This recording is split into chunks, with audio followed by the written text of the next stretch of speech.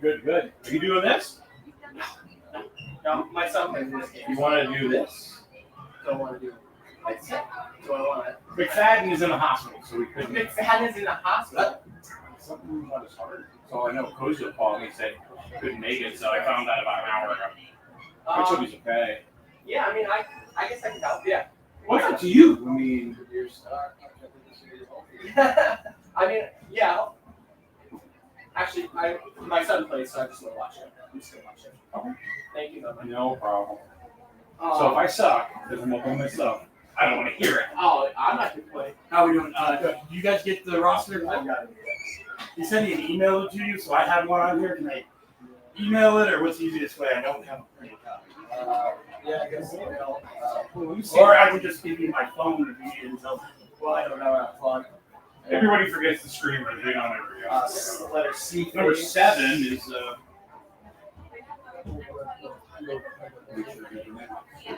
And you're probably going to need one for juniors as well, and seniors. Yeah. Oh, you guys the ones who do the streaming and all that? Yeah. Oh, you guys do a great job. Great job. Without any rosters, I suck. You know? So I can actually send you this. Well, I mean, I think Jeff just sent me everything. Hey. Because we have emailed somebody. Jeff just sent me the RAM rosters. Okay, so we did get it sent over to you. Yeah, he sent it to me, so. He does the TV.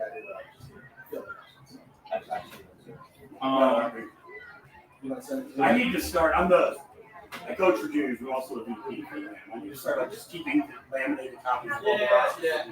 RAM is regional, Hebron, Andover, Marble. I'm from Andover. Everyone always forgets this. I always said Amston. I always thought it was Amston. Amston's a part of Hebron, so a lot of people get confused. Kinda. Yeah. But yeah, Andover. You guys have some tea. How do you call it? Because that's what they're doing. Yeah, that's what they're doing. That's what So we actually prefer that. Aiden Ishu. Eshu. Eshu. Yep. Alarkin. Miles Alarkin. Yep. Is it Fuss or Fuss? Fuss, that's one. Okay. Well, good at it. Actually, there's two of them. Alex. Awesome. Yep. And White. White. There's another one here. Rosier, yeah. Flayhive. Okay. I'll split it up. I don't think you're hearing Paul Antonio. Yep. Randazzo, Seniors. Carbone. Yeah. Oh, no problem. No, I coach for seniors. Dante Tacoma. Akers Akota? Papayo Okers or Akers? Yes. Okay, yeah. Okers Akota. Hugh Mendez, Martella, Olin, Madera, Sharon, Williams, Minor, Rico, Lemmy Zapula, Voucher or Boucher, Bennett. Boucher. Okay. And Boabe? Yeah, that's it. All right, well, Thank you very much.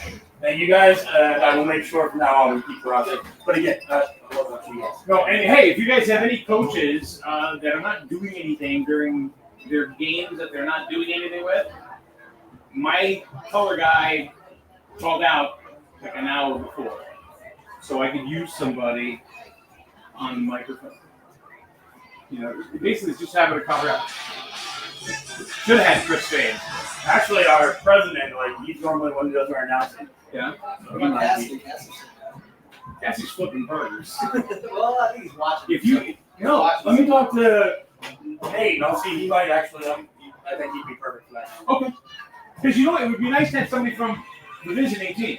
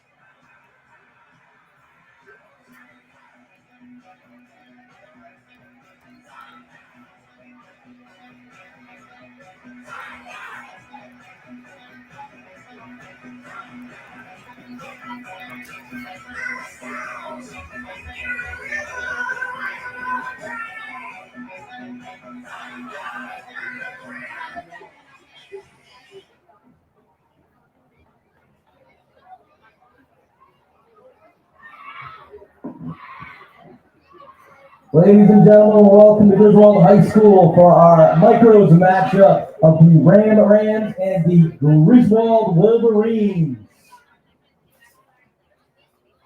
We are going to start by announcing our cheerleaders, our micro cheerleaders from a visiting Ram.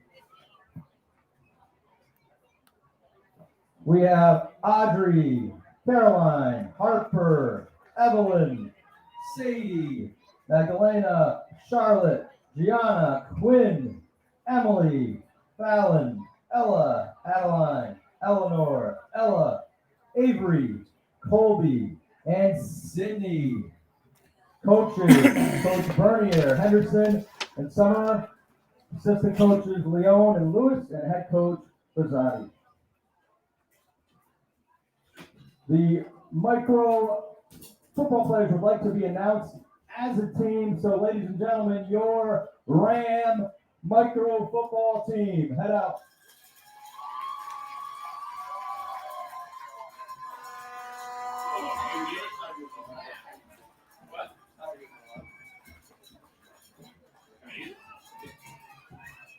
All right, ladies and gentlemen, now for your home Wolverines, we're going to start with our micro cheerleaders. Aubrey, Ivory, McKinley, Harper, Charlotte, Fiona, Reagan, Ella, Isabel, Lily, Janaya, Hillary, Margaret, Riley, Millie, Braylon, Audrey, Riley, Aurora, Aubrey, Grace, Elizabeth, Aaliyah, Colby, Andy, Michelle, Reed, Nora, Myra, Lydia, and Harley, your micro cheerleaders. And ladies and gentlemen, our micro Griswold Wolverines will also be announced as a team, your Griswold Wolverines.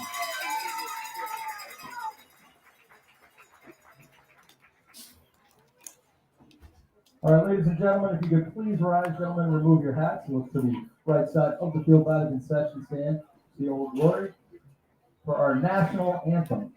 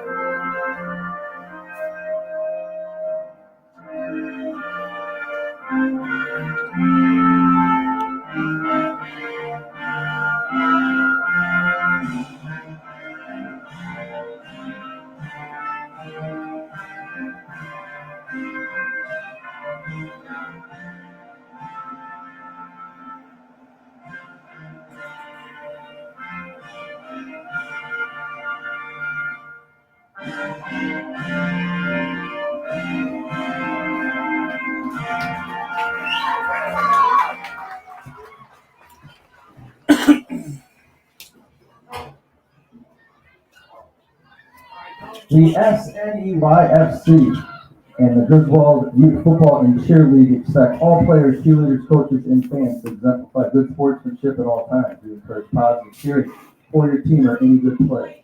Negative, demeaning, or derogatory display of unsportsmanlike Conduct of players, cheerleaders, or officials will not be tolerated. Violators of this policy will be asked to leave and could be banned from any future SNEYFC functions. Please be positive role models for our children and cheer positively.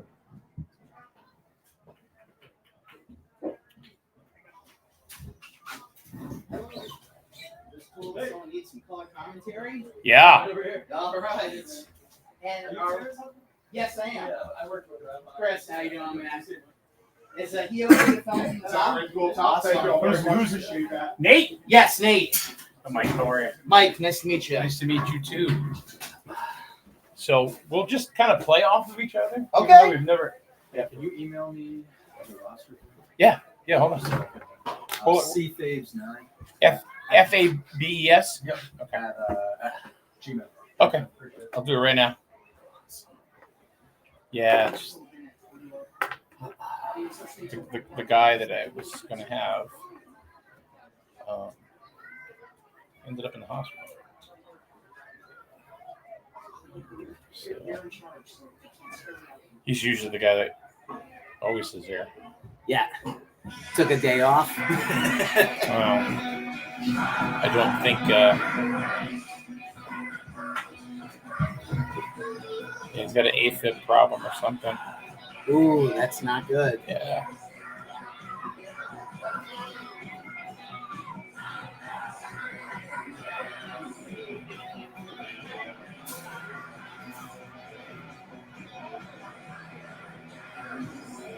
All right, Fabes, it's coming your way. You got it? I'll get it.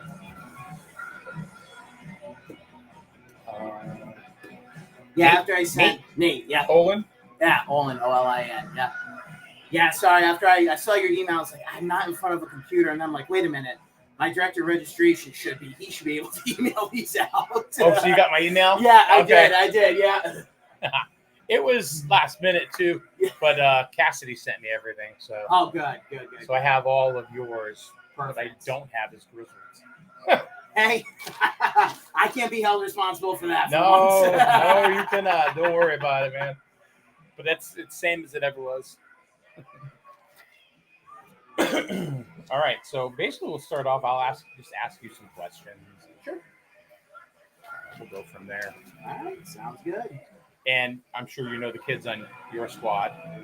I do. I don't have their numbers though in front of me. You can pull them up, right? Yeah, I can Okay. pull them up. I'm gonna email that to Dave. So it's funny. I do the announcing for the flag and the peewees. Yeah. So last game I would have had it down to a T. Those guys I know by heart. You ready? Yeah, let's do it, man. There you go. Ken? Yeah. Going on. We're going to start yapping now, all right? Yep. All right.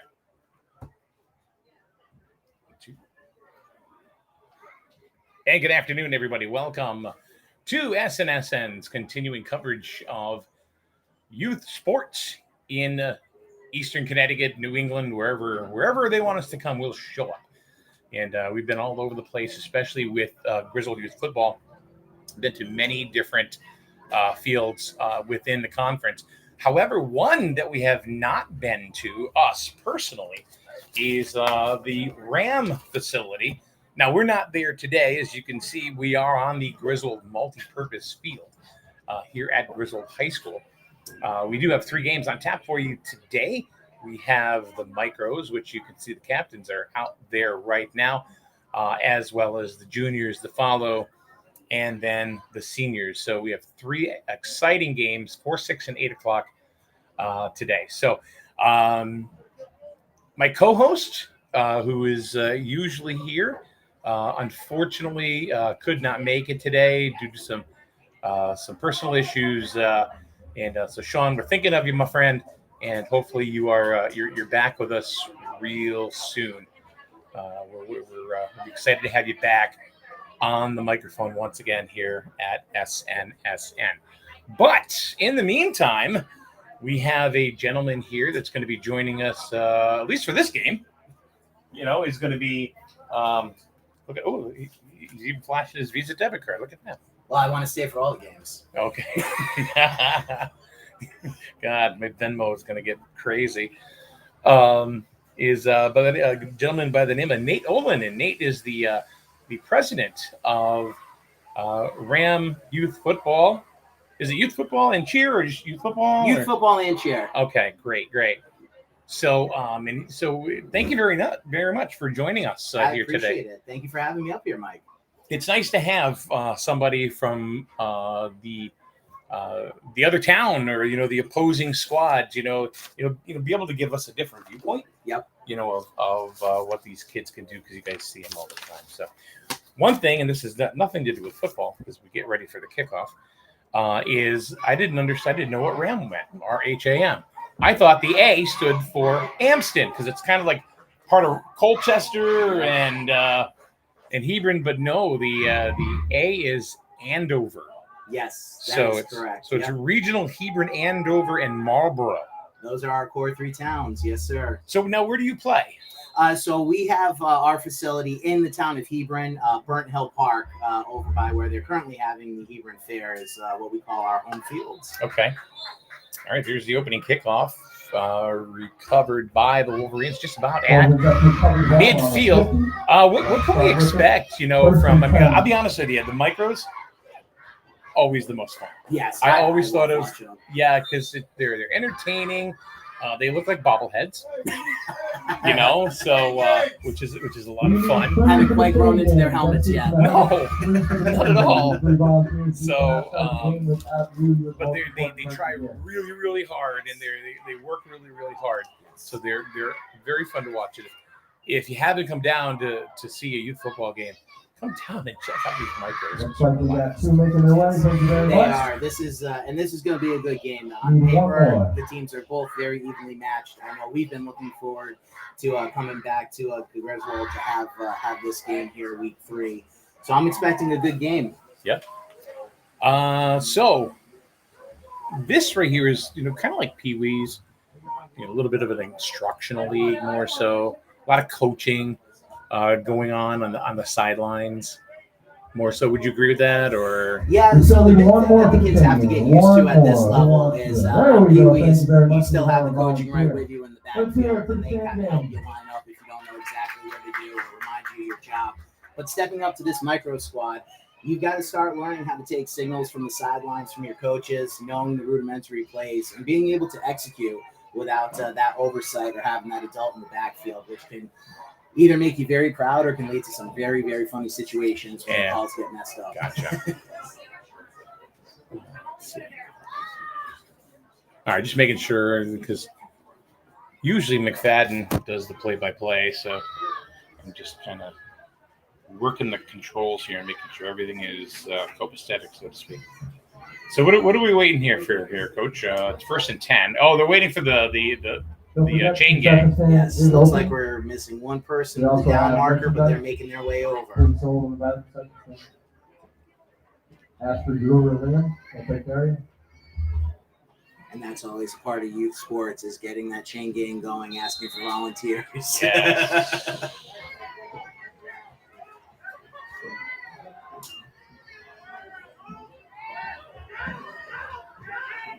And there's the first play, and it's Wisely, the quarterback, kept that one nothing down the road there, but he was met with a host of defenders there. Looks like he was taken down finally by number 4, Hudson Ramirez from the Rams. 2-yard gain on the carry.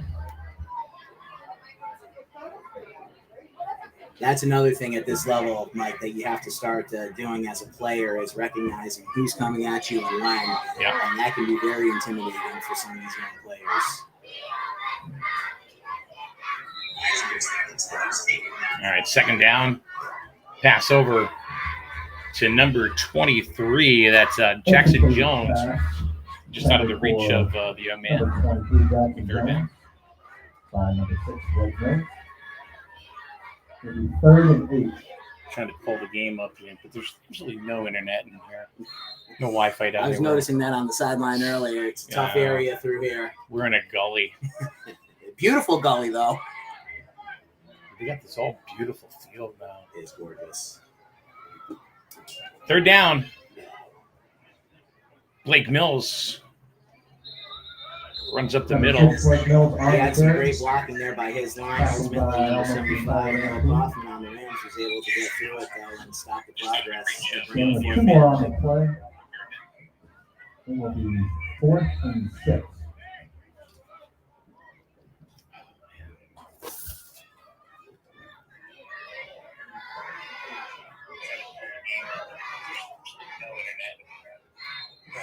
I was noticing that on the sideline earlier. It's a tough area for you.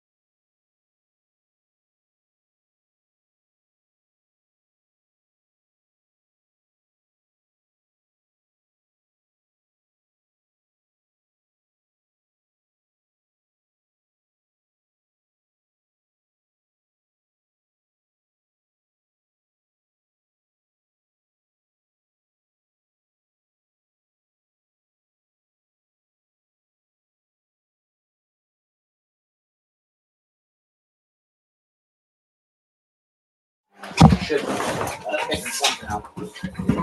Here we are. No being on a carry by number 8, Alex Fuss. Second and 10. Yep, we're back. Thing.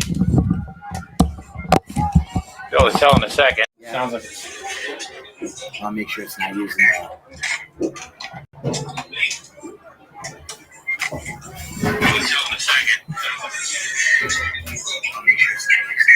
See, it sounds like it's coming through. Yeah.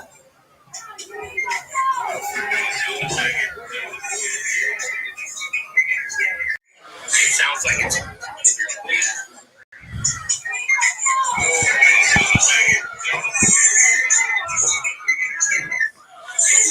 It'll.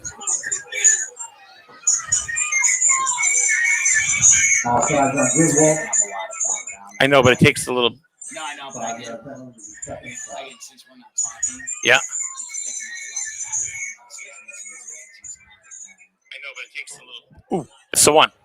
The one you were just on. That's this one then. Yeah. It'll change. It's the one. The one you were just on. Yeah. It'll change. It's the one. The one you were just on. It'll change. Testing 1 2 3. Testing 1 2 3. Testing 1 2 3.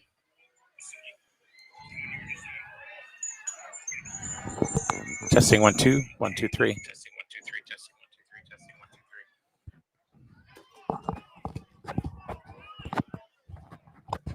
3. Well, that was an adventure. Nothing's easy with IT, Mike. I know. Talk to me again. Keep going. Testing. I can't hear you. Good. Talk again. Testing. There we go. All Okay. right. Ay. So what had happened is that we had an audio connection, and all of a sudden it just said, "Nope, I'm not working anymore." And Nate here, who is an IT guy, I got nothing. You had a good idea with unplugging this one because you know how that is. Yeah, that's usually solves it 9 times out of 10. Just unplug it, plug it back in. But Yeah. we got it figured out now. And this is the first game of the year here, so there's always some sort of exciting technical issue here at Griswold. It wouldn't be the first time if it wasn't something to get your heartbeat going, right? Yeah, I think so. God. But what we can tell you is Griswold's up right now, 6-0. Yeah, they had a great opening drive. They were able to march down the field. They had about a 20-yard passing play that got them right on the goal line, and they were able to punch it through. But it looks like Ram is coming back here on their first offensive drive down the field. That pitch was out to number 4 there, Alex Fuss, for a short gain there. Is going to bring up third down. I'm sorry, number 4, Hudson Ramirez.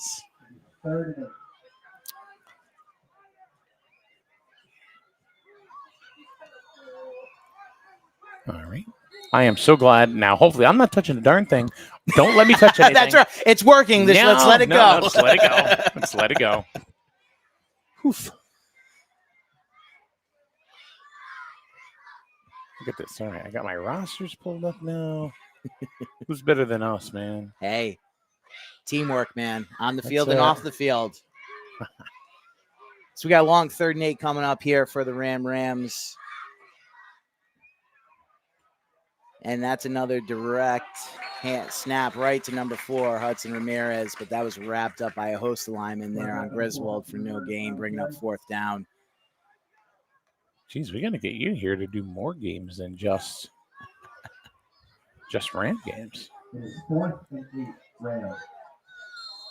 Should have us come to Ram and do your games. I would love to have you. One of the things that we've been looking to add is actually a press box to our field because we would love to have situations like this, as well as, I do a lot of the announcing up at the field, and when the weather doesn't cooperate, you tend to get wet, and to be protected from the elements, I'd lie if I wasn't saying that a little self-serving there by wanting a press box. We can pretty much do anything. Come on, we went to all right, rolling right is the quarterback, number 8. That's Enzo Gagliardi there, I believe. No, Alex Fuss. Alex Fuss rolled out there. But it looks like he is going to be short, Mike, so that'll be a turnover on downs. So once again, thanks everybody for we solved our ever rolling technical difficulties here in the Griswold box.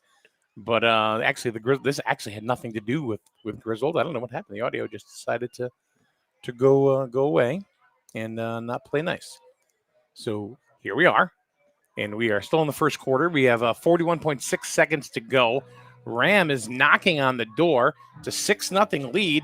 Griswold Micros. We still have 2 action-packed games coming up after this: the juniors and the seniors. So, you know what's funny too, and I'm sure I don't know. Let's see if you agree or not, but it's a different level of play. Number one, yes, when you move up, but also the parents get a little more chippy. It does. It does certainly seem as you move up there. There's a little bit more parent. Let's call it parent involvement. Yes. But it's great to see. It's great to see the families and how engaged they are, and the team and the athlete's success. And it really makes it rewarding for someone like me in my position to be a part of that. So it was turned over on downs. First down for Griswold. It was handed off from Mills to Jackson Jones. Looks like he got a couple. Maybe, so call it 2nd and 8. Or 2nd and 7, it says on the board. So, yeah. See if they get one more playoff here before the end of the quarter. But looks like Griswold's going to let the clock expire here. And we'll go into the second quarter with Griswold 6, Ram 0. All right, we'll be back for second quarter right here on SNSN. And after one quarter, Griswold 6, Ram 0.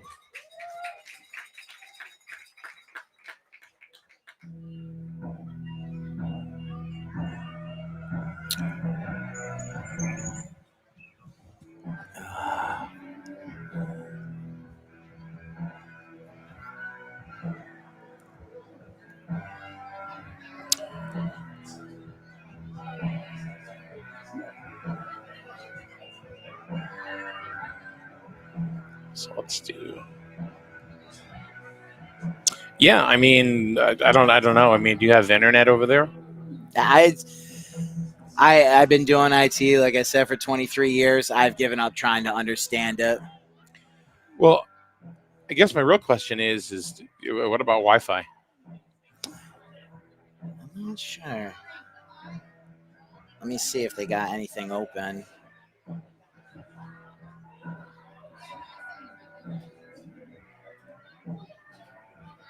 I'm trying to understand it. I guess my real question is what about Wi-Fi? Sure. Huh? Really? All right, here we are, guys. It is the second quarter. Griswold up 6-0. And definitely before the quarterback got that out of his hands, he was hit a couple times by some Ram defenders. That pass is incomplete. Will bring up 3rd and 7. And it's fun, Mike, at this level to see a team that's invested in the passing game. Usually at the lower levels, it's a very run-heavy offense, just giving the skill set of the players. Yeah. But it always makes it an interesting time for everyone to see if they're airing it out every now and then. I just think that the micros are so much fun to watch. And we always do. Look at that. We totally missed that handoff. Yeah. I was watching the other side of the field, the kid coming towards the near side. I was too. Perfect. That was a perfect fake. Was that Blake Mills, number 6? Yes, it was. Blake Mills. And he was able to convert there. That'll give the Wolverines a fresh set of downs. Now, Blake comes from an entire family of kids that play football. So he's, I think he's the youngest. Got it. He's no stranger to the field then. No, not at all. All right, rolling right. Oof, missed tackle. That's Zephyr. Oh. And it looks like he's sat down there by number 4. That is Noah Ramirez again. So Regner went ahead and tried to get around, but couldn't do it. I'm sorry, that's Hudson Ramirez. Noah plays up on our senior squad, another family that has got players on multiple teams. And again, that's real fun to see as well. So we got 2nd and 6. It's a handoff to Luca Hamzi. He's wrapped up there by number 6, Enzo Gagliardi there, but it gets them for a short 3rd down and 4 coming up for the Wolverines. Looks like we're going to get some rain. Yeah, I've been watching the forecast all day, hoping that was going to hold off, but the latest radar says that at least the senior game's going to be sloppy, be 50-50 on the juniors. You know what? I got to tell you, this field has got some good irrigation. Yeah, that's excellent to see. So Mills tried to find a hole, but got smushed. Yeah, there's a whole host of Ram defenders there, a lot more yellow jerseys than green. Looks like he's going to get about 2 yards, though, and that'll bring up 4th or what's 4th and 3. Oh, they're going to give it. full. Yeah, they're going to give it to him. 1st down. Yeah, moving the chains.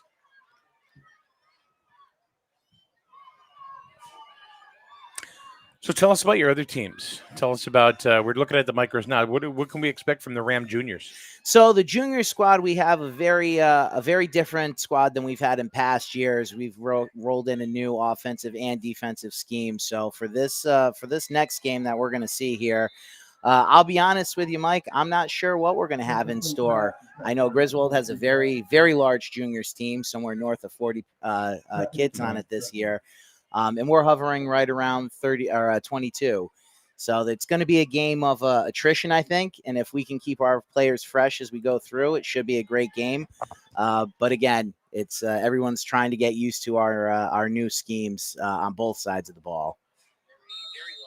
So if you took a look, you were talking about the pass game. Mills just kind of hucked one straight across. Now he's going to keep it. But he gets away from one defender. He's going to get around to the right-hand side. No room, though, as he gets pulled down by number 4.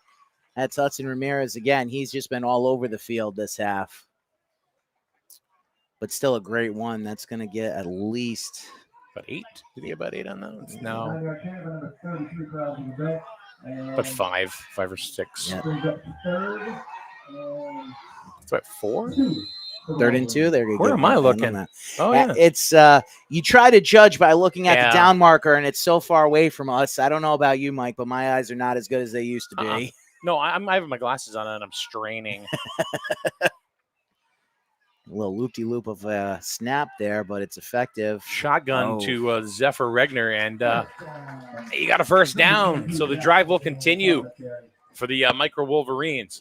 I can tell you that the Wolverines, they won last week all 3 games.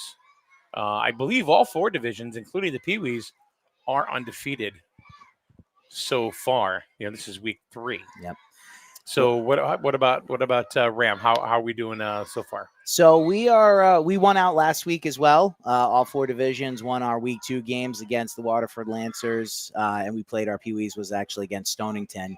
So we're doing good, but most of our squads are either sitting at 1-1, 2-1, somewhere around there. That snap's bobbled, and it's going to back them up quite a bit here for 2nd down.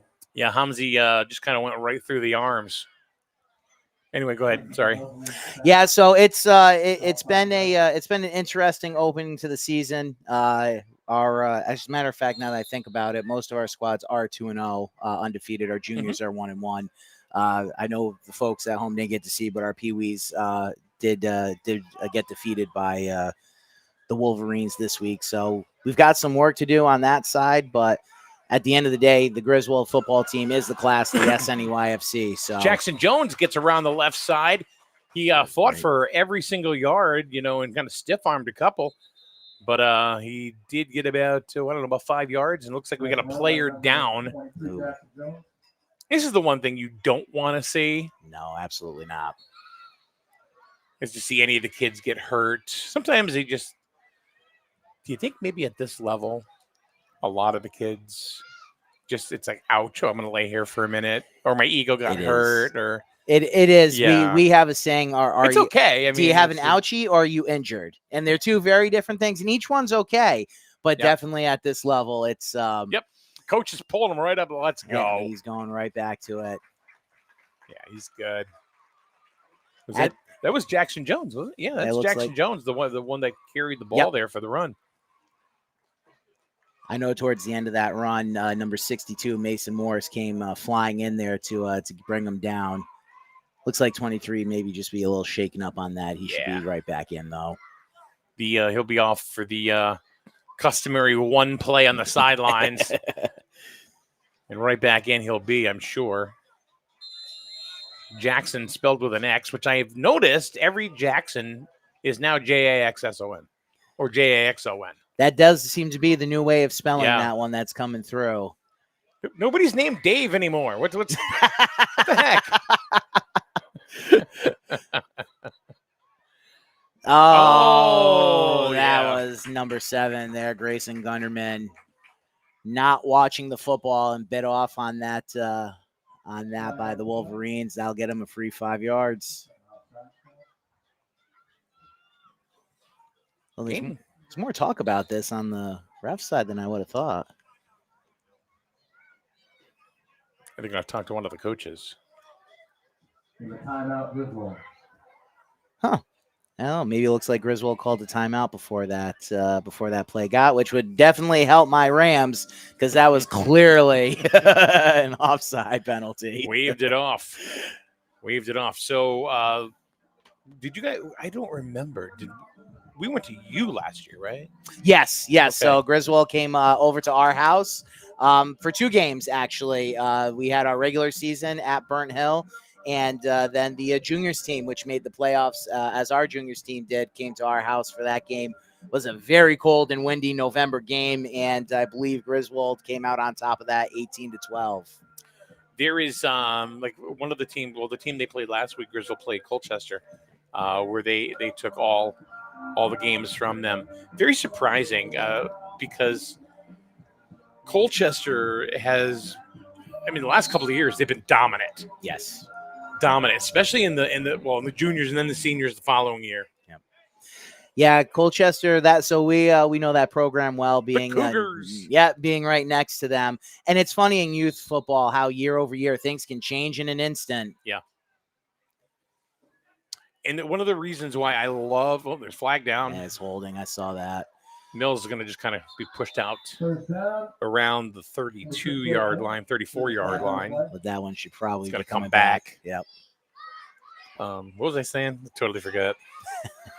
We were talking about the instability in the quality of the programs year over year. And that's Yeah. probably the wrong way to put it. Yeah, what I noticed, though, one of the reasons why we absolutely love doing these games is because it's the beginning of telling stories about these young athletes. 100%. And I know you hear about on the internet or through some of the TV channels of the people saying, I remember seeing Travis Kelce when he was playing Pop Warner. Or I remember seeing so-and-so. And, to be able to see that go all the way through, I got to imagine it's got to be something worth saying, Yeah, I mean, like some of the kids that played for, what was it, Stanford in the Little League World Series. Yes. Made Major League. Pass over the. Oh, that was did he- dangerous. Did he scoop it up, though? Of course, the Ram players are saying it hit the They're ground. trying to wave it up. Sure, of course, wouldn't I'd be right. If I was on the sideline, I'd be doing the same thing. I think he caught it. We'll but- see what the officials say. They're going to No. say incomplete. Yeah. That's going to bring up 4th down, I think. One of the things I think is fun is in this division, you don't really see anybody punting. No. And it's funny you bring that up because it's not limited to what happens here on the micro field. Our senior squad this year, and I hope they're no one from Griswold seniors listening, but we don't have a kicker. So our options for punting are not really there. We have to convert and score. So even in this division, 4th and 13, hey, let's go for it. Yeah. And No. they didn't get anywhere. No. Especially when you're so close to midfield or onto the opponent's side of the field, it makes sense to try to go for it. Yeah, they're not going to be throwing 40-yard bombs. They're not going to be doing any Doug Flutie Hail Marys. No. Here, you know? Though I know these kids, if you ask them to, they'd give it their all and try to do it, though. Trying to kick it through the upgrade 50-yard line. They would. Watch The love this, of the Mom. sport, yeah, right. But the love of the sport that they have right now is so pure. You know, it's something that at least I feel once you kind of get past the high school level and you're in the college and in the pros, it's not the same as these kids because they're coming 5 days a week, busting their butts to try to get better week over week. You bet. And they just they love it, and the joy that they have is amazing.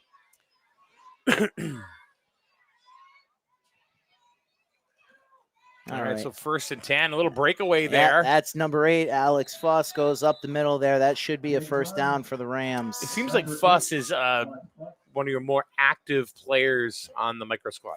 Yes, Alex Fuss, number 8 there. He is definitely our primary running back. He's proved himself. He joined the program 3 years ago on our Pee Wees team, has been working his way up into that starting role. And this year he's really owning it and enjoying every opportunity he gets.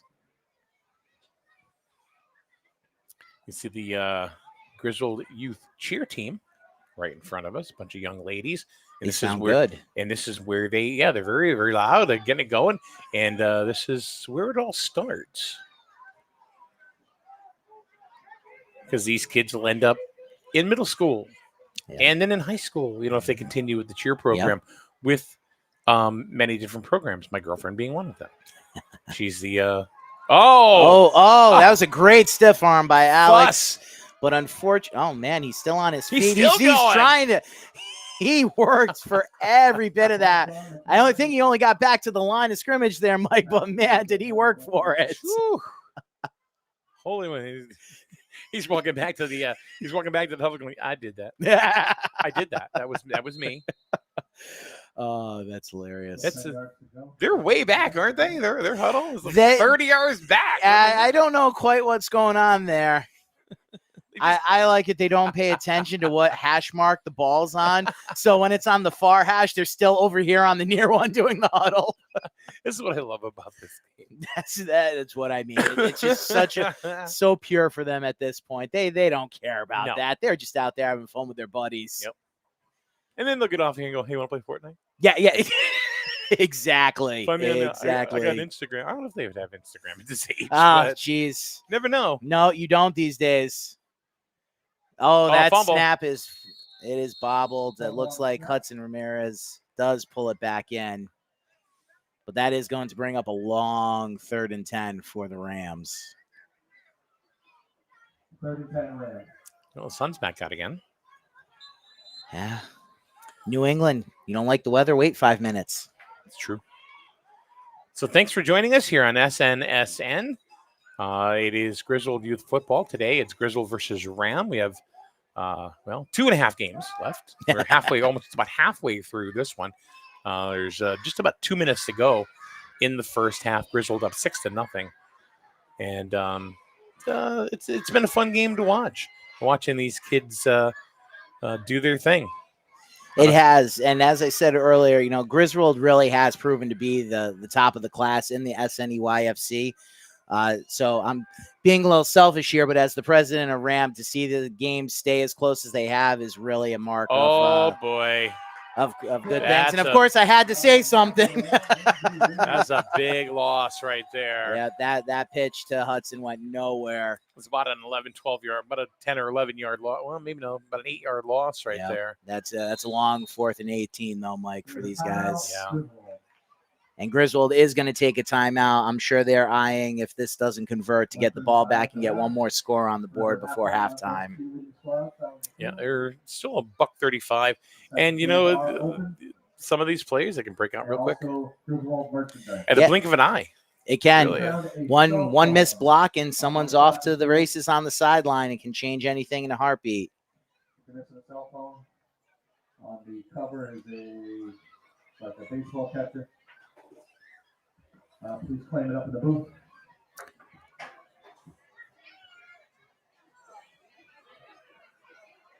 So again, last week this is opening night for Griswold, actually.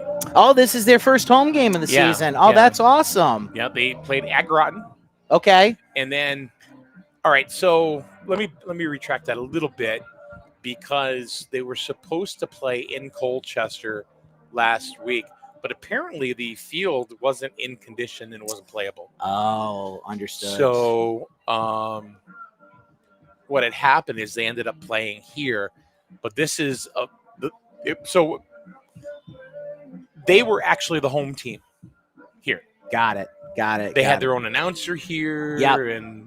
and all that. So now, this is officially this Griswold's is first. the parting of the rope, so to speak. Yes. Yeah, Colchester's field. We were just up there. I was just up there this morning to watch their flag team, and like a lot of us, drainage is always a problem, especially on the grass fields.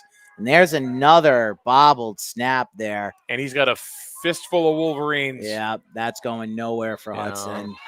So they're going to have, at the 39-yard line, the Wolverines are going to have excellent field position for one more shot to kind of drive it into the end zone with 1:26 to go in the first half. I'm Mike Minarski. And then, of course, we have the president of Ram Youth Football and Cheer with us today, Nate Olin. So thanks, Nate, for jumping on in at the last minute, really. Yeah, pleasure to be here. I'm glad you found me, Mike. This is a great view, and I love the sport. I love talking about it, and to get to see the boys here today have this great game against Griswold is truly amazing. Yeah, it is the best seat in the house. So if we do get doused with rain later on, oh, look at that little outlet pass there. Dazzle there, but there's a host of Ram defenders that are going to bring them down right around the line of scrimmage there. Looks like Fontaine got decked. Yeah, looks like number 6 there, Big Eli or Enzo Gagliardi led the charge. So Easton Fontaine, but they lost 1 yard, so. Bobbled that one too, but Mills, and he throws it. Couple steps away there from looks like number 5. Number 5, that's Luca Hamzi. And it definitely looks like Rams struggling with the hurry up offense here that Griswold's running. And again, I know this is something that at this level, especially on the defensive ball, is not usually practiced. Yeah, but right now, maybe Ram is looking at, we might get the ball back because it's a quick third down, 3rd and 11. Yeah, and it's already, like you said, it's a long third down here. And if we can hold them, might have one more chance before the half. Here's the handoff to Hamzi. And he breaks away, and he's going to get almost the first down. I don't think he quite got it. Nope. So it's going to be like 4th and 1. 4th and 1, 4th and 2. And that was a heck of an effort by number 12, Chase Paquette, to track him down and get him before he crossed that first down line. And the clock is continuing to roll. They're trying to get into formation. It's like number 5 on Griswold's limping a little bit there. And we got a flag. False start, and they are going to call. I was noticing number 5. It does look like he's injured there, but unfortunately, he can't be walking around the line like that. The umps are going to call a foul start on that, and that's a shame because that's going to back them up 5 yards, make this 4th and 6. So it kind of takes away a lot of what Hamzi just did. It's a game of inches and yards, man. That's it, and every little bit counts. And someone's going to take a break. So here's something, and you probably do know the answer to this question here. So it looks like there is an injury. Yeah, that's number 6 again. Yeah. And that's Blake Mills. Yep. And he's definitely holding the upper part of his leg there, maybe some hamstring or some cramp in there. So here's a little question for you. And like I said, you probably know the answer to this, but have you noticed on this field when a pass is thrown and it's like incomplete and the ball hits the ground, kind of looks like there's like dirt that gets Yes. Do you know what that is for? Yes. So those are all of the crushed rubber pellets There that they you put go. down All right. on here. And it's designed to help minimize the impact when the athletes fall on the field. Yep. I will tell you that it's also the most annoying thing ever to get in your cleats. But it's a pretty cool effect. It is. It is. And it looks like they clocked the ball there to try to stop the clock. 6.5 seconds to go. So they're going to have one shot at this. But if they clock the ball, it was fourth down, wasn't it? Yeah. First down, Ram. Yep. All right. So what I'm And- guessing happened there, Mike, is they wanted to take a couple seconds off to make sure Ram only had one chance at whatever they're going to try to do here before time expires. So here's another question for you. Go And again, for it. you probably know the answer to this. So you look on the light towers, right? Yes. And you look about about 1/4 of the way up. Yes. You see those flat things that are hanging out. Yep. Do you know what those are? As a matter of fact, I don't. They do look like a repeat of the lights that are up higher. They might be illuminating the lower part of the ground for people to see where they're walking. But I guess we're going to have to wait to the junior game to see if that's true or if I'm just making it up. So what it is I've heard people say, is it solar cells? I've had people ask me, is it not solar cells, but a reflector or something? Yeah. What it is their lights that point up at an Really? angle. And what they are for is if, let's say, during a high school game, because it won't really affect these guys here. Yep.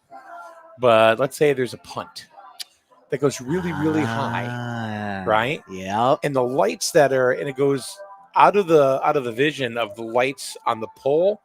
Those lights on the poles down below can grab Will that. still illuminate Yeah. it so you can track it. Exactly, so you don't lose the ball. So I was half right. I knew they were lights. Yeah. I just didn't know which way they were pointed. Exactly. No, you're right. But you actually came closer than almost anybody because I hear solar. There's solar cells. That's what I hear mostly. Yes. But I think it's a kind of a cool question when people look at this stuff and they don't really know yes. What we have. So. There's so much technology and science that goes into just even prepping these fields to be able to have these games that it's kind of amazing when you sit and think about it. Oh, and did the ball come out there? Or did we got totally fooled? I was watching number 8, but the ball stuck with number 12 there. Unfortunately, that's Chase Paquette. He's not going to get much on it, and that's going to take us to halftime, Mike. Yes, sir. All right, we are going to take a break ourselves. I'll be back in about 10 minutes or so. Griswold 6. Ram has yet to score, and we'll be back for the third quarter in a little bit right here on SN Sports.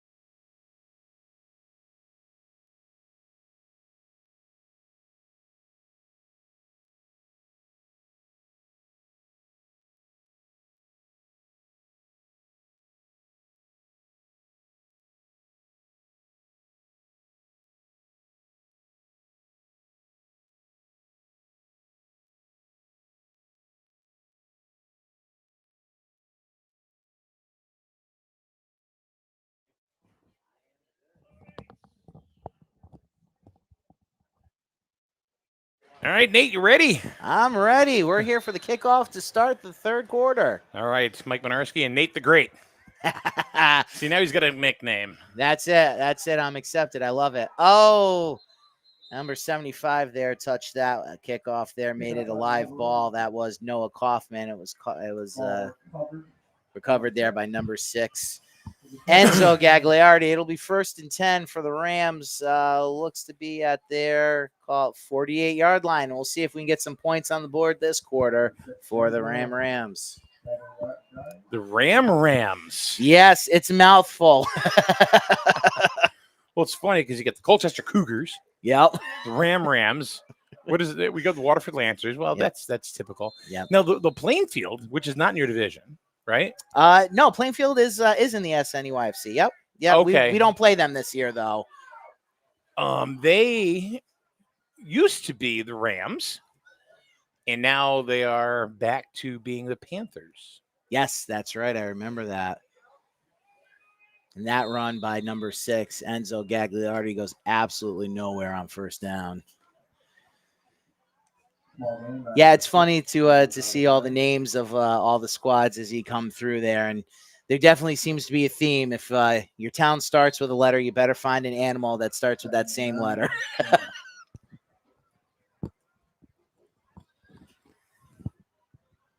Got Cole Fantastic in the chat room. Of course, I remember you, Taryn. Somebody sounds like the same name as you. Tara, that would be my lovely wife. If you're listening, hun, thank you so much. I'm sure I'm going to hear about everything I'm doing wrong when I get home. Taryn, he's doing an amazing job. Flags down. Flag, yeah. Even before that went, everybody, so that's got to be a foul start on the Rams. We'll back them up 5 yards. And, Mike, that was something that's been plaguing us this year, is not being able to all get off the line at the same time. And I know the coaching staff's been working real hard. But when you think about it, these are 3rd and 4th graders. Yeah, right. Well, it's like what we said, at the beginning of the beginning of the game, this is mostly, it's instructional. Yes. A lot of times you'll see the coaches on the field. Yep. During this level and stuff like that, especially in Pee Wee, their coaches are right out there. Yep. Yeah. The 1st and 2nd graders, they're a blast to see, but they definitely, their spatial awareness isn't quite where it needs to be. Takes a little time. It does. But every level you see such a jump and a growth in these young athletes. It's just amazing to watch. So I actually played youth football for a spell. We get back to the line of scrimmage and get a few more. Yeah, that's again Noah Ramirez on a quarterback keeper, but the snap was low. That's going to bite Ram if they can't get that ball into his hands efficiently. And so I'd go to practice and everything. And I was really, when I was 10 years old, I was a short little fat kid. Serious. Now I'm a little taller fat kid. But look at that. Another snap. And he's having a hard time with that. He's going to get smashed. He's got absolutely speared there. It was a Hamzi that came right on through and took him down. Yeah. And just like I said, if they can't get that snap up, that is going to cause them all kinds of problems and give Griswold some free shots at the quarterback. So now we're looking at 4th and 12. So anyway, I my first game, I'm on the line because I was a fat kid. And they figured, who's going to get by me, right? Well, the New London kids that we played, because they were in our league at that point. And I think the age cap for New London was 34. And they, one kid came right through, hit me in the jaw. Oh, knocked me on my keister. I went home, told my mother. She goes, "You going to play anymore?" I said, "Nope." I'm done. And a little bit of a pass there, trickery there. That was number 8 again on that. That was Alex Fuss going over for number 13. Wes Dietrich on the cover there. Wes having I believe his son is Max Dietrich. Nice. So that will be a turnover of downs, though, and give the ball back to Griswold here for their first offensive spell of the third quarter. 7:01 to go. We are just getting started in the second half. 6-0 Wolverines. The Wolverines are undefeated Sorry to shove it in your face, Nate. Yeah. No, they're undefeated on really from the Pee Wees on up. Yep. And like I said, it's past couple of years, Griswold has been the let's call it the champagne of the SNEYFC. So all the success they've had, hats off to them. We always love coming to town or having them in because we know it's going to be a competitive game, and our squads are going to know exactly where they end up at the end of it. Jackson Jones gets about maybe about 4 or 5 inches. So, and same for Griswold. I noticed they had a little bit of an issue there on the actually lost the a yard. snap. Look at that. Yeah. Oh, they did move him back. Yep. It's a great, I'll tell you something. It's a great feeder program for Griswold High School. Yes. Over the years, Griswold hasn't had great success in the high school ranks. Another one, yeah, going to in fall the on it. grass. He's just tagged down there by 75 Noah Kaufman. But now you have a whole bunch of kids that are starting to come through. And for example, the Cassidy brothers. So, of course, one is the starting quarterback at senior, and Liam is a freshman. So, pass by Mills and connects. That's wrapped in. Connects with Matthew Howarth. And he's tracked down there by number 4, Hudson Ramirez, to save the first down. But that was a beautiful pass there, Mike. Yes, sir. Nice pass. You don't see it too often, like you had mentioned earlier. To your point earlier. Yeah, no, micros, you don't typically see a passing game on either side, but it's been exciting. Griswold has chosen to air it out a couple times. Ram as well. I will admit Griswold's having more success than Ram with it, though. And that handoff looks like it's going up the middle, and they are going Did to they stop them? I don't know. We'll have to wait for the official spot, but it does look like that's enough for a first. Oh, fumble. There's so many kids in there, Yeah. I couldn't tell what was going on. So they got the first down, but they didn't hang on to it till the whistle blew. So that'll be a turnover, and Ram will take over at, looks like their 36-yard line. If anybody out there in the chat room wants to go ahead and make a comment and shout out a player and their number, we'll be more than happy to go ahead and relay that on the feed, because what'll happen later on is that the kids are going to watch the game back, and then they're going to hear their name, and they're going to be like, all right. They're going to be rock stars for the next week. They're going to love that. They'll be walking around going, did you see this? Let me show you. I'm internet famous. Oh, and that handoff, I didn't see you get it. I'm probably going to guess it's Alex Fuss goes nowhere. So Luke Cassidy is the starting quarterback for the Wolverines, the Griswold Wolverines high school squad. It's funny because when he was a freshman, he came in as a quarterback, but he'd never played quarterback in his life. So I was talking to his father, Jeff Cassidy, who was the president of Griswold Youth football and cheer, and he said he'd never thrown a pass in his life. And coach saw something in him, and the kid can throw, and he can throw lasers.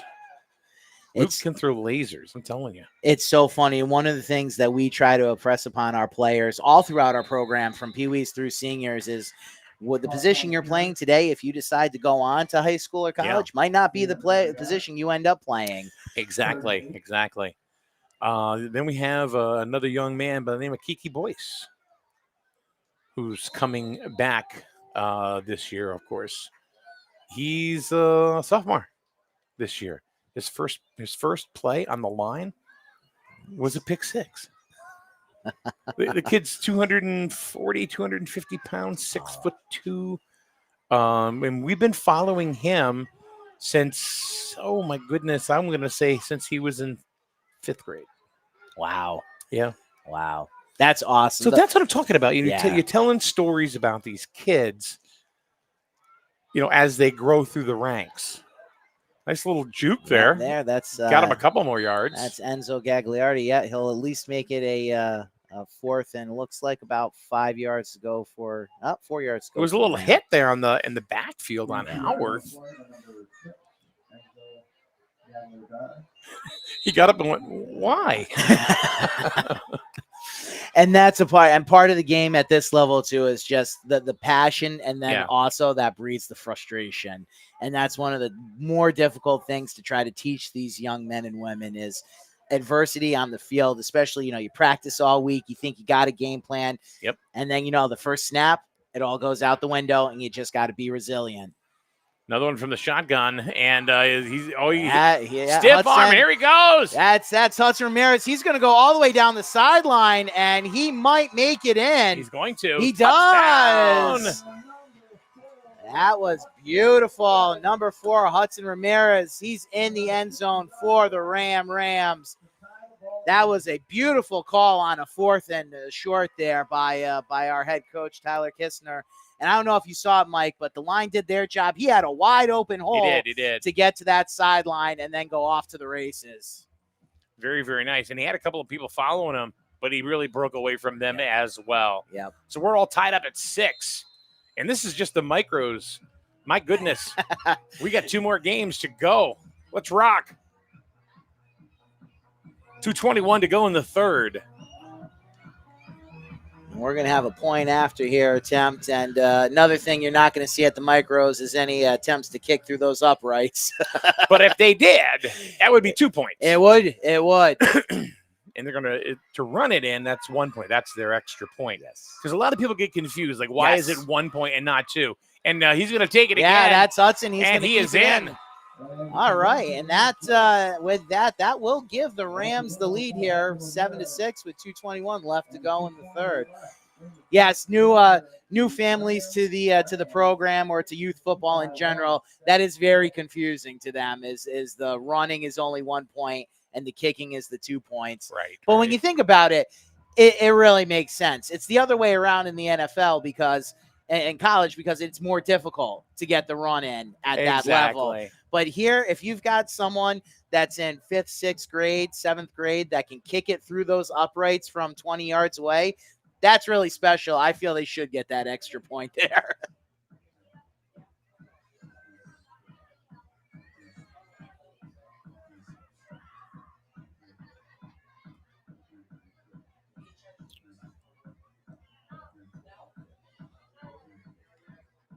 One thing you'll notice about this press box is that for the next couple hours, we're going to be in direct sunlight, and not even sunglasses will. They're going to save us. No. Hey, I'll take that, Mike, because if the sun's out, that means it's not raining. And I don't know for anyone out there that's listening or listening afterwards, week 2 was an absolute rain fest after the juniors game. So we all got wet. And we're ready here from the kickoff from the Rams. And that is a live football, but it looks like it's like Griswold got it. Griswold did get it in the end. They'll give them 1st and 10 at looks to be about their 42 or 43 yard line. And that's the other thing that's difficult, for new families or people that don't usually watch youth football at this level is on a kickoff. If that ball goes past 10 yards, it is a live ball at that point. Right. It doesn't have to be touched by the other team. Anyone can pick it up. And the kids, I personally like it because the kids absolutely love that rule.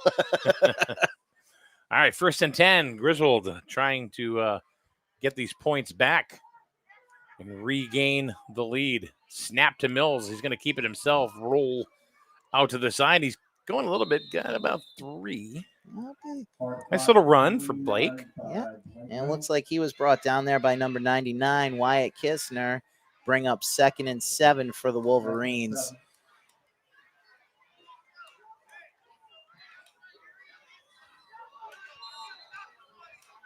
And again, Griswold with not quite a 2-minute offense, but they are definitely quick back on the ball and ready to snap play after play.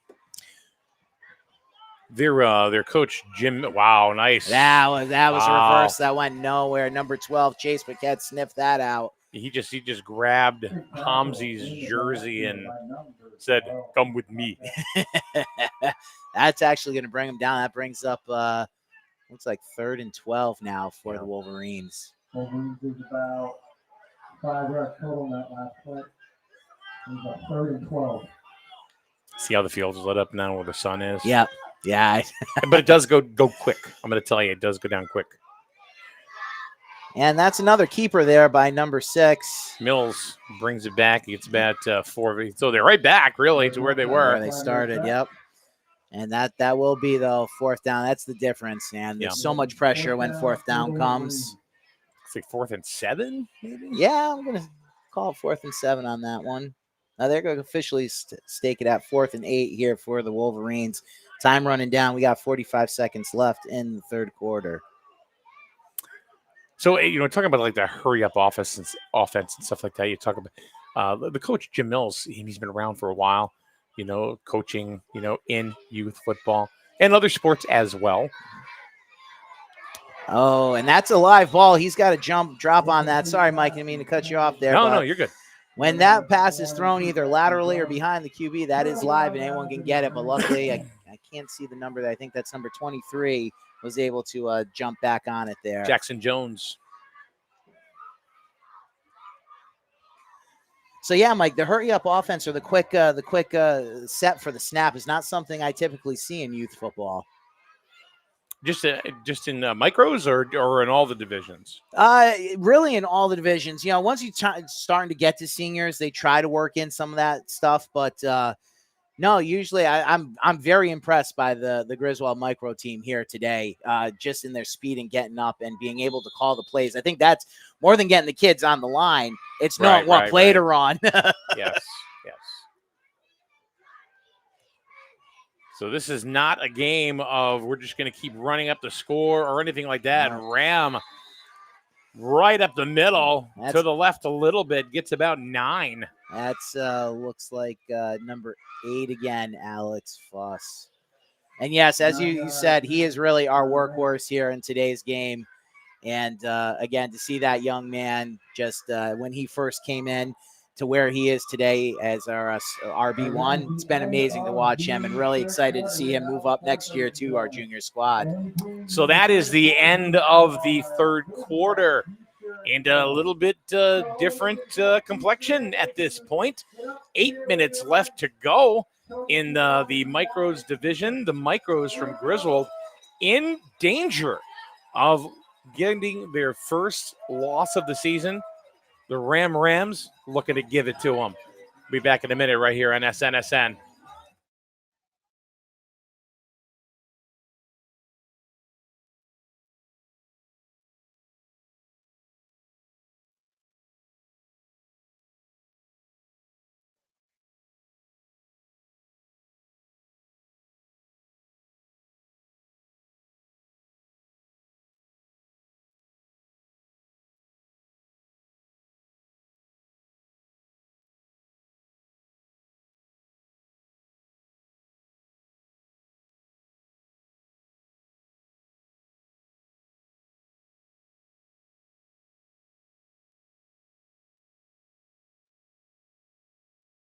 Ready?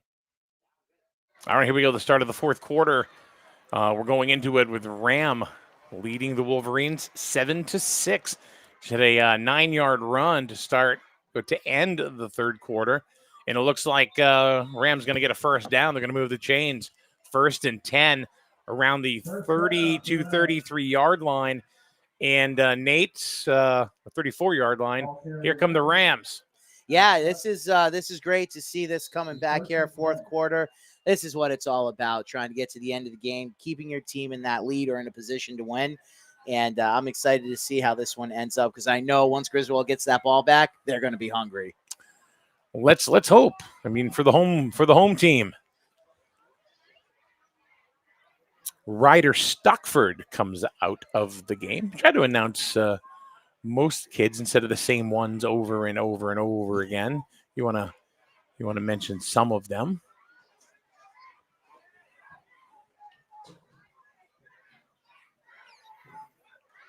And that's another quarterback keeper there that got wrapped up. And a flag on the field. And that was a little cutback there, and Hamzi got him. And a flag. Let's see what the call is on the field. Flag is dropped right at the 38.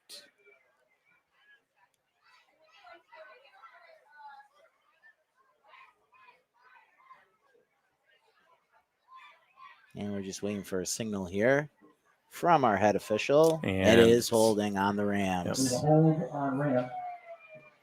And the ref is high stepping it. Usually on plays like that, when you see a flag in the backfield, it's a hold. holding. Yeah, on the offense. Yep.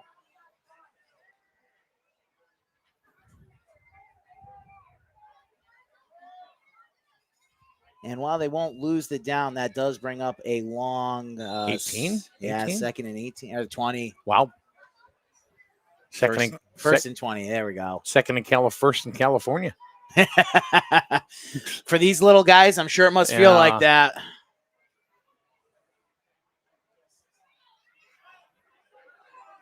Still, I mean, pretty good field position. And in this division, there you go. See what I mean? Yeah. It can change like Just that. And it looks like he got about 10 of them, 8 of them back. Hudson got about 8 back, yeah. So you got second and 12. So just like that, I mean, you're back right in it. And that's always the chance you take when you accept those holding penalties. You don't get the loss of down, so you effectively give the other team another chance at it. Yes.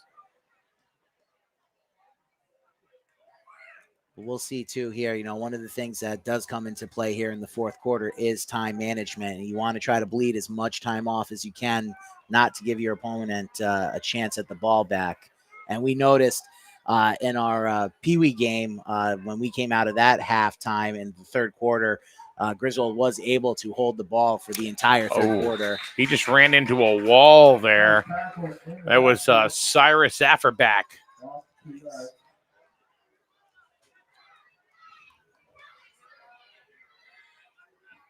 Cooper Peterson coming out of the game. Frankie Imperato. Looks like, was it Frankie into the game? I think we just saw Frankie go in.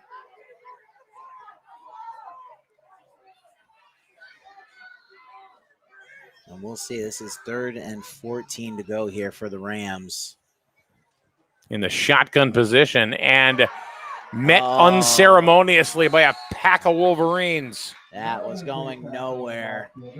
Looks like he's going to lose another 2 yards on that. Imperato in that mess, bringing him down. Blake Mills was in there. Andrew Rude. Not helping out the Rams' cause there. No, not at all. And that's going to bring up a long 4th and 16 here for the Rams. Be interesting to see where they go for this one. Because like you said, decent field position. Hate to waste it on something like this, but we'll see what they can pull out. Though I have to say, the Wolverines line is looking real strong here, especially in the second half of this game. Now, let me ask you a question. Do you coach other sports as well, or is it straight up football? So, believe it or not, I actually grew up a baseball boy. So I played and I coached baseball. So that's when I'm on the field, that's what I'm doing. Gotcha. And a flag. Uh-oh. Motion? Or was it delay? I didn't see. I didn't see the I don't think it was there. delay. But Ram is moving back. So either way, it's going to cost the Rams 5 more yards. Yeah, this is not the time they want to do that. Although they are eating up a little bit of clock. So it's like just under 6 minutes to go. And you want to give the Wolverines the least amount of time possible to score. And one of the other things you're going to see to try to factor in here as the game goes on is we can see on the sidelines, the Wolverines have a very large micro team here. Ram on our side, not so much. So the endurance and just how tired these young boys and girls are getting is going to definitely play a role here as the game winds I'm tired down. just watching them. I'm winded. I'm already winded. I got 2 more games to go. I don't know about you, Mike. I never think I had this amount of energy. There's the pass and caught! And a first down. That was from number 16. Oh, not a first down. No, got a little past the line of scrimmage, but still puts the Wolverines further back. But that was a heck of a catch there by number 16, Joseph Riley, to ring that one in. And if nothing else, that pushes the Wolverines a little further back into their own territory here for this drive. Wes Dietrich coming out of the game. Ryder Stockford back into the game. as is Mason Waters back into the game, number 4. I get all excited. I'm thinking, wait, I didn't see the other yard marker. I'm like, all right, he got a first down. That was a heck of a play. Hey, to get 10, 12 back on that with a 4th and 18 like it was, that was amazing. And that's going to make it really hard for the Wolverines, sicking them back like around the 30-yard line. It is. And one thing that it's probably going to force the coach on the Wolverines, too, is to really manage his timeouts as this clock keeps running as they continue to push the football down the field. Are they calling 2 plays at a time? I was wondering is that kind of difficult for these young guys here? I think at this point, as long as it's a similar play or even the same play, that's got to be something that factors into it, because calling completely different plays on this hurry-up offense, that's a lot to ask from these young guys. Right. That's a simple quarterback keeper. He's trying to go to the outside there, but it looks like number 12 is going to chase him out of bounds right around the 41-yard line. That was Chase Paquette here for the Rams. Jackson Jones just couldn't make the corner, couldn't get the turn. But it's going to bring up a nice 3rd and short for him. Didn't get out of bounds, so the clock is still running here for the Wolverines. And unfortunately, they were set on that. I saw a little bit of a flinch there by the right guard. That's going to cost them 5 yards. Not helpful. Not helpful. No. I mean, right now, if you're down by 1, you might as well be down by 50. Either way, you got to score. Either way, you got to get that. You got to get the ball into the end zone, or by some act of God, you get a safety. Right. And that's something you don't want to bank on. That run went nowhere either. That looks like Holmesy nowhere. No, didn't go anywhere. I think number 13. That was that was big 13. Max Morales there with the stop. And we have our first timeout for the Wolverines here. 3:39 left to go. It still looks like a long way to that end zone. Well, they're going to have to convert here. It's not a should. It's you need to convert here, because you were talking about clock management, right? Yes. So, and that's probably what they're telling their kids right now. We only have so much time to go, and their field position isn't good, especially in this division. Yep. If you're in the seniors or something, it's like, all right, well, hold up. Somebody could pass it 30 yards, and next thing you know, you're right back in the ball game. Right. Yeah, but for these guys, picking up 10 yards at a time is a real feat for them. So looking at where we have now, I mean, this is a big 4th down for both sides, because Rams got to be telling their players too, hey, if you hold them here, we have a real chance of running the clock down on this and walking away with the win. Flea flicker. That's what I'm thinking. I'd love to see a little razzle-dazzle here to end the game. Statue of Liberty.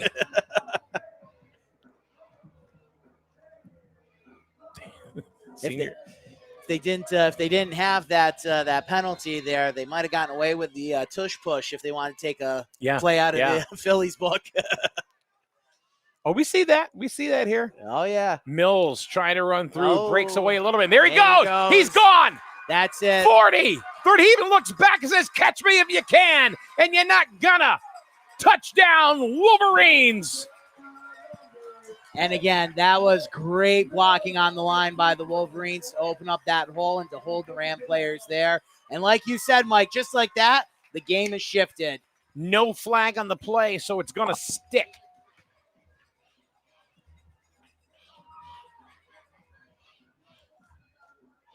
And we'll get set up here for the extra point attempt. So the Wolverines up 12-7.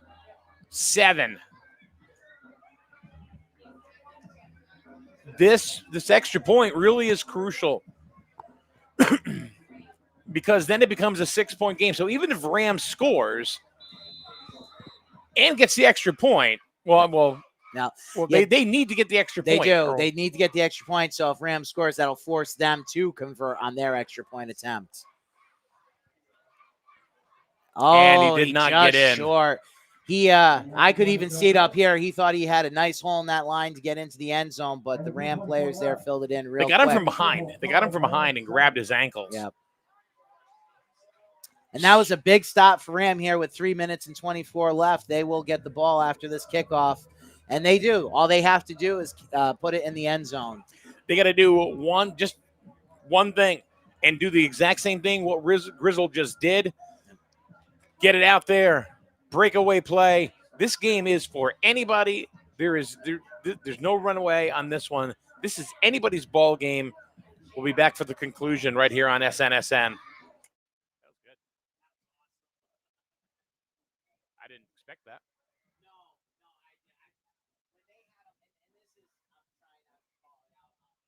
No.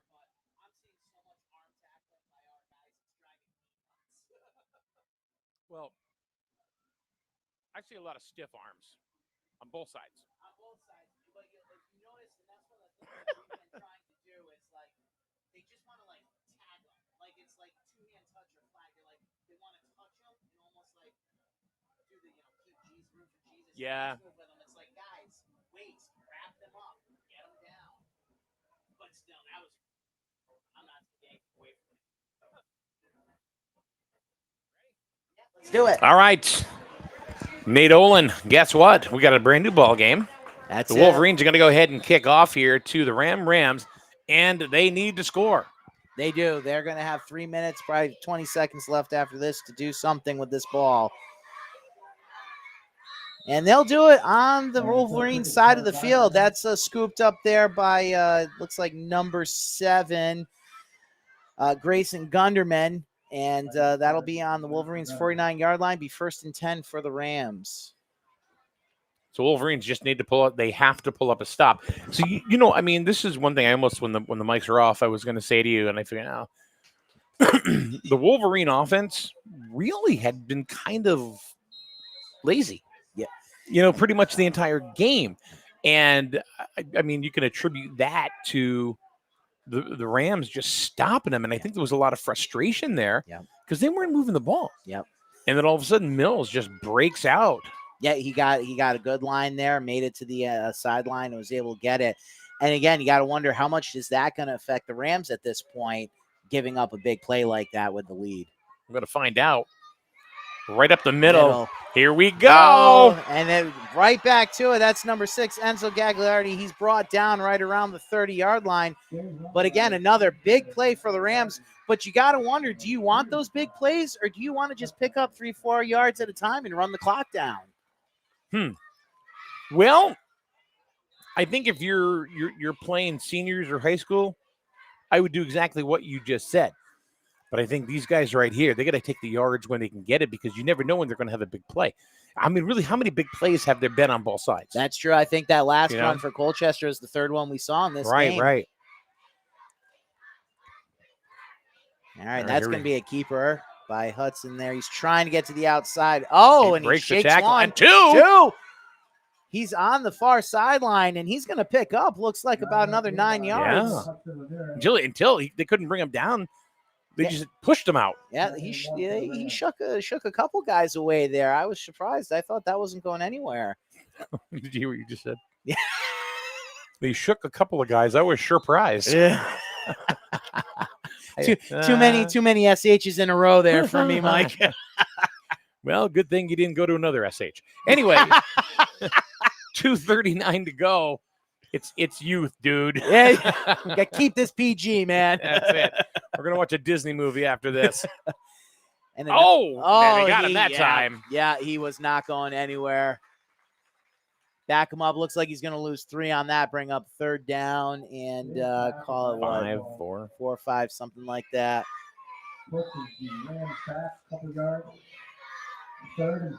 And we're getting down here. It's going to be about 2 minutes left in the ball game by the time this is snapped. So running out of chances for both sides to leave their mark on the game today.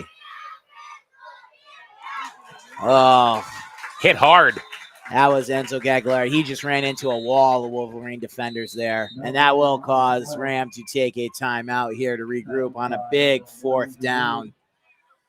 Because you think about it, Mike, unless something crazy happens at this point where it's a fumbled snap or someone's able to punch a ball out, if they don't get this 1st down, that's more than likely going to be the game. Yeah. Unless there's a fumble or. Unless something crazy happens, which we've seen already. And Griswold, they probably won't pass it if they get the ball back because you certainly don't want to take any chances of giving the ball back to Ram. Or even worse, at this point, an incomplete pass will stop the clock, and that's the last thing the Wolverines are going to want to do. Right. And the sun is, well, it's not really down. It's behind some clouds. We're expecting some rain. I did see it spitting a little bit here. Looked like the majority of the weather, though, was going to hold off until our seniors game. All right, so Ram is lining up here for a big 4th and 4. Need to convert to stay in this game. Let's see what they have in their bag of tricks. And there's a whistle. Already.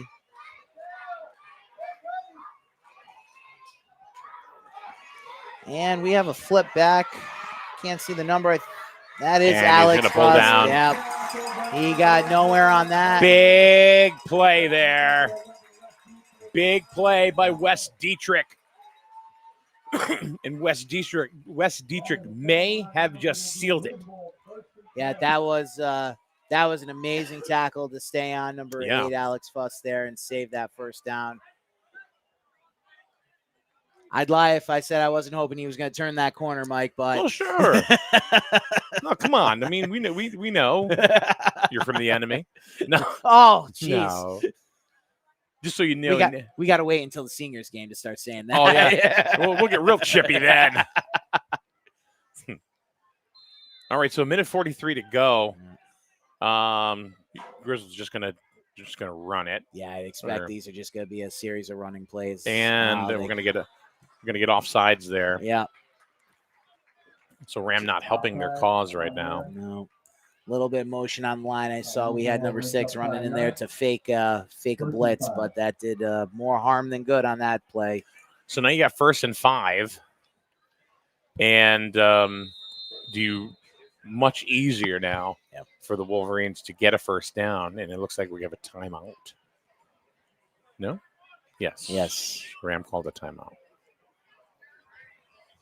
And if I have to imagine what's being said in that huddle right now is watch the football.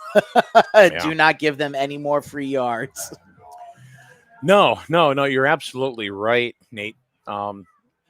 Because truth be told, let's say they get 3 yards here. Yep. They come back and they get 2 yards, blow a couple plays off. They get a first down.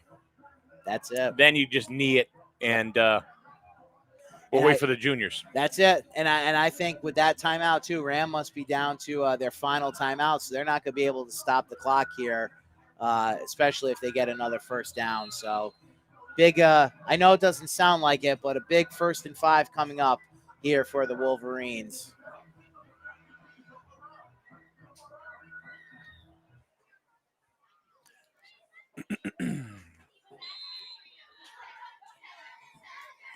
Micro's division is coming right down to the wire. Andrew Root had to get off the field. Also, we're going to give that 5 yards right back. All right, so there you go. Get a couple of yards. Yeah. And the clock is running. Yeah, going to bring up 2nd and about 3 for them. And the Micro Wolverines just going to take their time. Yeah. They got no reason to hurry up here, and quite frankly, I don't blame them. I take my time running to the line of scrimmage too. Mm-hmm. You got kids going, no, not yet. Okay, now we can do it. That's great. All right, 2nd down.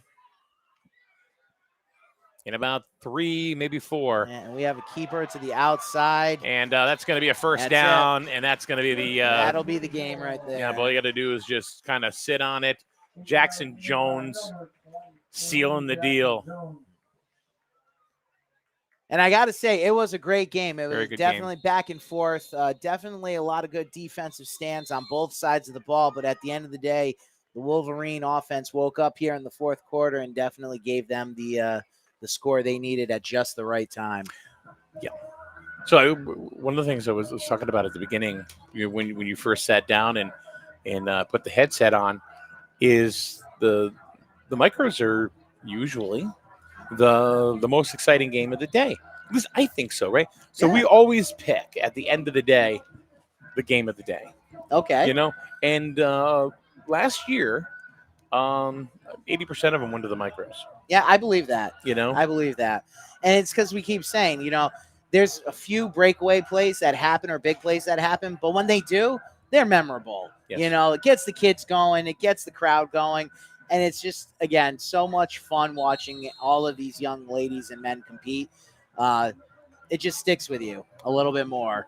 now when the coaches are coming off from the top of the booth and going on down to the field, it's over. Yes. Yep. 47 seconds. And I do believe that was Rams' last timeout that they used here. So all Griswold's got to do is take a knee, and that should do it. I think they're going to snap it one more time. Unless Ram they pull their teams off. Yeah. That's it. That's going to do it. Hard-fought game. Looks like Griswold is going to come out on top here, 12-7 over the Rams. Mike, this was a great one to watch. Thank you so much for inviting me up here. No, I'm glad to have you. Thank you so much for coming on up. Just a really good ball game, and they always are. They always are when the micros are on the field. So you're gonna hang with us for the next one? Yeah, I'm not giving up this seat. You're gonna have to throw me out at this point. Nope, I'm a lover, not a fighter. I love it. But I only like you as a friend. So I'm glad we got that out of the way. All right, game number 2. The same clubs, same teams, just a little older. The juniors are coming up next, right here on SNSN. Stick around.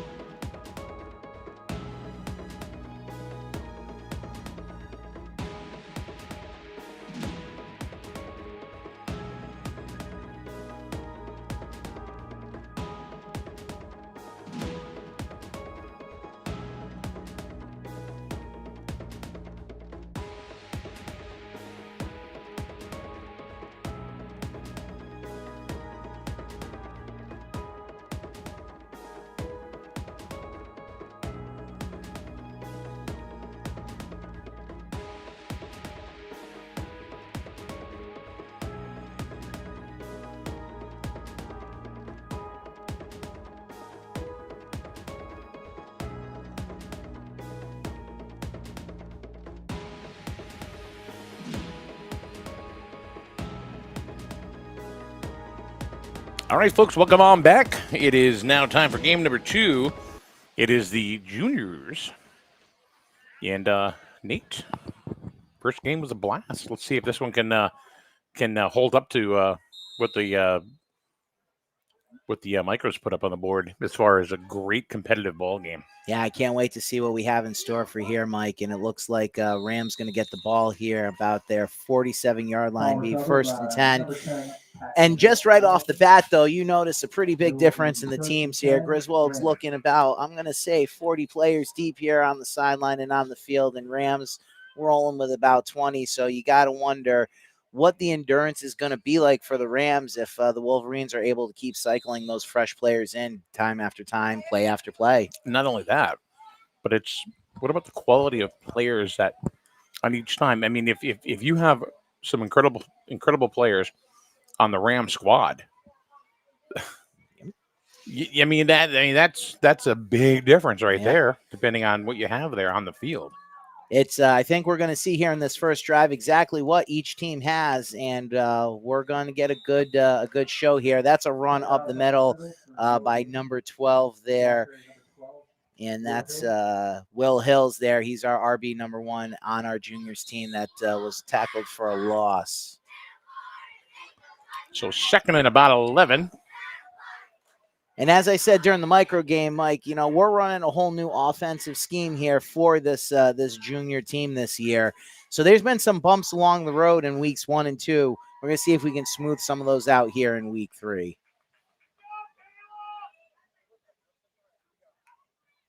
Sometimes it just takes to playing. It is just getting out there. So that's going to be a keeper there by number 7, flag. Eli Gagliardi. I did see that flag come in at the end. We'll see where it is. It will be 3rd and 9, Rams. And it looks like there is going to be holding on the Rams.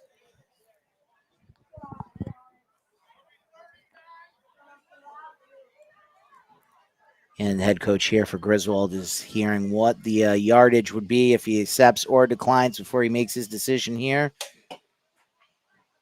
Yeah, it doesn't matter where you are in the ball game. I mean, we're 2 plays deep, and they're already thinking strategy. It's a cat and mouse game right from the beginning here, Mike, and you want to make sure that you're putting your team in the best chance of success. And it looks like they are going to accept that penalty, so that's going to back Ram up 10 yards here, but they will get another crack at 2nd down. See, I don't know. I'm just, I'm your Monday morning quarterback, and I thought that wouldn't have been that hard of a decision to make. It would have been 3rd and 9 if he had declined it, and I kind of agree there. I'm not sure what the exact rationale is for taking so long, and we're going to There you go. 5 of those yards back right there. Got the Wolverines on the hard count.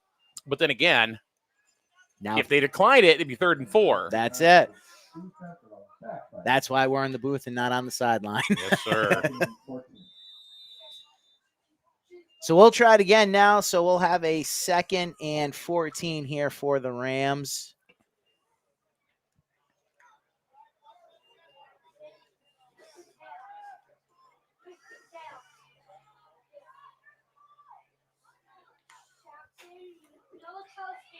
Trying to run it up the middle. Wolverines. Yeah, all over that, Yeah. right from the very beginning. That was the same play they ran on the first try here of the drive. And a fumble. And a fumble came out at the end there. Wolverines will get the ball on a turnover. And it was Max Dietrich that went ahead and recovered the fumble, number 22. Max moving up from the Micros to the juniors. And I have to say then, it looks like he's adjusting nicely already.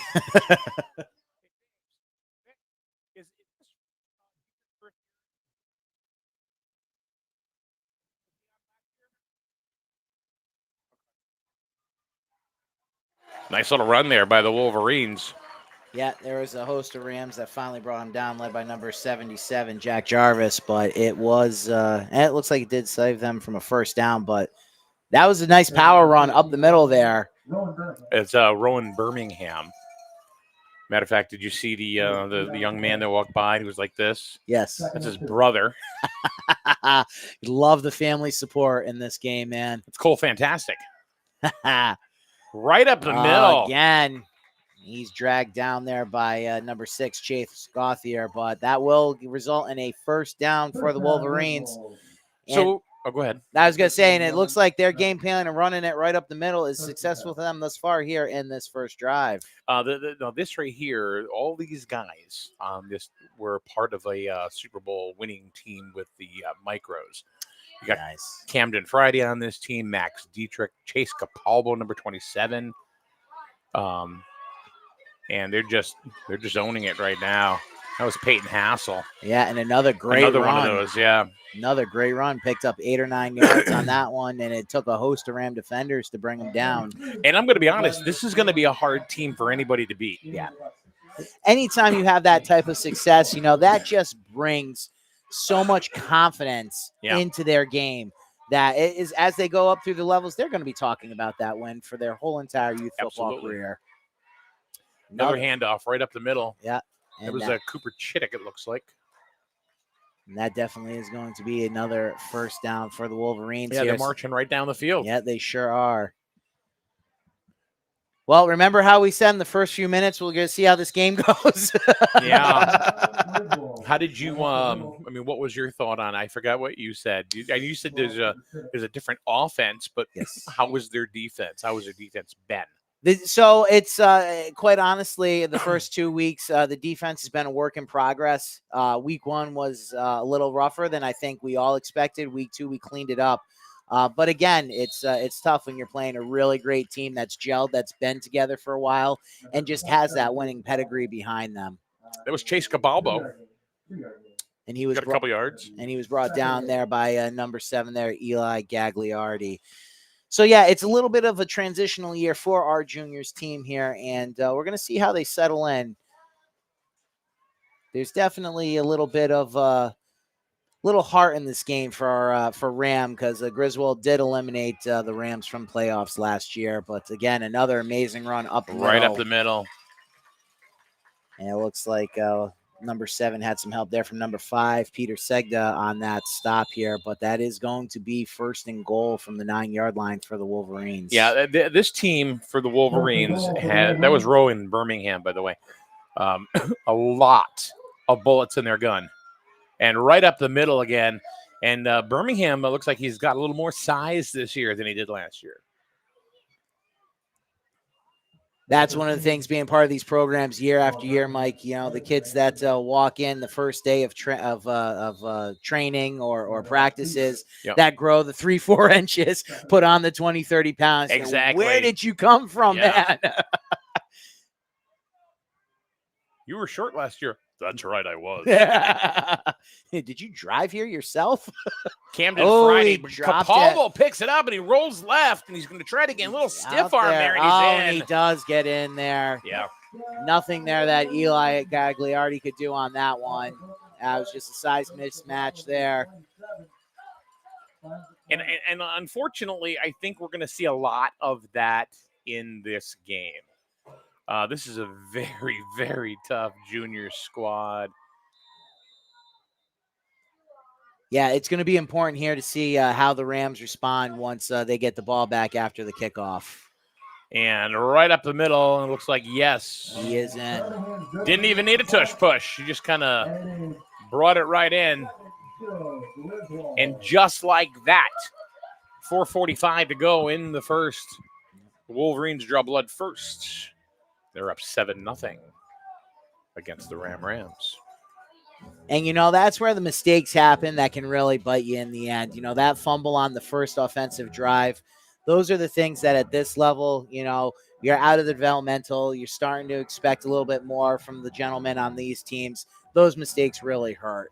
So, again, it's going to be key for Ram to be able to keep that in the past. That happened. Let's move forward, and let's try to get points back.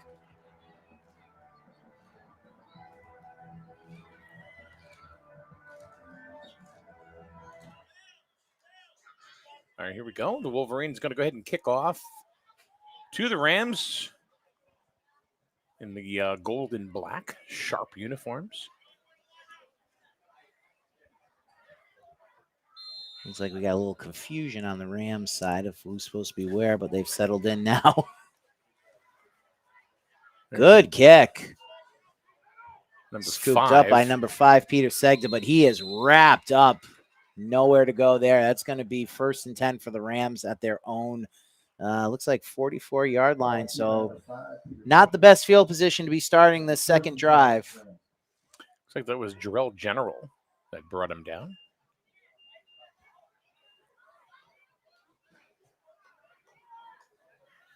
All right, 1st and 10. Let's see if they can hand the damage right back.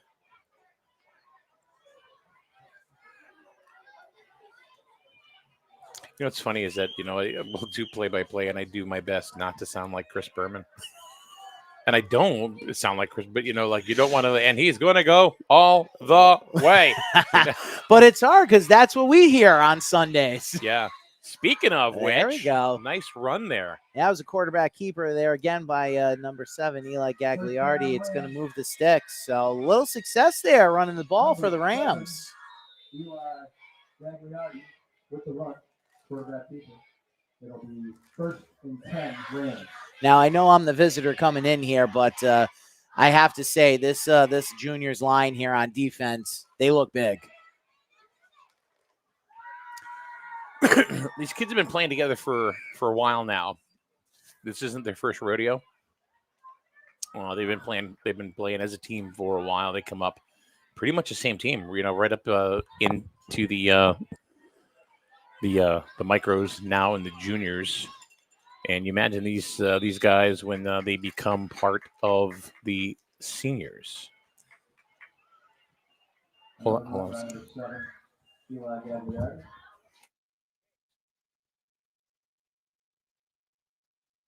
Who's 78?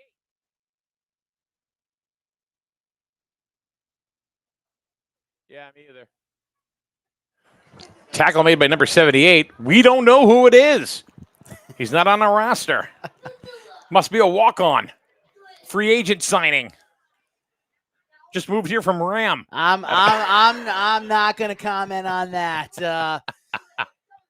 That pitch is missed. It is picked up, though, by Ram, but they're going to lose a bunch of yards on that, bring them all the way back to the 50. And again, Mike, those are the mistakes that you can't have happen if you expect to win in this ball game against a tough Wolverines team. So they got 3rd and 18, 19. What's it say on the board? 18. Yeah. Wow. Yeah. My math worked. Sometimes I'll claim new math. Yeah. And after that play, Ram, it did call a timeout to try to regroup here. Well, if anybody knows who number 78 is, put it in the chat. I mean, we have no idea. And he's the biggest kid on the field. Made a heck of a tackle. He did. That was a very athletic play he made. I mean, the kid's built like a brick house, so you'd think somebody would know who he is. Yeah, there's no hiding 78. He even stands out amongst all the other juniors.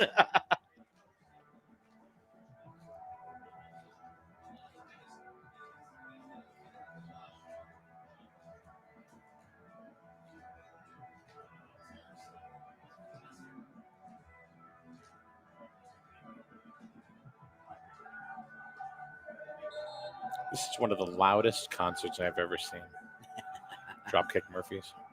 I do. I love the Shipping Up to Boston theme here. Rose Tattoo is one of my favorite songs by them. That's good. Yep. That's a good hit. All right, here we go for a big 3rd down for the Rams. See what they have going. It is another pitch. A double reverse. And recovered by the Wolverines. Little trickery there. That definitely went sideways for the Rams. Results in another turnover, and it's going back to the Wolverines. And that's Dietrich again. He is all over the field already in this game, and there's still 2 minutes left in the first quarter.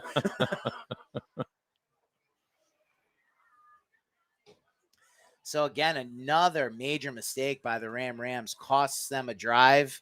And we've got 1st and 10 on the Rams 45 for the Wolverines. Straight up the middle. Again. And that's what they're doing. That seems to be the game plan. And it seems to be working fairly well. If you've got the line for it to have the blocking to be able to either push that through, or even better, if you have that RB1 that's got that size difference on everyone, why not?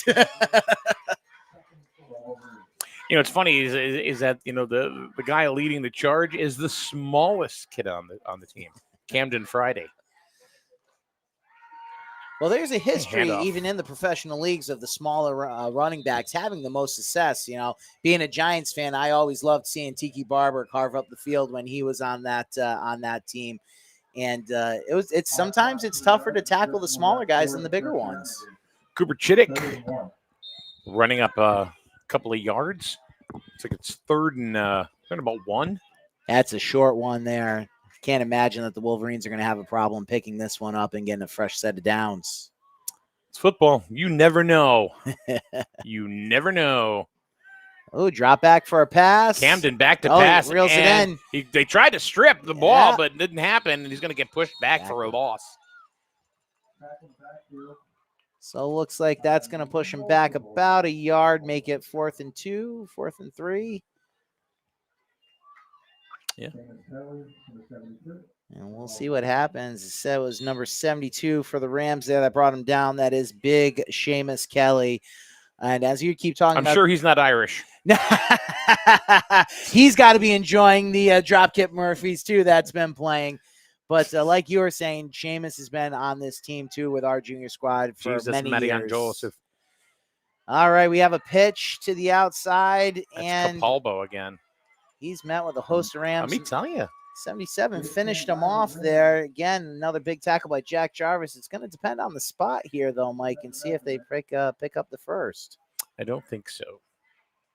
I don't think it. They're standing inside the 35. So. Yep.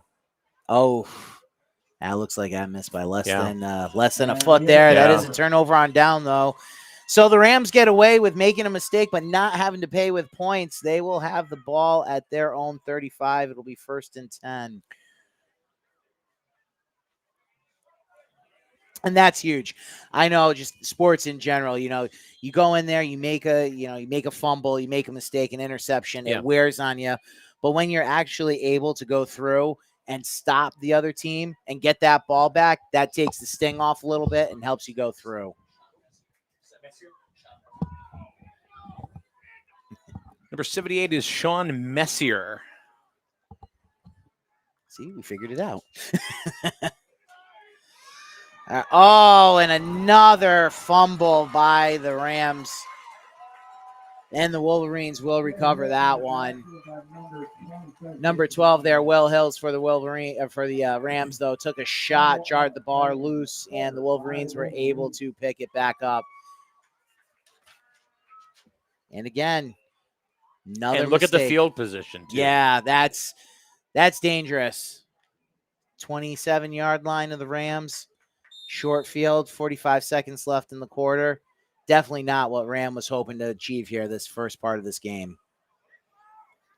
Handoff from Camden Friday. They just keep going right up the gut. And that was Rowan Birmingham. I mean, look at the names that I've already called, just, for, just running the ball. Gardner, Chittick, Birmingham, Capalbo, Dietrich is all over the place. The Ness is in the first couple of possessions alone.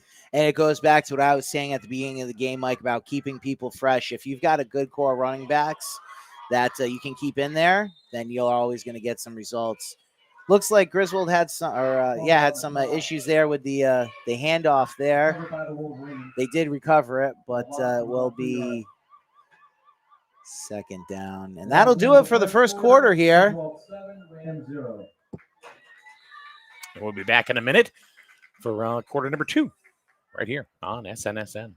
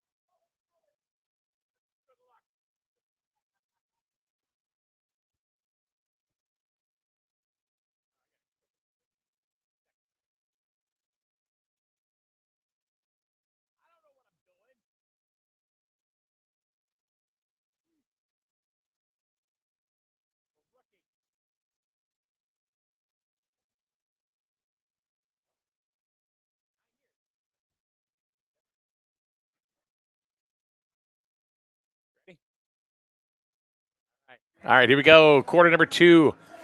Games are moving zippity-doo-dah quick, man. I'm telling you. I think it's the kids know that rain's on the way. They want to try to get this in before they get wet. Yeah, I know.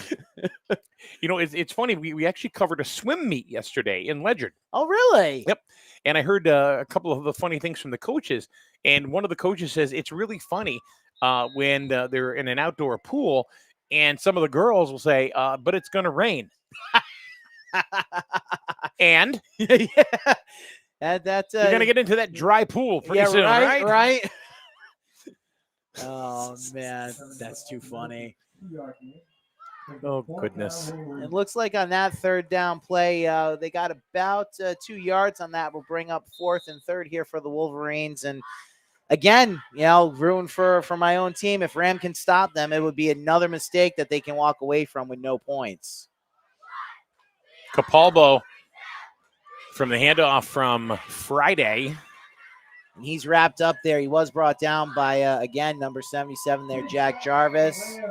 And they did. The Rams did stop them for a turnover on downs. They'll pick the ball up at their own 21-yard line. So I will say that since the beginning of the game, whatever adjustments that the Rams made are definitely positive because all of a sudden now they've been able to stop the Wolverines, cause some turnovers, turnover on downs as well. Yep. So it's definitely, you know, and I got to give the hats off to not only the boys, but the coaching staff too, to be able to identify, you know, what are the gaps that they need to close, even in between the quarters, not waiting to halftime to have some effect here. That's going to be another attempt to run up the middle there by number 12, Will Hills. Gave about a yard for Ram.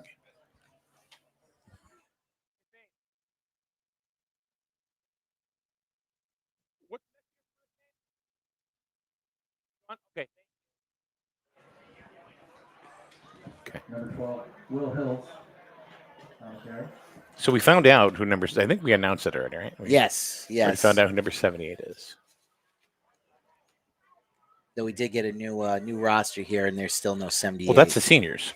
Oh, see? That's the seniors. See, we're ahead of the game, man. We're time travelers. That would explain some things. All right, we got another run up the middle here on 2nd down for the Rams that went. It'd be kind of weird if you started calling people off of that roster right here in this game, and then it actually happened in the seniors game. I'd be like, "You're out of here, dude." That's it, right? Right? Oh man, look, reading. I'm an IT guy. Reading isn't my strong suit. I go home. It says to me, "What's the matter?" I don't know. He was really just messing around with me. It started off good, but it didn't end good. I think it was Vin Scully. Reincarnated. Oh, man. 3rd down here for the Rams. They got 6 to go. They have a pitch out to Peter Segda, but that is sniffed out by the He almost got nailed by his own player. And I saw that. Did you see that? And that really kind of deflected things. That's when he slowed down and Capalbo came in for the kill. Yeah, when you have to make a juke move so that your own player doesn't hit you, that's definitely not ideal. That's going to bring up a long 4th and 11 for the Rams. I tried not to LOL right there. You wait till how loopy we get in the next game. It's a long day. And I don't know about you, but this is messing with me because I'm used to the Sundays, where the game times are 9, 11, 1, and 3. Yes. So in between these games, I looked at my phone. I'm like, oh my gosh, it's already 6 o'clock. What's going on? Sack. Oh, almost. And doesn't matter what happens, even though number 7, Eli Gagliardi did get that ball back. It's still a turnover on downs. And who is it? Number 78, the unknown soldier, Sean Messier. He is all over the field today. On the 14-yard line. And that's going to be 1st and 10 for the Wolverines on the Ram 14. And I don't know how much short of a field you can get, Mike. Straight up the middle. Looks like Rams trying to close that hole there. There's a whole host of Rams around them, but still looks like he got at least, I'm going to say 5 yards. Yeah, we see you're what right. the marker is. Hey. So 2nd down, they got to get down to about the 5. And that'll get them a fresh set of downs here. 5 on the play. Second and 5. You do got to kind of give it up for the the people on the chain gang and stuff like that because they're just volunteering, going out there helping out. And I think, one of the things that I've learned in being the president of this league as another run up the middle looks like that is Wonder if you going got the to first get a first down, down. It takes a lot to run these leagues, and I give hats off to all the boards and all the volunteers across all the different leagues in the SNEYFC because it's a lot. You have your concessions that you have to run. The field's got to be set up. You got to make sure that you're doing your fundraising so that you have the money to keep the programs going. So it really does take a village to keep these programs going. So I've learned to, I appreciate everyone that donates or volunteers their time to these programs and ultimately to these kids. Then you get courted by these really expensive stream companies. Hey, look, I will get some exclusive Ram broadcasting rights for you guys here. Yes. And it looks like that first and goal was run down to the 3-yard line here. So it's going to be second and goal for the Wolverines. And they are knocking on the door here, Mike. Straight up and nice goal line stance there by Ram. It is, yeah, that was. It looks like they're going to get them down maybe about a foot, 2 feet off of the goal line. And the closer you get, a lot of people think the closer you get to the end zone, the easier it is. But it's not. It takes away a lot of your play options once you start getting down to the 2, 3, 4 yard line. Yeah. Timeout, Ram. Ram calls a timeout. They'll talk this one over here on third and goal. I want to go ahead and give a shout out to our cameraman, Ken Howman, doing a fantastic job today. Killing it. Ken is killing it today. You got killing it, Ken. You got great Nate, and then there's Mike. I mean, we could go with Magic Mike, but No. I'm not. No. I think there was a movie franchise that ruined that one for you, right? Yeah. Not a 58 man. This boy's got no more game.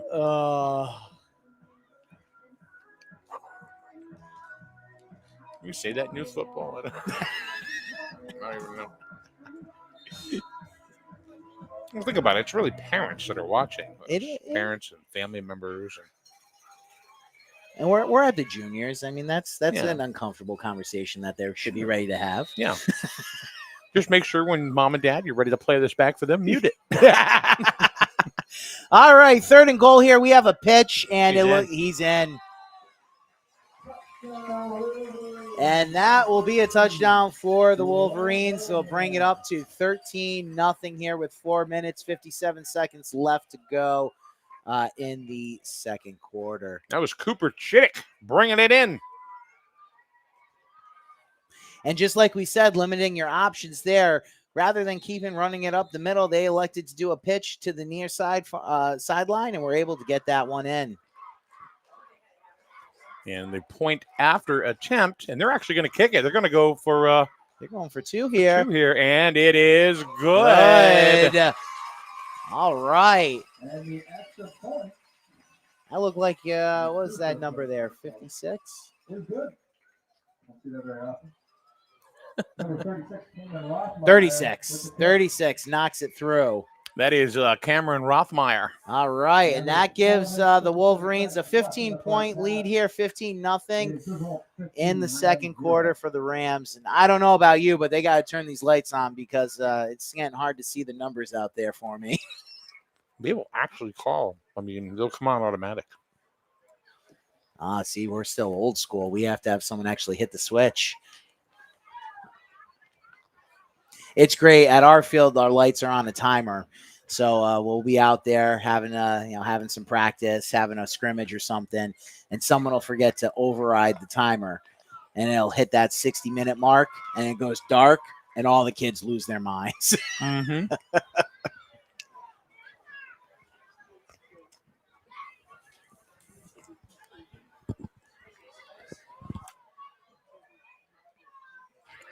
Thanks for watching us on SNSN Sports.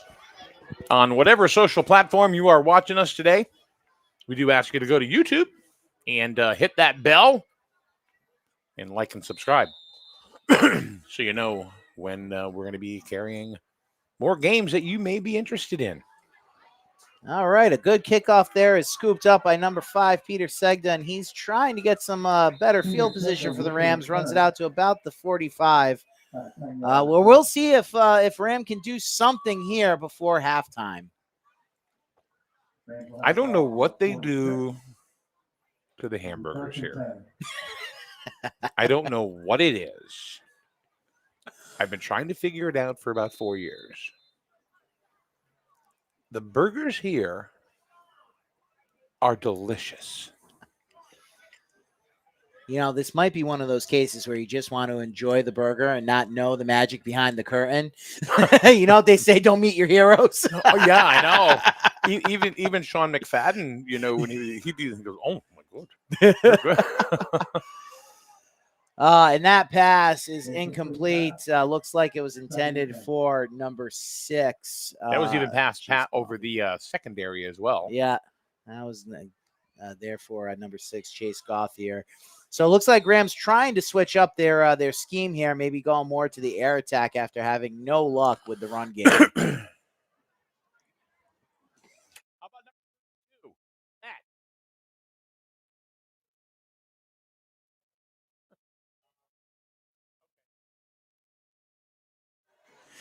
All right.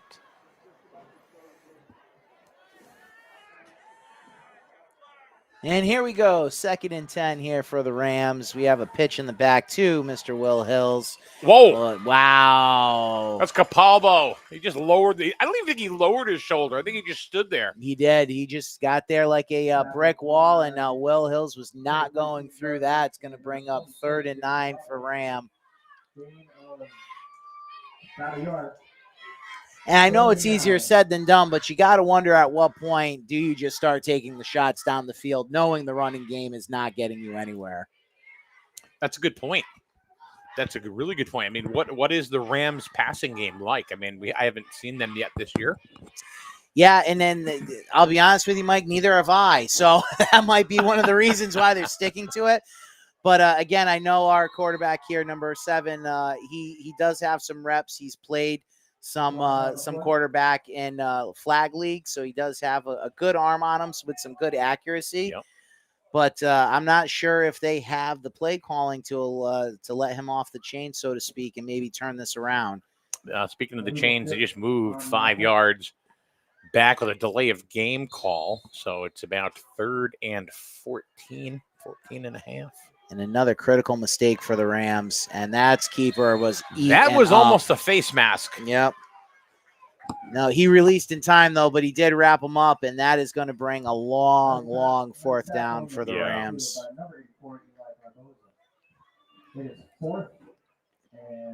19. Yeah. Yeah, and again, it's these little mistakes that keep costing Ram. A delay a game on a critical 3rd down to lose 5 yards is not something you need. Are they a young junior team? No. So a lot of our juniors on this team are 2nd-year juniors. So it's a little disheartening to see some of these mental mistakes that have been happening. But I certainly don't want to take anything away from the Wolverines. They've been playing an amazing game thus far. Nice pass. That's there, just out of the reach of Chase Gauthier there. And that'll be a turnover on downs here with just over 3 minutes left in the half. That was Gardner on the cover. And again, I think at halftime they're going to have a talk about mixing that passing game up a little bit and trying to get more receivers out there, because I just don't see them getting through that line of Griswold here. 15-0. 3:04 to go in the first half. We still have the seniors to go after this. And that pitch over to number 22. He cuts back up through the middle of the field. Capalbo comes back, and that's it. Bye. That's it. Goodbye. And the lights are on. That's it. Even the lights are celebrating that one, Mike. That was a heck of a cut back across the field to get to the near side and get in the end zone. 21-0 Griswold. Nice little scoop from Camden Friday over to Capalbo. And again, these kids have a lot of what's the word I'm looking for? Moxie. Well, they played together for a lot of years. They've gelled. There's definitely, you can see that in just how they conduct themselves, how they execute their plays. And that's another 2-point after kick there for Griswold. That brings it up to 23-0. But no, Mike, to your point, you can definitely tell that this is a crew that has played together for many years. They're comfortable with each other. Yeah. They know what the other teammates are going to do and what they to expect. And you can just see it in their level of play. Yes, absolutely. I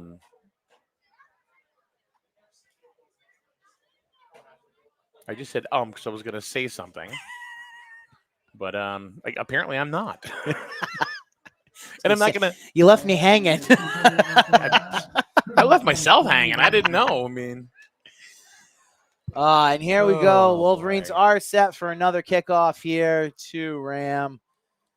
Shuffling people on and off the fields. We got 84 coming in late here. That is Brantley Therian joining the return team. And another great kick. And He's going to down it. Yeah, all Peter Segda can do there is just fall on top of it at the 25. Because guess who was there? Dietrich, number 22. Again, all over the field today, making sure that his presence is known by the Rams.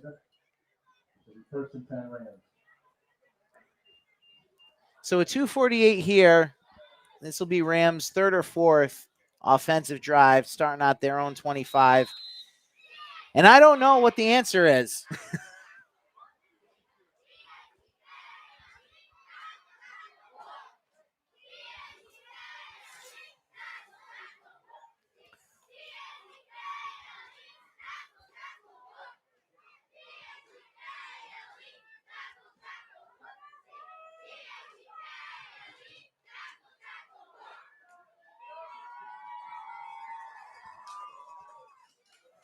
Fake handoff, and again, tried to go right up the middle, and nothing happening. Nothing happening. So again, Rams struggling for answers here against the Wolverines. They'll have a 2nd and 13 here. Clock is running, coming up on 2:20 left to go in the half. And I'll tell you, this is something as, you know, being a member of the board of directors here and overseeing the Ram League, it's tough watching games like this because you see the work that the kids do. You know how excited they are, and you know they're trying their best. But look at this. What nice do we little got? breakout run there. All right. Looks like we got a couple yards there. I'm going to say that that's going to be number 12, Big Will Hills for us there. Got about 10 yards, I would say. Because they were second and about 12. Looks like he got about 10 yards there. I'll bring up, that'll be nice. He got a little more, actually. Got about 11. So it's going to be second and about a couple of feet. Yeah, that looks That looks like it needs conversion. I don't know what's going on with the marker. He's way down there. Yeah. Are they picking it up? Or? He goes, oh yeah, I gotta go. It is, and they are going to give him a first down, and that's huge. That's huge. That'll give the Rams a little bit of a boost, a little bit of confidence. Because as I was saying, you know, I see these kids every day, how hard they try, how much effort they put into it. And again, I'm not taking anything from the Wolverines. They're playing an amazing game, but you do tend to feel for them when you start seeing the scores get up to here in this range. You know what? At the end of the day, they're just little boys. That's it. They just want to have fun. Yep. And that handoff went nowhere again for number 12. And it's going to actually cost Rams about a yard and bring up 2nd and 11. Yes, Chase is in this pink socks. Just so you know, there's a chat out there. Definitely not going to lose him on the field. No. He's playing glow football.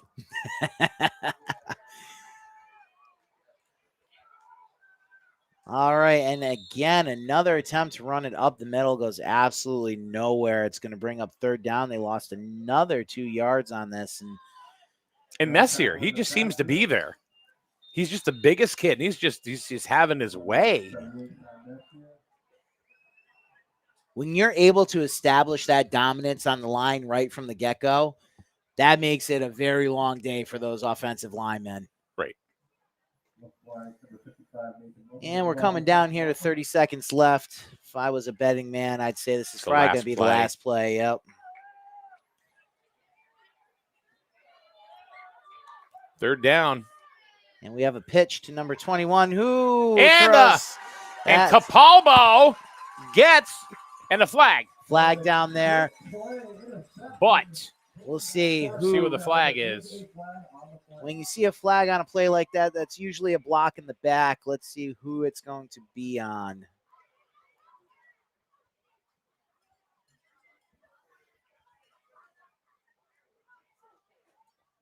Or even a personal foul.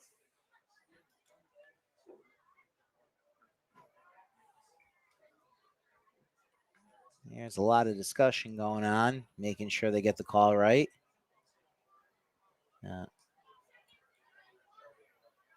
So on the line right here, a pick 6.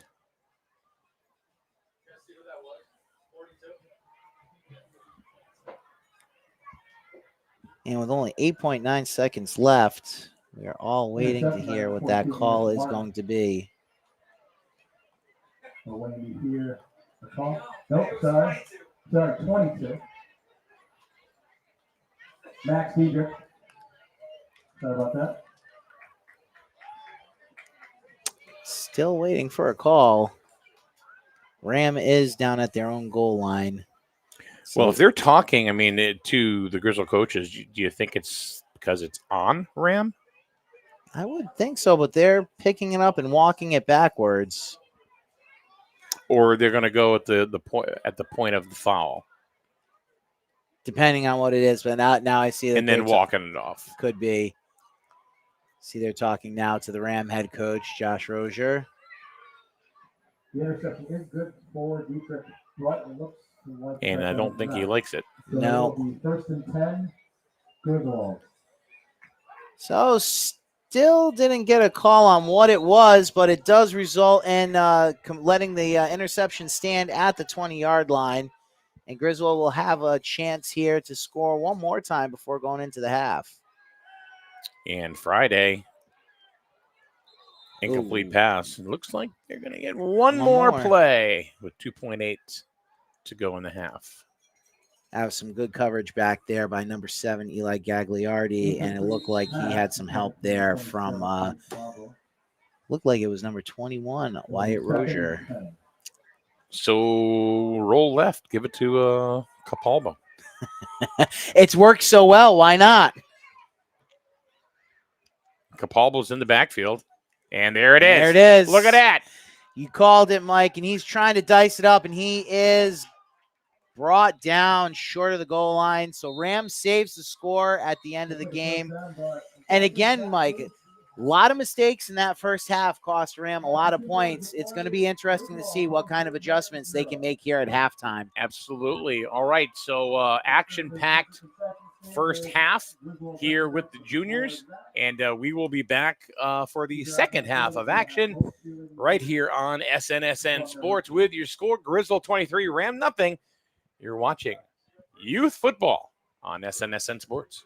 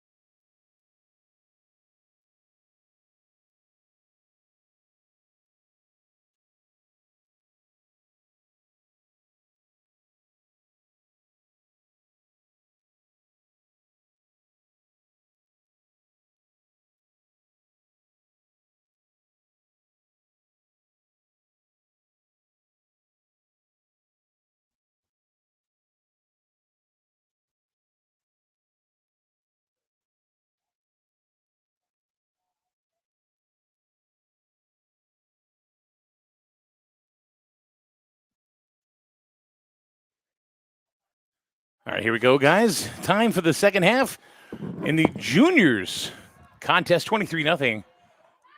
Wolverines up on top, and the Wolverines will be getting the ball first here. And we're going to see what kind of adjustments that Ram made out of the halftime here.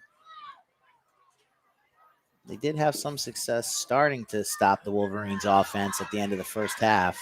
Little onside kick. Covered up by the Wolverines there right at the 50. It'll be Barely first and 10 yards. Yeah. But 10 yards is 10 yards.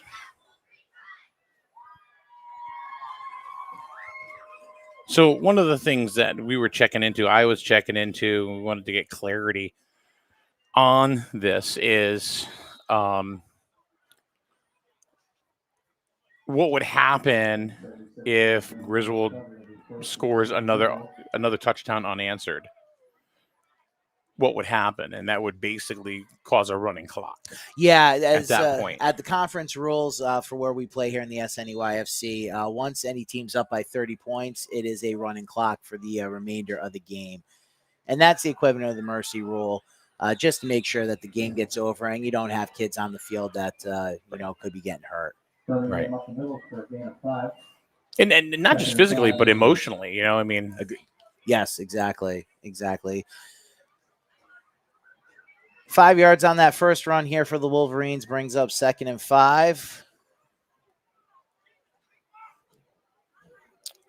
And another run up the middle. First down. They're running pretty much the same offense as the Wolverine high school squad with a double wing.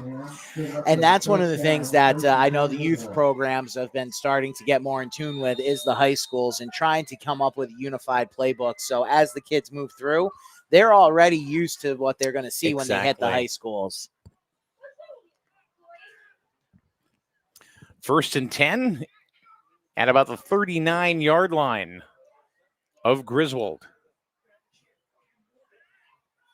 And another strong run up the middle there. Gets him about 3 yards. About 3, yeah.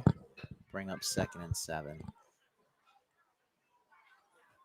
So it looks like Griswold's going to continue their game plan of just running it right down Ram's throat, and it's going to be up to them to figure out how they're going to stop it.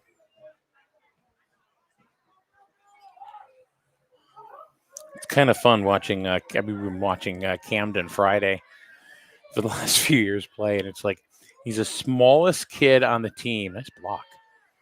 And that was a beautiful spin move. Capalbo tried to get something to work there. He took out all the stops on that one there. But that was huge to see a stop in the backfield here for the Rams.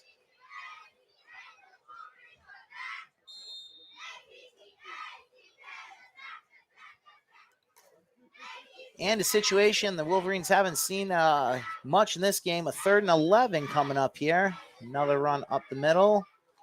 Little tush push, it seems like. Yeah, they kind of got together and they started playing rugby for a minute. Worked out for them. Mm-hmm. Gets them about up to 6, 6, 7. So 4th and 4 coming up for them. And again, if Ram can get a stop, that would be huge for them and trying to turn the momentum of this game. So as a coach, what are you telling, if you're the Ram coach, what are you telling the kids? Fumble. Yeah. Griswold lost it. On the ground. And it's not going to really matter who recovers it because it's going to be a turnover on downs or turnover on fumble recovery. So either way, Rams come up with a stop here out of halftime, get the ball back, and we'll see if they've made some adjustments here on offense. They have made some adjustments on defense. Absolutely. I mean, sure, it's 23-0. Because the Griswold team is just very, very strong. But they have definitely made a lot. If they didn't make those adjustments, I think we'd already have a running clock. Agreed. They definitely closed up those holes in the middle, made it a little bit more difficult for the running backs there, Griswold, to go right down the middle. And we'll see what they have in offense. But no, Mike, if I'm the head coach here, I'm telling the kids to keep their heads in it. We still have 20 minutes of football to play. They got up 23-0 in 20 minutes. There's nothing that says we can't do the same. So it's all about keeping the emotions high and keeping the kids believing in themselves. pass was intended for, looks like number 5. Yeah, Number Peter 5, is that 5? Segda. Yep. Okay. Yeah. So again, coming out, doing a little something different, trying some passing routes here. Even though that was a little out of the reach for number 5 there, it's good to see that trying to do something here to get the ball moving forward against this very, very difficult Wolverine defense.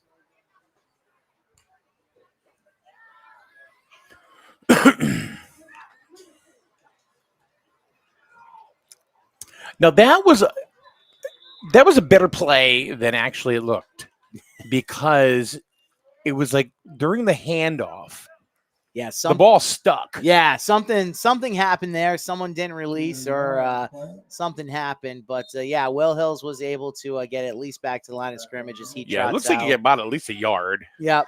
And I saw number 2 there, Dominic Tureen comes in.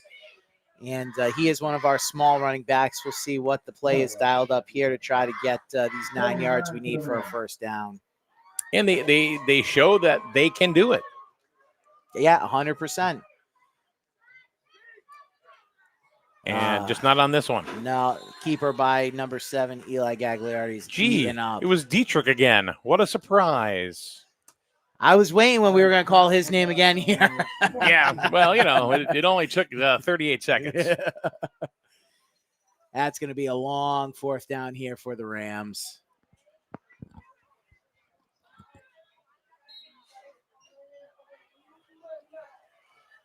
Have number 10 here coming on the field. That's Paxton Ellison. Gee, Nate, people asking who's commentating with me. Well, Erica, let me tell you, it's Nate. Happy to be here, Mike. Nate Olin, I am the president of Ram Youth Football here. Guest color commentator, hanging out with Mike and enjoying some youth football here on a Saturday night. Pitch back. Oh, look at this. Double. Whoa. Little trickery. Oh, eaten up at the 20-yard line. That was number 10, Paxton Ellison. Looks like he's a little shaken up on that. And that was Dietrich again. Oh, no, that was Capalbo. Excuse me. Yeah, he's looks like he's hurting a little bit. Yeah. So we're going to take a time here for medical and see what we can assess. That was a hard hit. It was a very hard hit. And the only thing I can remember, that made me think of is, have you seen the video online where they have a kid who, is running the play and he's very, very slow and very, very slow. Yeah. But then they were trying to get him to go, and all of a sudden somebody whacks him at the end. And he stands up and he starts celebrating. Yeah. The kid's laid out. Yeah. Yeah. Yeah, and it's so hard at this. One of the things that I give my coaches so much credit for is at this, as an adult and older kids, they understand, basic rules of physics. A body in motion stays in motion. So they see these players, though, in the NFL that do all these awesome cuts up the field that can, stop on a dime and change direction and go. Yes. And they want to emulate that. But at this level, you got to just keep going in whatever direction that you're headed, because you got to make that defender work to bring you down. And unfortunately, what we saw on that one from number 10, Paxton tried to cut back up the field, stopped his momentum. That made for an easy hit, unfortunately, on him to stop that play. So 1st and 10 for the Wolverines. And let's see, we're going to give a shout out to... Oh, wrong comment, but still, Erica says kid got laid out, and he did. He did. And we have a run there through the sideline. It is wrapped up there by number 8, Gunnar Christensen. And there's a flag. And a Wolverine player is down. Almost like you were giving you a receipt. That happens. It does. I don't care what anybody says. It happens. It does. It does. And as these games go, it doesn't matter if it's rivals or if you're down by a huge score. Everyone starts trying to give that little bit extra, pushing that little bit harder. And unfortunately, that's where bodies start breaking down, mistakes start happening, and you do start running into a little bit more of these injuries. And now there's a flag. Could that be a personal foul? We'll have to see. I didn't see anything on that play that looked particularly egregious, but No, I didn't either. We'll see what happens. But good news is that Wolverine is up and he's walking under his own power back. That's to the It looks like Gardner. Yeah, if you can read a number, Mike, I give you all the credit in the world. He just took his elbow pads off and chucked them to another player. Here, I'll be back in 2 minutes to get him back. Right. It's your turn now, man. All right, I want to say hello to a couple of players. Give them a shout out. Number 57 and 52. That would be Parker Benoit and Paxton Benoit. That's Mom going ahead and saying, "Hey, what's up, boys?" But I also saw Dad a few minutes ago, and I asked him. I said, "Which ones are your boys?" Because I didn't look, and he told me. So Kim, thanks for for bringing it up because I was going to say it anyway, but you beat me to it. And we love to shout out the kids, you know. I mean, and not just Griswold, but the Ram or any other team, whatever team they're playing, because the kids are going to go back. They're going to watch the game, and yeah, that's like you said. It's going to make their whole week hearing their name on this broadcast, which is awesome.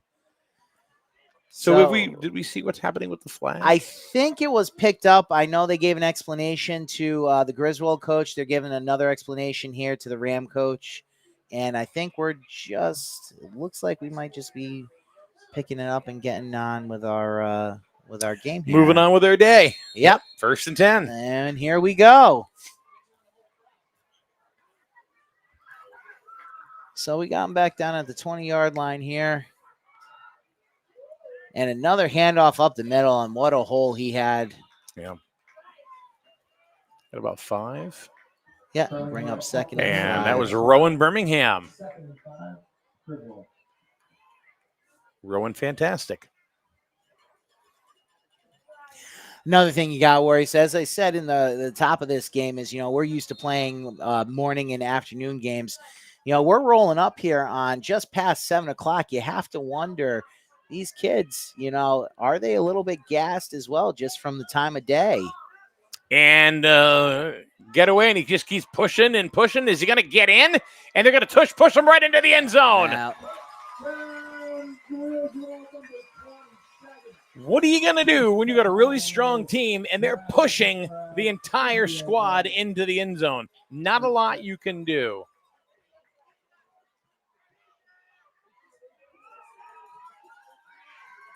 Camden Friday getting high fives.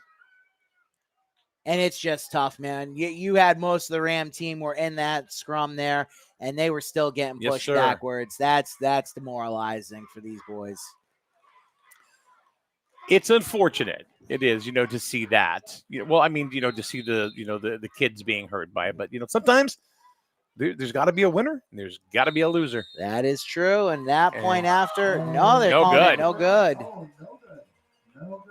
I thought it was good. It's weird from this angle. I'm going to be honest with you. It is tough to tell. So that'll leave it Griswold 29, Rams 0 here with 4 minutes, 42 seconds left to go in the third quarter.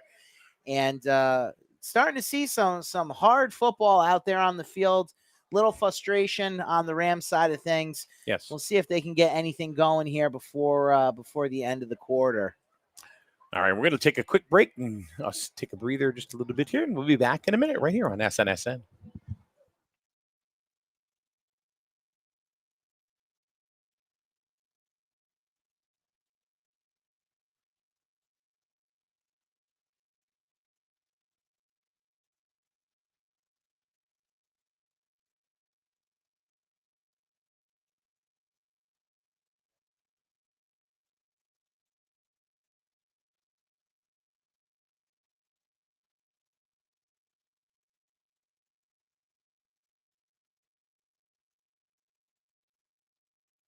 And we are back right here on SNSN. You've been broadcasting for 3.5 hours. It doesn't feel like it. Time flies when you're having fun. I'm telling you, man. 29-0, 4:42 to go in the third. The game moving right along. We still have the seniors to go under the lights. Kickoff at 8 p.m. for that seniors game. That is going to be the highlight of the week. And another short onside kick. There's going to be a penalty. That is, did not quite get 10 yards on that one. Got about 6.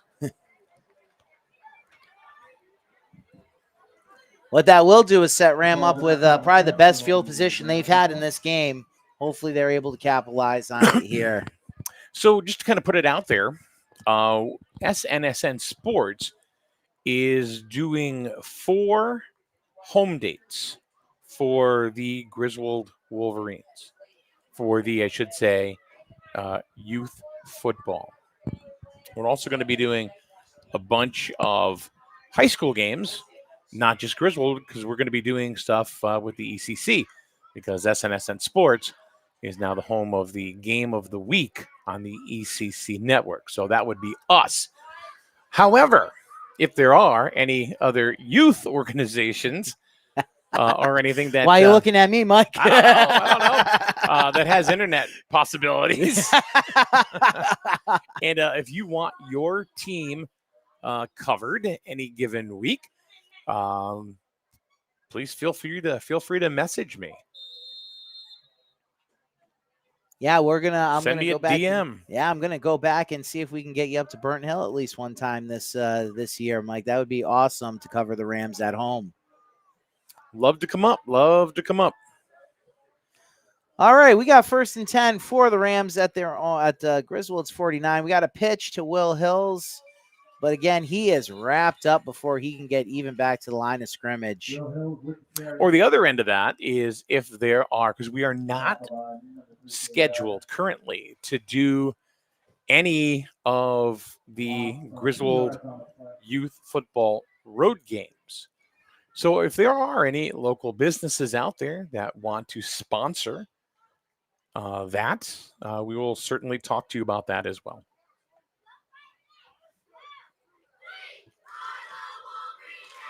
That happened. That happens a lot, believe it or not. Really? Yeah. Like, parents will get together and they'll and they'll get it done because they want their kids on. Yeah, they want to be able to stream it. I don't blame him. Intercepted Out of nowhere. He read that perfectly. That was like a Randy Orton RKO, man, Oh, out my of gosh. nowhere. That was. He read that quarterback. He was watching Eli that whole time. The second that ball went and he knew where it was going, he stepped right in it at the perfect minute. And who do you think it was? Dietrich. And looks like Birmingham came up a little gimpy there too. So here we go, seeing now a little bit of a hurry up too on the junior squad. Getting to the ball quickly and getting on the line, caught Ram off guard a little bit there. And that run up the middle looks like it is stopped after 2-3 yards. Bring up 2nd down. Cameron Rothemeyer coming back into the game for Griswold. And 77, Jack Jarvis was at the bottom of that pile for the Rams. Camden Friday back in, and Rowan Birmingham taking a seat.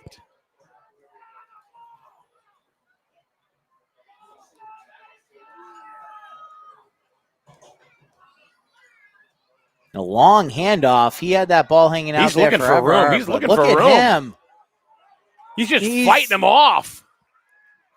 1st down. Wow.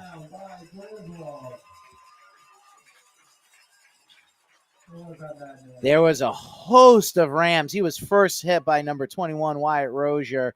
Then everyone kind of converged on him. But, man, his teammates definitely jumped in there and Couldn't pushed even him see forward. the number. Couldn't even see the number. I know someone pulled him forward for that extra 2 yards at the end. But that is another 1st down for the Wolverines. And they're going to give it to him again. It's the same guy, I believe. Yeah, up the middle. Another 3-4 yards on that play. Let's see if I can see his number this time. Is that 81? looks like that? Hold on. Is that 81? Barboza? Or is it Eli Barboza? Number 84. Strange number for a Yeah, for a power back going through the middle like that. Not used to having to call that one out. This time he got brought down. Yeah. Went one too many times to the well. Pushed Luck far. He got down there. Number 12, Will Hills, was able to stop him after a short gain there. We'll bring up third down here, and looks like a short 4 yards, maybe 5 yards. We still have the senior contest to go, so a lot more football to go. Here from the sports complex at Griswold High School, the multi-purpose field. Home of the Wolverines. A pitch in the backfield. Capalbo got tripped up. Number 21, Wyatt Rozier, was able to get the legs out from under him on that one and bring him down. Will be a fourth down here for the Wolverines. Down on the Ram. Let's call it their 34-yard line here. And I have to say, I'm shocked. We got a minute left here in the third quarter, and it's still dry out. Yeah. We know the rain is looming. We're just waiting for it to happen. And we have another handoff there. And they're pushing him back. And that's also Capalbo. Met with a host of defenders led by... They're going to give him forward motion. Yeah. Looks like he just got back to the line of scrimmage. So that will be a turnover on downs for the Wolverines. Rams will take over at their own 35-yard line. And we'll see if they continue to try to work in that passing game that they have since they came out of halftime here.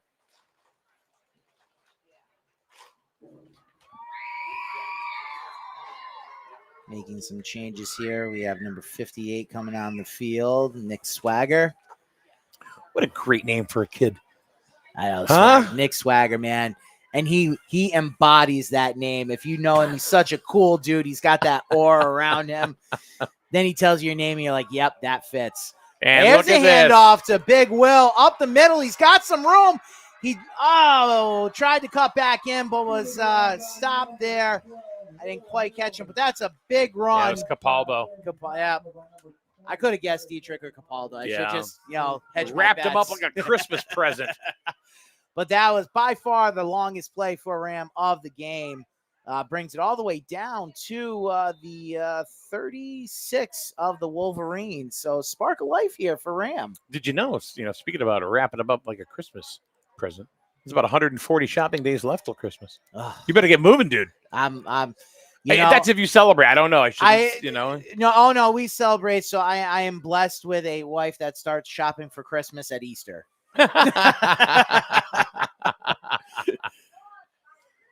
All right, we have that keeper here by number 22. He's Capalbo right in the middle of it again. Got there. That was held on by Mr. John Ball, our backup quarterback for the game here. Messier was there as well. Sean Messier, number 78. And that's going to do it for the third quarter.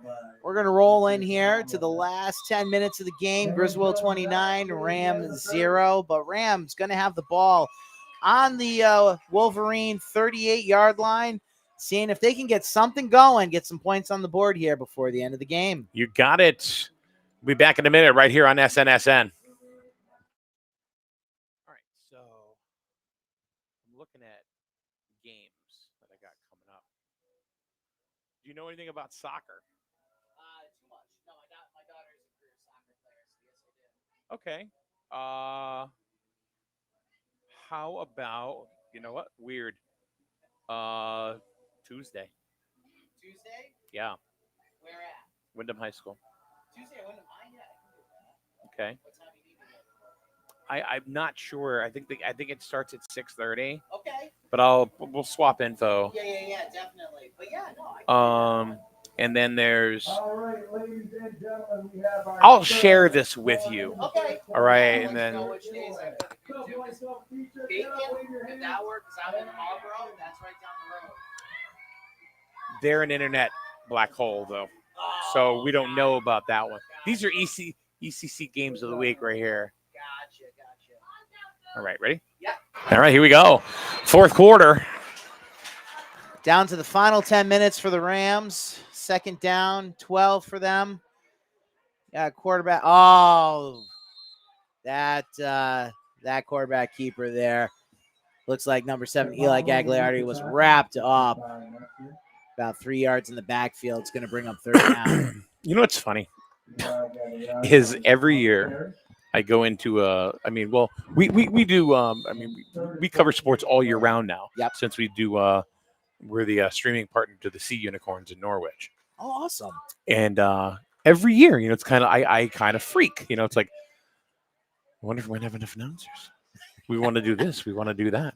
My God, we're diversifying. We're doing field hockey. We're doing soccer. We're whatever. You know what I mean? Yeah. Tiddlywinks. And it doesn't matter. And swim yesterday. We always seem to find. Look at Paul got past them. Yeah, but still, he slowed him up enough so that he was not getting anywhere on that. Barboza brought him down, it looks like. Bring up 4th down.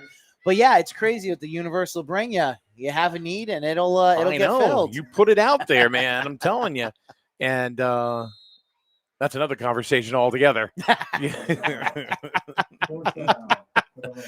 Oh, man. I've manifested this. I've manifested too many things I don't want to talk about. But it's funny because, like, I'll tell you a little story. We have a gentleman that his name is John Harden, and he's got this deep, rich voice. Look at this. Yeah, Will gets pushing passed. it through. Kid's a stud, man. Yeah, Will's definitely our RB1. He gets a lot of yards back there, but it is still going to be a turnover on down. And another person Ram down. He's popping right back Oh, up. good, That's good, Will. good. He's like, yeah, whatever. I'm up. Looks like might have gotten his ankle shaken up Yeah. there a little bit. Yep. No. Yeah, but he's walking on it, so that's a good sign there for number 12, Will Hills.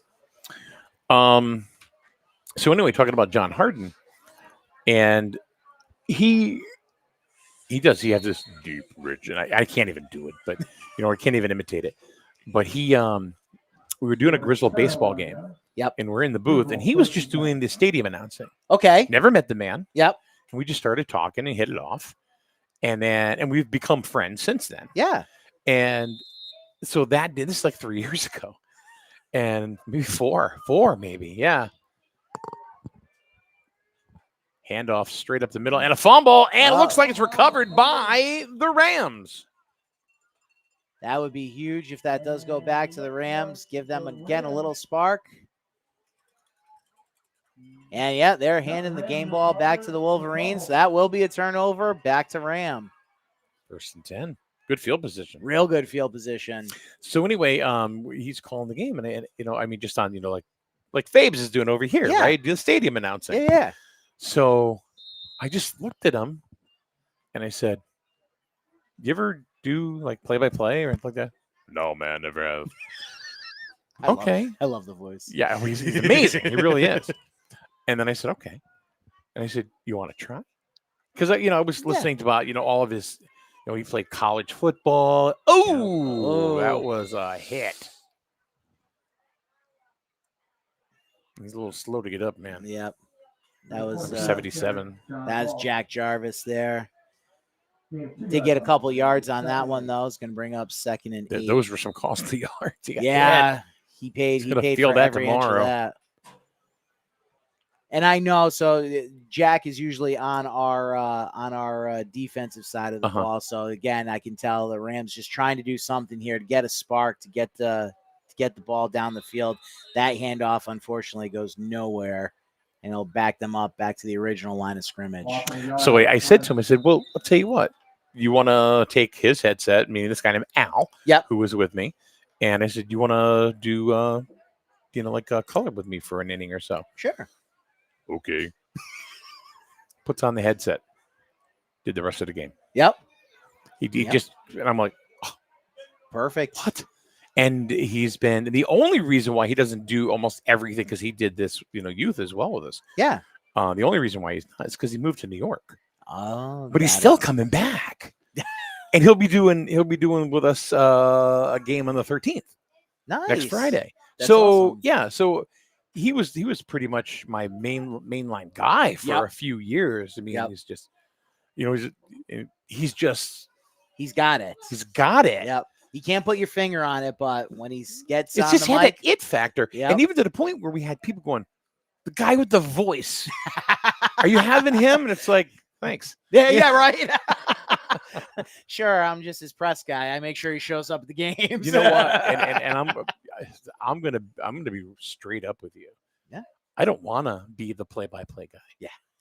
I've done this it's time for other people to step up. Yeah. And, and say, I hear hey, ya. I can do this.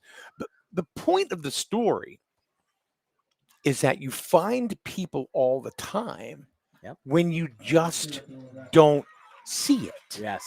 Yep. Yep. There was a lady in Colchester, Amanda Okay. Billiot. Yep. She didn't text me back this year, so maybe I made her mad. I don't know how. I overpaid her, but very nice lady. Very nice lady. Maybe she just didn't have the time. Yeah. Just wonderful. Yeah. And she did. How do you know? She did University of Alabama football radio. So it's like you find these people, that It's they just absolutely have it. crazy, right? And I got to be honest with you. Yeah. And today I found you. And what were the odds of this happening today? It's crazy. It's crazy. When my VP came over to me and said, "Hey, I got a job for you," I actually kind of cringed a little bit because usually when he says that, it's nothing good.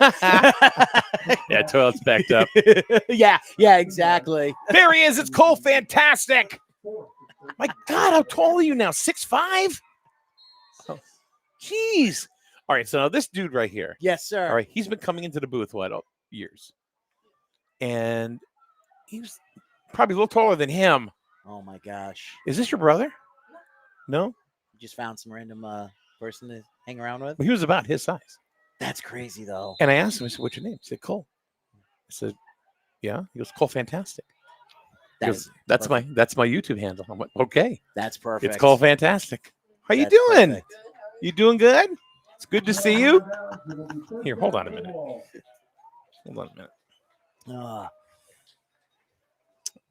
Back out on the field, we have a turnover on downs. Ram was not able to convert on that. It's going to hand the balls back to the Wolverines here. They're going to get it, it looks like, at the Ram 43-yard line. Down there? 1st and 10. Is there a headset down there on that side? There's not. You don't want to get popped on? No? All right. Usually he used to come in here going, can I talk? But here's the guy. Here's the kid right here. Yeah. That amazing young man. Yep. He would come in. Want any food? He was running back and forth, getting us food left and right. Nice. Last year, I finally said to him, it's time your little brother did this. Pass the torch. You got tall, man. You shot up. I guess that's what happens. That's man. it. You grow. Year after year. Cole Birmingham, man. It's crazy. Like I said, every year when all the players roll up for that first day of practice where everyone's on the field and you're just, man, where did you come from? What have you been eating over the summer? I remember, you were shorter than me, and now I'm looking up to you. He's a good kid. Oh man. And like his brother is on this team right here. Yep. So that's why I called him Rowan Fantastic. I love that. That's a great name, Cole Fantastic. That is a great name. It's his Twitter handle. I love it. So, but it's good to see him. And it's funny because like his mom and dad, I have them on, we follow each other on Facebook. Yep. So if it's his birthday or whatever, and I'll go, Cole Fantastic. Nice. So I love the kid, man. He's amazing. He's a good boy. Dude, coming up with that name so early, you got a future in marketing, my friend. Your dad did? Oh, your dad. All right. Well, dad done right, man. He sure did. Oh, look at that on the outside. No one out there. And he's still on his feet, back. trying to dance around. Looks like they're finally going to wrap him up somewhere close to the 40. But that's definitely going to be another first down for the Wolverines here coming up on 5 minutes left in the fourth quarter. And unfortunately, Mike Graham just hasn't had an answer really on either side of the ball for the Wolverines. Yeah. But you're also looking at a seasoned team. You know, you're looking at a bunch of kids that have been playing together probably since 3rd grade. Yeah, and that I can tell you right now, this Wolverines team is going to go deep into the playoffs again this year. And it is, like I said earlier, and look at this. Oh, He's getting running chased. backwards. That's a face mask. Yeah, he got his hands in there. That'll be 15 That was yards. Peyton Hassel right there. And another let's back up. Okay. That's Peter Segda, number 5, but he popped up pretty quick. Peyton Hassel, yeah. So he got brought down by the face mask. Yeah. So it's going to be an automatic first down. Yep. And again, sloppy mistakes like that have cost Rams so many yards and so many points. Wait a minute, is this one of those spot falls? So it's like where it happened, so it may not be an automatic first down? But I think it would be a personal foul. Yeah, I think personal foul is automatic. Well, we'll see. They're marking it off now. Well, maybe they may move it to a first down anyway. Yep. Yeah, they're going to put it. Looks like it brings it all the way out to the 35 of Ram. On the 35. Yeah, see, look, even one guy's. Yeah, he confused one of the guys running the sticks. It is Yeah. only going to be 2nd down, so they do just get the yards. But they're going to pitch it right back to number 22. Oh, First man. down, Dietrich. Yep. Yeah, I thought that was an automatic first down anyway. it's so one of the things I'll tell you that even I'm still trying to learn 4 years into it, Mike, is there's a second set of rules for the youth game that don't exactly mirror college or the professional rules on certain areas. And there are a lot of things like automatic first downs that are part of the game for the older kids that at this level, they just give them the yards. Right. And I do like that they're in the double wing because that's where they're going to. Yeah, that's where they're going to be playing. If when they go they're to on the Griswold. field. Yep. So, like we were talking about, like this being like a feeder system into local high schools and stuff. A couple of years ago, there was a senior team that won the Super Bowl, and a lot of those kids ended up, they're playing at Griswold. We talked about this one kid, Kiki Boyce, who had a pick six as his very first play on the field. You get the D'Amico twins, and there's this one kid, Adrian DiGiacomo, who actually lives out of town. Okay. He lives in another town, but it's a town. Oh, that he had nowhere to go on there. Yeah, that was wrapped up by Barboza just nowhere to go. That was wrapped up by number 8, Gunnar Christensen, got into the backfield there, bring up 3rd down and about 15 for the Wolverines. So DiGiacomo lives in a town that is a sending town for Griswold. Yep. So we have, I think there's 7 or 8 different sending towns now. Right. And he could have gone to his high school.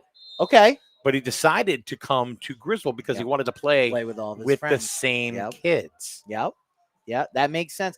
I mean, forming these bonds that these young men and women do on these teams is so important. I certainly don't blame him. There's another run up the middle that ended up, that was Barboza again, brought down by number 22, John Ball.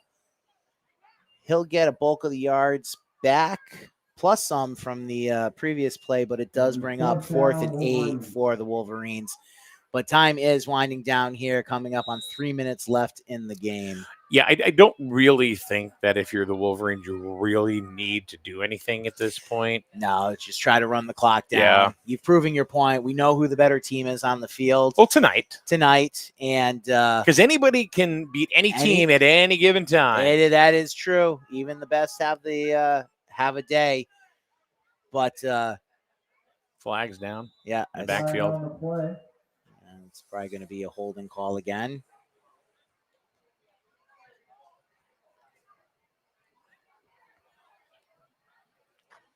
But yeah, this game just dominated by the Wolverines start to finish.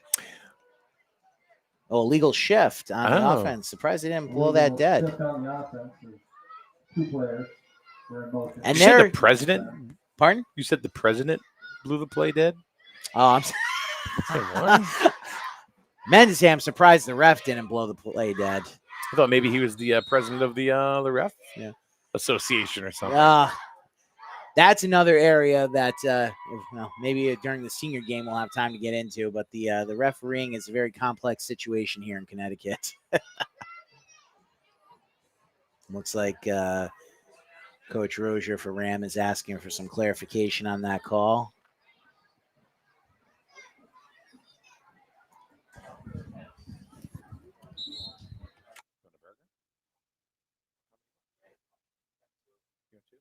Hot dog as well? Okay. Sure. What do you want on it?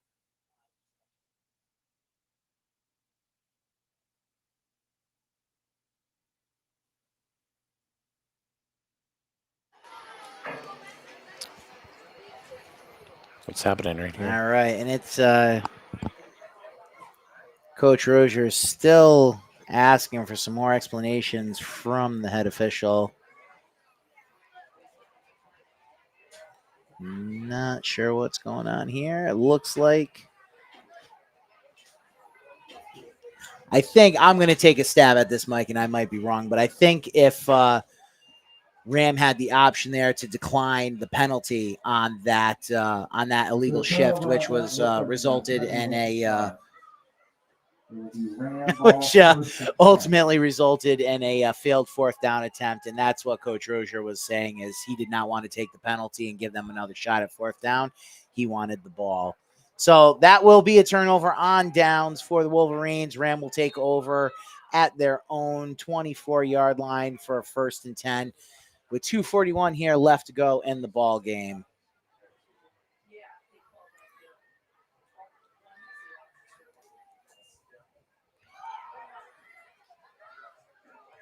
And we got to run up the sideline. Yeah, he did slip. I still think he was gonna go anyway, but that was Gardner that brought him down. Yep. And that's number 10, Paxton Ellis. He injured his ankle earlier in the game, so probably that slip did not help his situation. But unfortunately, that results in a loss of 3 yards for the Rams.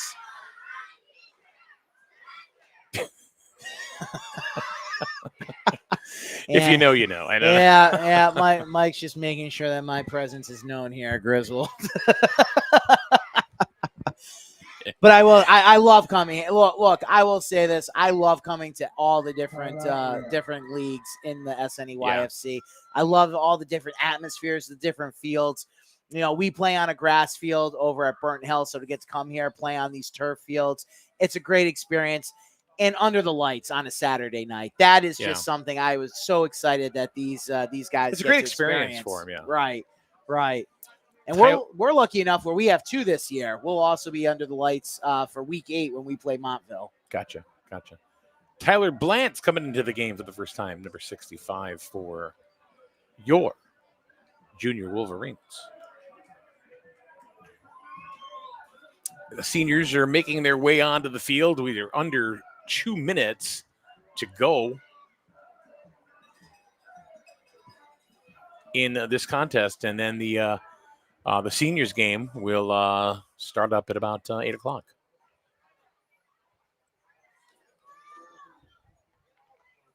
Second down. Seems to be a lot of confusion in between plays on this game. I've noticed that too, and I don't know if it's just the way that the game's gone. If there's mental block, obviously it wears on you when you're down 29 points. But yeah, and again, I don't want to harp on it at all. But Rams definitely got some things that they have to clean up after this game and make sure it doesn't happen if they're going to have a good season going forward. Number 20, Grady Vreeland into the game, as well as Cameron Rothmeyer, number 36, in General, number 21. And we have 3rd and 11 here for the Rams, still backed up deep in their own territory here, trying to break free and just show anything here before the end of the game. And it looks like the rain has finally started here in Griswold. You made that. I don't know if you called it or Ken, our cameraman, called it. Said just for the senior game, it's going to happen. Oh, it's coming down. Yeah, it was. We've been talking about it all day. We knew that the weather was incoming. We knew seniors was going to be sloppy. And truth be told, I'm shocked we got through the juniors game. And the people are starting to flip out. Oh, my God, it's raining. It's football. They'll play in snow and ice. That's it. As long as we don't see any flashes of lightning, we're good. And we certainly don't want that tonight. So we're lining up here for a 4th and 11 here for Ram, and that is stopped. And that's going to do it. There's under 30 seconds to go. Yeah. That rain is, wow, look at it coming down. Yeah. We're getting it in here. The sky has just opened. Again, he's doing a great job trying to save the camera there. It's all right, Ken. That's the end of the game. We got the seniors coming up. I'm going to have to close this window, actually. Yeah. Oh, my goodness. That came out of nowhere, huh? This is a tornado all of a sudden. Are you good? Yeah. I'm going to put this in here so it doesn't pinch your wires. Yeah, good. All right, so we just closed our window, and people are like, look at this. It's pandemonium out there. Oh. And we just ordered burgers. Right? And with that will do it for the game. It was a turnover on downs. Griswold just took a knee. So at the end of your juniors game, final score, Griswold 29, Rams 0. Great game by the Wolverines. We're going to get set up here for the seniors game next, right, Mike? You got it. And you know what? The nice thing about this multi-purpose field is that it'll drain quickly. Yes. So don't go anywhere. The only thing we had to worry about is the possibility of maybe some lightning. That's it. You know, and if that's the only thing that really can cause a problem for us, but otherwise we're good. Be back in a minute right here on SNSN.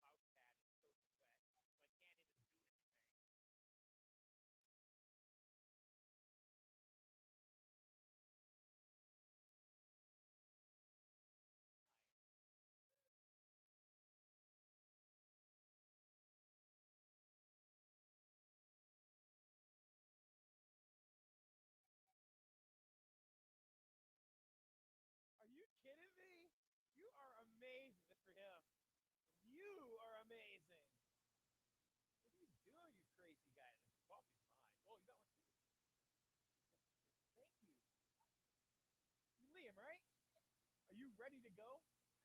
Ready? Are you going to be second string quarterback?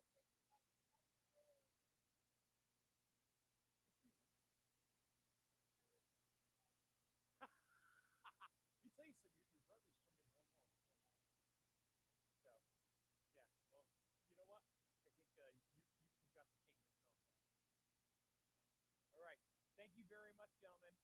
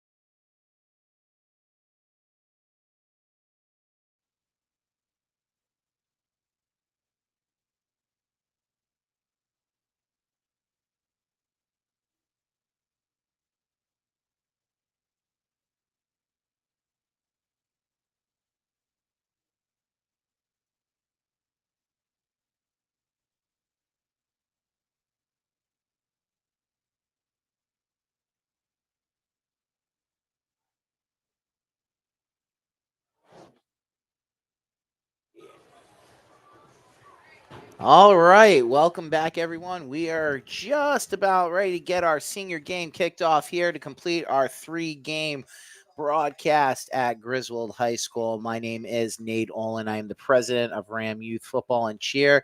Your guest announcer here, your usual guy, Mike. He will be back shortly. He's taking a quick break. It's been a long day in the booth, but we're excited. We saw a great micros game, a great juniors game.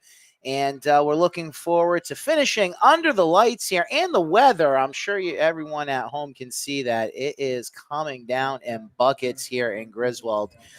So we are looking forward to a sloppy but great end to our seniors game.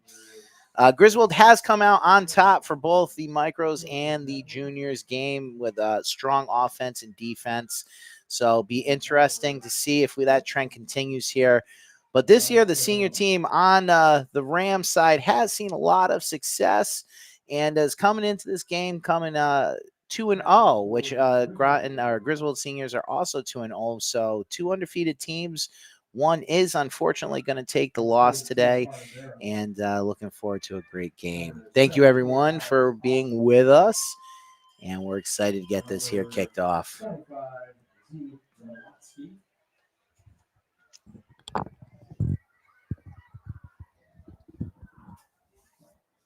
And number 2, Steve.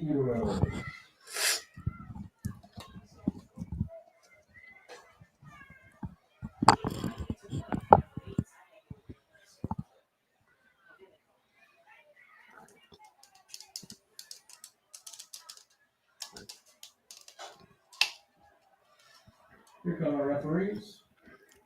And no game can get started without our referees. They are heading back onto the field, trying to get dry. Right at the end of our juniors game, we had an absolute downpour come across the field and end it for our junior squad on a very, very wet note. So everyone out there on the field is looks like they're having a good time dancing in the rain, but it is going to be sloppy for the rest of the day here. How much that'll affect the teams have be yet to see. But we're going to go ahead. They're doing the coin flip now, and we'll see who ends up receiving, and we'll get this kicked off.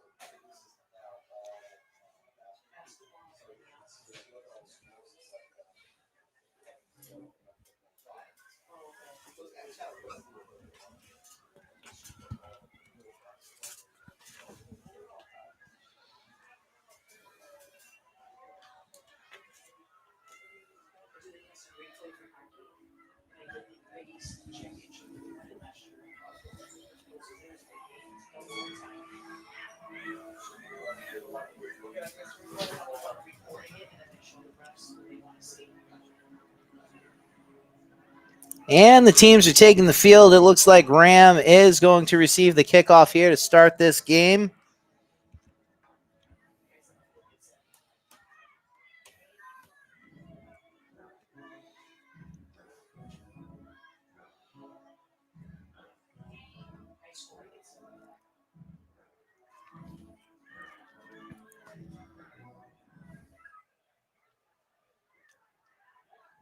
And Ram will be receiving the ball.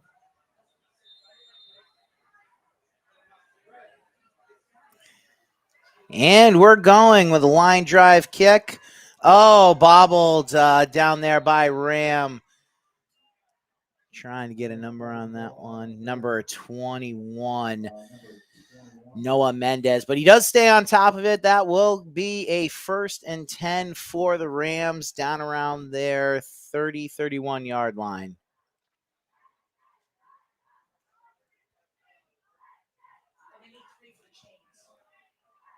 We need 3 volunteers for the chain gang. 3 volunteers. And they're going to give to him 33. We can't get the game going, though, until we have the chain gang going. It is important for everyone to know where the first downs are and what down it is on the field. So while we get some volunteers here, the kids are going to go back to their sidelines, get pumped up and ready for the game. Again, my name is Nate Olin. I'm the president of Ram Youth Football here as a guest announcer. Your usual main announcer, Mike, is here. He's taking a quick break. It's been a long day of announcing. We've been here since the micro game, which got kicked off at 4 o'clock. Had some great weather for the first 2 games, but as you can see, it is absolutely pouring here for the seniors game.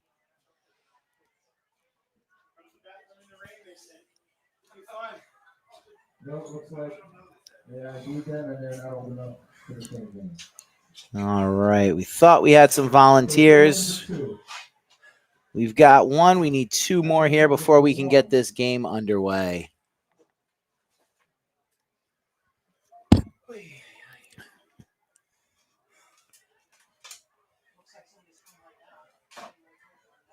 And Mike and I were discussing the last game here for the juniors, just how important volunteering is to keeping these youth programs going. Nothing gets done without a strong set of support from local community volunteers and the families. It takes a lot to keep these games going and making them happen week over week. So we appreciate everyone that does come out and volunteer.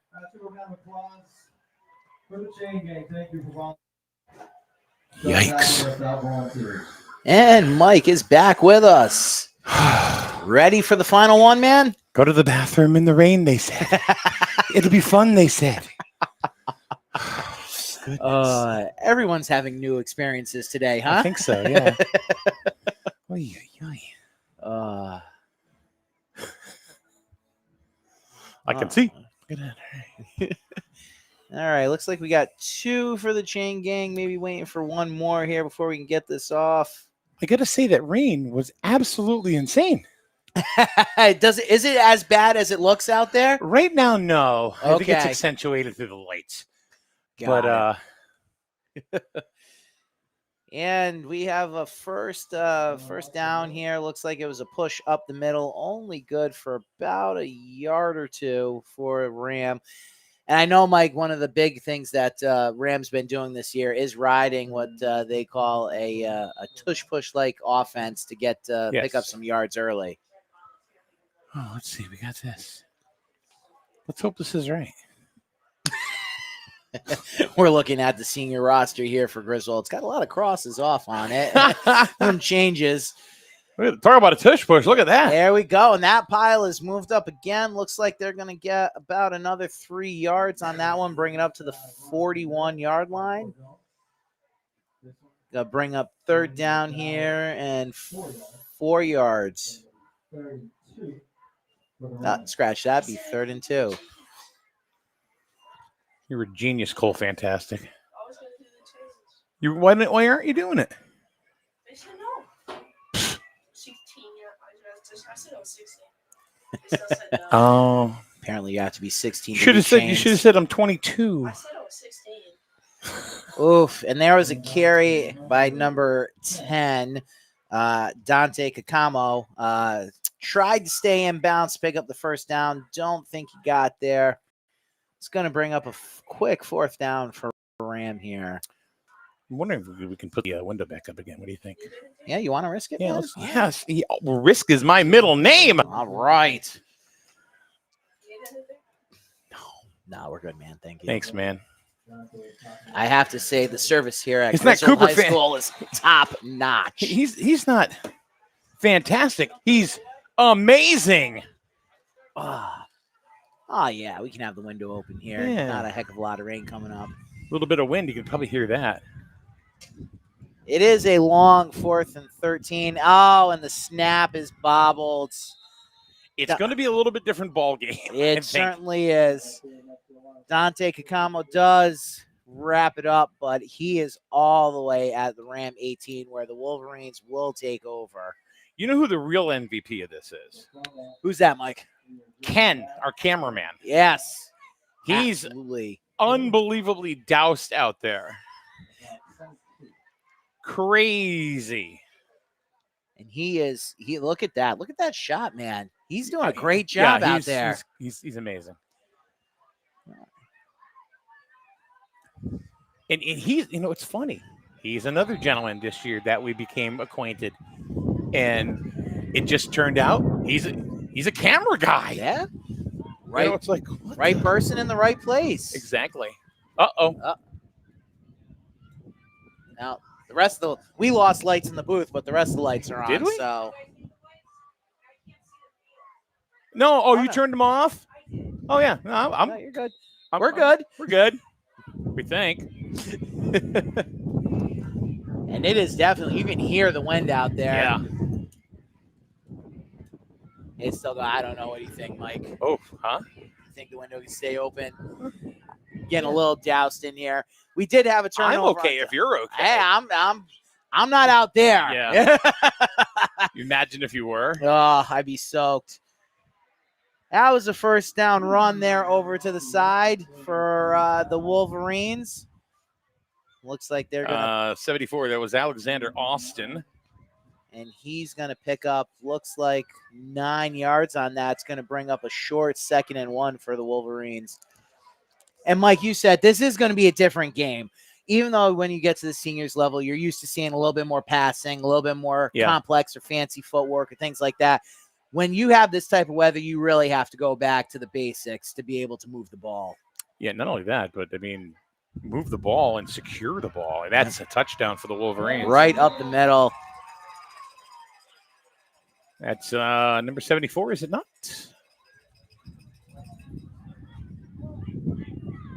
Turn this way. Celebrate towards the announcing booth. You know what?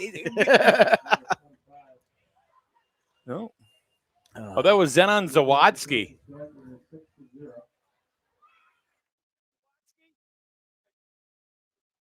86? Wait a minute. Oh, all right. So it was Zawadski. Yeah. And they're going to go for the... Yeah, and that's going to be... That is successful. So very quickly off the rip here, we have 7-0 for the Wolverines with 6:45 left to go in the first quarter. And I'm trying to, because what's happening is the keypad is all wet. So it's hard to actually use the mouse pad. Yep. Because it's wet and it's like it doesn't want to. During the break between games, we were talking about technology in the rain and how cell phones, the second they get the screens wet, they're useless. Yeah. And unfortunately for us at home, that's how we do most of our DJing. So seniors last week was an absolute rain fest too. And DJing? It was a quiet one. Yeah, man. Got to keep the crowd pumped up. Oh, you mean talking about in the booth? Oh, yeah. I thought maybe you were talking about like club wiki. You know? We don't go that hard after the game. Who's that? That's Deadmau. Little techno. Oh, and that is scooped up by... He didn't expect that. No, he didn't. That's, I'm going to say that's 59 yeah. Ashton Minor. Nice run back, too, for somebody that did not expect to even catch the ball. No, he's on the front there. He's not used to doing that. But that was nice. That'll give the Rams some good field position here on the Wolverines' 44-yard line.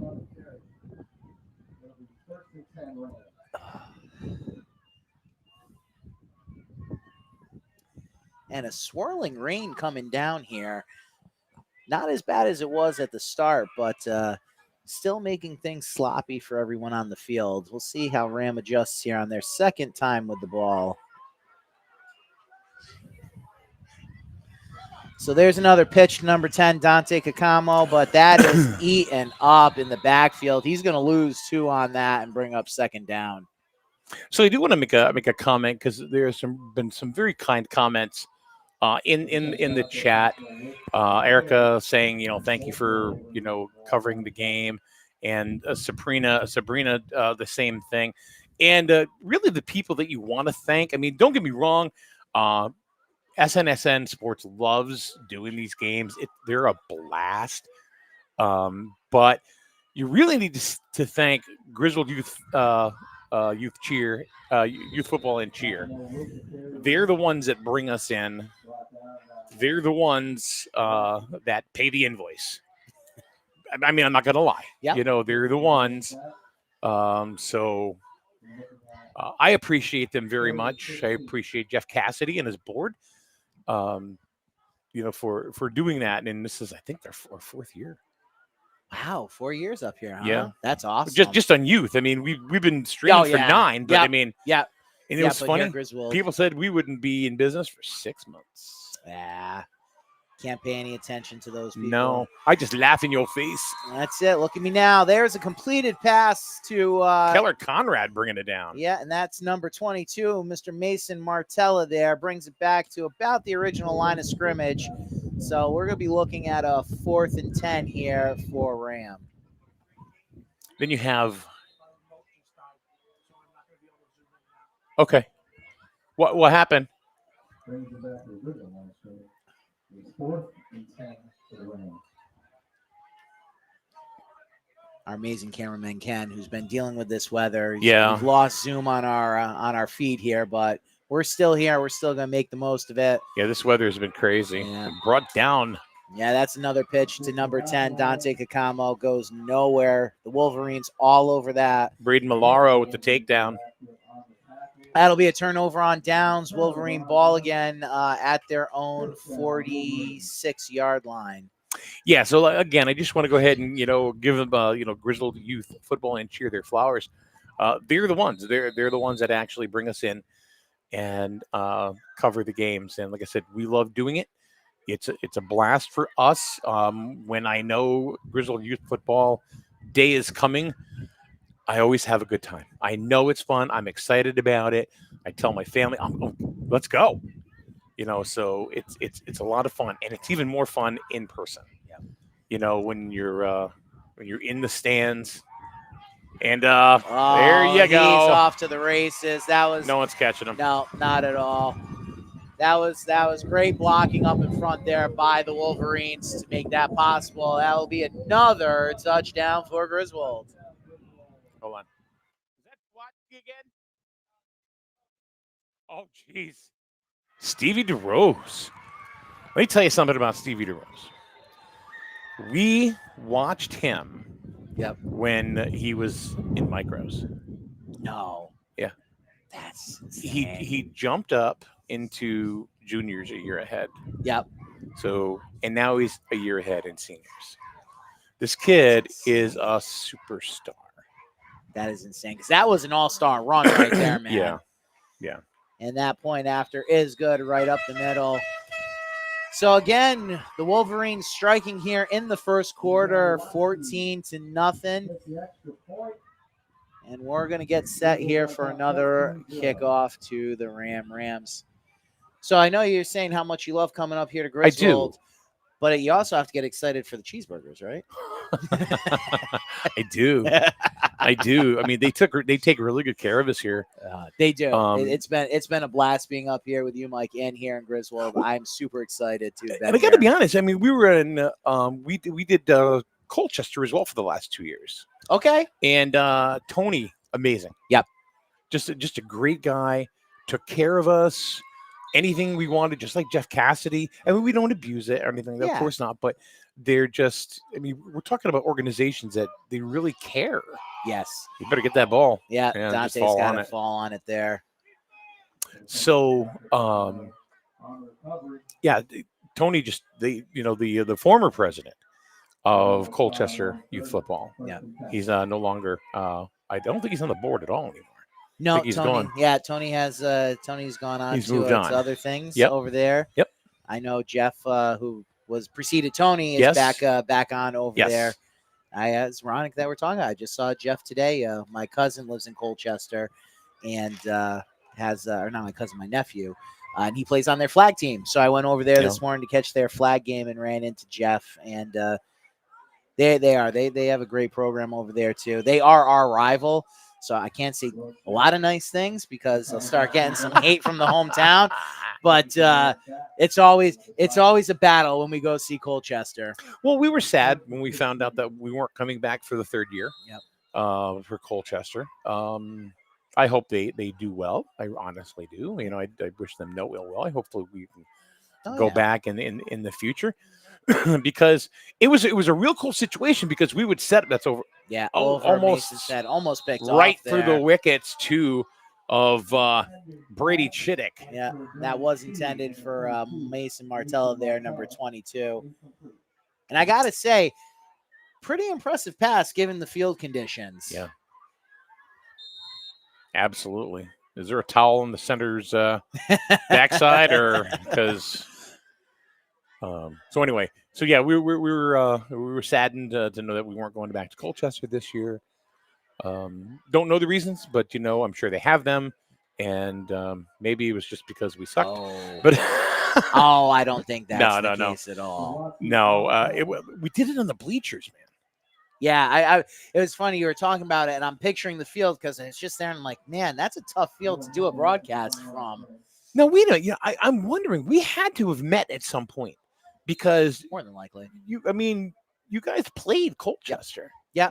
So You know, and we did all the home games for 3 years, and a lot of the away games, as a matter of fact, too. yeah, it's been ironically the way the schedules have worked out. We haven't been at Colchester for about 3 years. It was about 3 years ago was our last time we were there. They're coming to us again week 10 this year. Before You're talking we about switch Jeff over. Hashem, right? Yes. Okay. Yeah. Yep. Yeah, great guy. We had nicknames for his kids. Hashem, Basham. We had I nicknames like for all that. the kids. I Yeah. like that. Yeah. So, yeah. So, like I said, we're not there this year. It's a tough business sometimes, yeah. It is. But it's And okay. And you know, obviously, you know, It's I tricky. don't know. It's really In case tricky. you guys can't hear the background music, Tricky, you know. that was perfectly timed by Mike on that. I got lucky. But yeah, it's tough. You know, obviously, I don't know Colchester's exact scenario, but I don't either. No, and I'm not even going to try to guess Yeah. or anything like that. But We're not there this year, and Yeah. hopefully we will be in the future. Yeah. But I do know one of the things, though, that all programs are facing is just the rising costs like everyone else. And it's made a lot of us have to make some tough decisions. So, you know, again, hopefully whatever the case was for them. I can you'll tell get you that this. done. We have not raised our rates in 3 years. That's awesome. Ever since COVID, we have not raised our rates. That's great because I I wish more people had done that. All right, we have a long fourth down here. Trying to get a punt off here. It's going to go out of bounds right around the Ram 31-yard line where the Wolverines will take over. I know we were talking during that drive for Ram, but not a lot going for them. A couple missed pass attempts there and a couple runs that went nowhere. So, again, a lot of like what we saw at the juniors game, just trying to figure out a way to move the ball against this Wolverine defense. Yeah, again, you're talking about kids that have been playing together for a very long time, right? You know, from the micro division. So I mean, these guys are Super Bowl champs from the junior division, and now they're playing seniors. I mean, there are plenty of names here, you know, that I could talk about. You know, like Stevie DeRose, Brady Chittick, Braden Milaro, Zenon Zawadski. I mean, Camden Hassel, Carter Barrows. Who else could I? Let's see. Kevin Wilbur, Emma Harrell, young lady out there, has been playing for years. That's awesome. You know, That's awesome. and a great kid. You know, so and there are others here. I'm just talking about ones that I can just remember off the top of my head. Yep. So Yeah, when you have that much chemistry on a team, man, it adds to that. They call it the intangibles. And that's what that adds to. Yeah. So we had a offsides there, gave 5 yards to the Wolverines, brought up first and 5. That run by looks like number 64 didn't go much. number 64, that would be Colby Peterson. All right. In case anyone's wondering, it's not that I don't want to say the Wolverines' name. It's Mike's got the paper, so I can see the numbers. I don't know the names. Yeah. But that will bring up 2nd and 7 here for the Wolverines, seeing if Ram can continue to stop this this offense from moving down the field. Oh, and Ashton Miner, number 59, gets Boom. through. Wraps. Is it number 25? I think that's 25. Yeah, 25. Yeah, that's Zawadzki. Yeah, Yeah. wraps him up behind the line, backs them up now. That's going to be a 3rd and about 11 for the Wolverines. So in our chat room, Kurt wants to know, how's Capalbo doing? And I'm going to be honest with you, we don't generally get injury reports up here. We don't really hear a lot. And sometimes people rarely will tell us, but not so much. So I'm sorry I can't really give you any information on that. I didn't even know something was wrong, to be honest with you. And that was a pitch to the outside. Again, looked like to number 25. He was chased first by number 0, Jackson Paragon, and eventually forced out of bounds right around the original line of scrimmage. Maybe picked up 2 yards there by 59, Ashton Miner, who's been all over the field for the Rams here in the first quarter. And look at this. The tents are going down.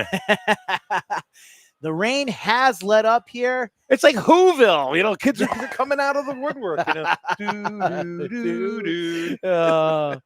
We are here. We are here. We are here.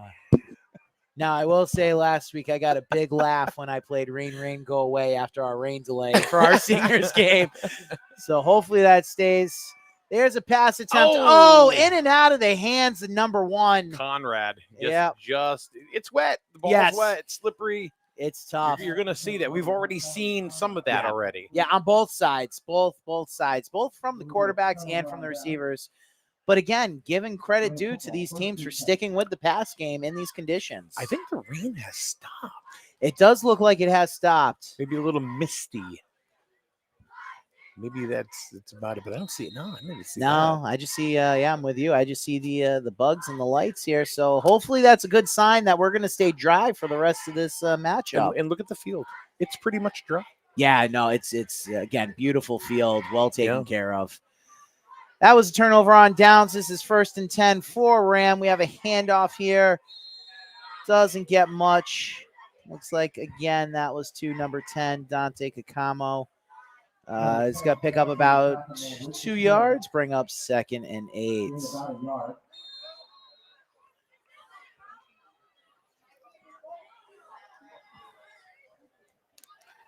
So, again, a lot of shifting here on the offensive Ram, just trying to find the right pieces here to get some yardage and come back from these 2 scores.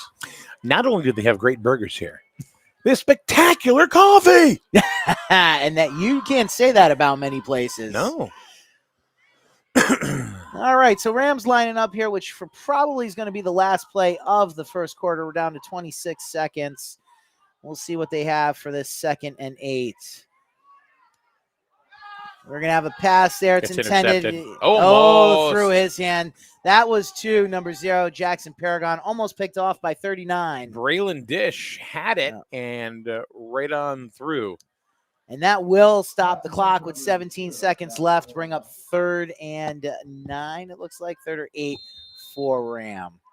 And, we really can't say much about, people dropping the ball right now because it's still wet out there, even though the rain has stopped.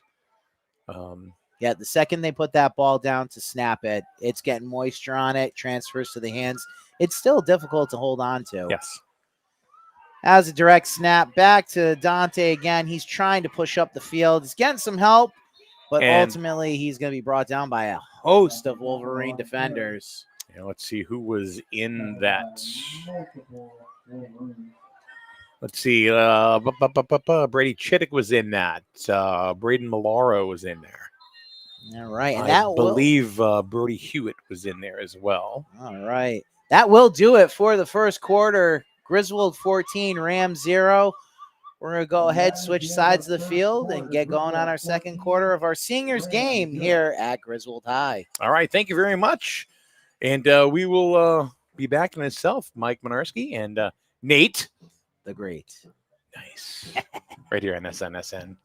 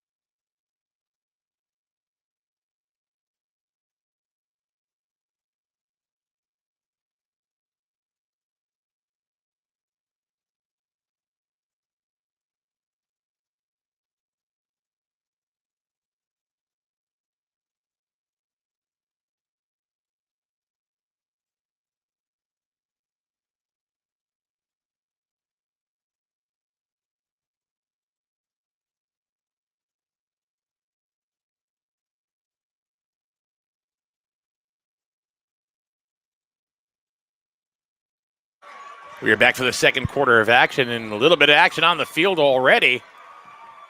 Number 10, Dante Cockmo with a huge first down. Huge first down That there. was, number 10, Dante up the far sideline. He was able to escape quite a few defenders there and made his way for a first down. So we have our next broadcast is going to be the next ECC game of the week. And that'll be Woodstock Academy at Wyndham. And that will be a soccer contest. 12th? Yeah. Okay. All right, we have a quarterback keeper here for Eli Cordone. He's making his way to the near sideline, out of bounds. Just short of the first down, too. Yeah. Made down around, looks like 36-yard line. Man, if they don't give it to him, that's going to be second in inches here, it looks like, for the Rams. So showing some signs of life here to kick off the second quarter. And they are going to give him a Rams first down. Oh, he is going to get it. Good. Yeah. All right, good for him. Very smart move, too. I mean, Yes. He's got a very, very good sense of where he is. Yeah, Eli's been working his tail off for us here on the quarterback position. He's been with the program for a number of years, has great football IQ, really, really understands the game, and even at this level is getting pretty good at reading defenses. And he just got wrapped up by Alexander Eldridge. Yeah, that was Dante again. Nowhere to go on that one. Brings up second. Looks like he's going to lose about 3 yards on that one. Big tackle in the backfield by number 63, Alex. And whenever you see that, they fly into the backfield like that, either someone missed the blocking assignment on the line or they just got overpowered. Thank you for joining us tonight on SNSN Sports. Nate Olin and I'm Mike Minarski. We are live here at the Griswold High School at the multipurpose field. This is the senior contest. Griswold, as you can see on the scoreboard, is up 14-0. The juniors and the micros have won their contests as well. And if we want to go past that, even the Pee-wees, they won 2, which means every team for Griswold so far is undefeated in this year. And this is only week 3. But still, it's a great start if you are a Griswold fan. Not going to lie, that's a start I'd love to have for my teams too here, but it's been a great day of football. A lot of hard-hitting action that we've seen. Both sides playing their hearts out, but Griswold getting the edge in all of those games. So hats off to the Wolverines today. And we're seeing a great seniors matchup here as well.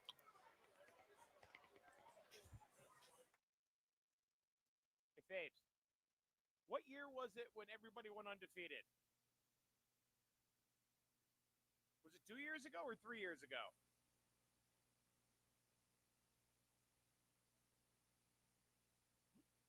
What was the year we played in Westerly for the Super Bowl?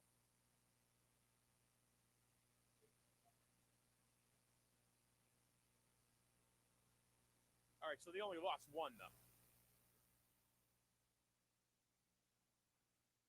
Yes. Yeah, it was the seniors and the micros. But they were in all 3. No, Colchester. Yes. We're just having a little discussion with Chris Fabry, who's doing the announcing today for the Wolverines. What year did the Wolverines all teams go undefeated?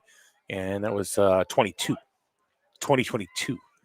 The only loss was the juniors who lost in the semifinals. Yep. Before the Super Bowl. So. That's a heck of a feat. But that's every team.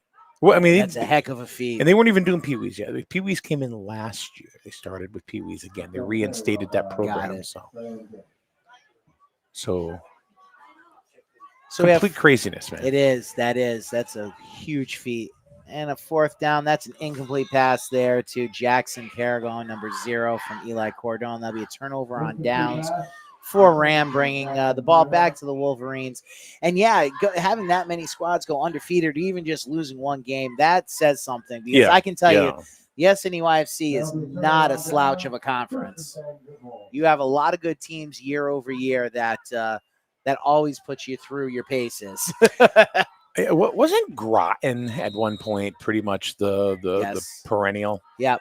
Yeah, Groton. I know they Westerly had had Westerly. some. Yeah. Groton had a great run there. Griswold has had some great runs, as has Colchester.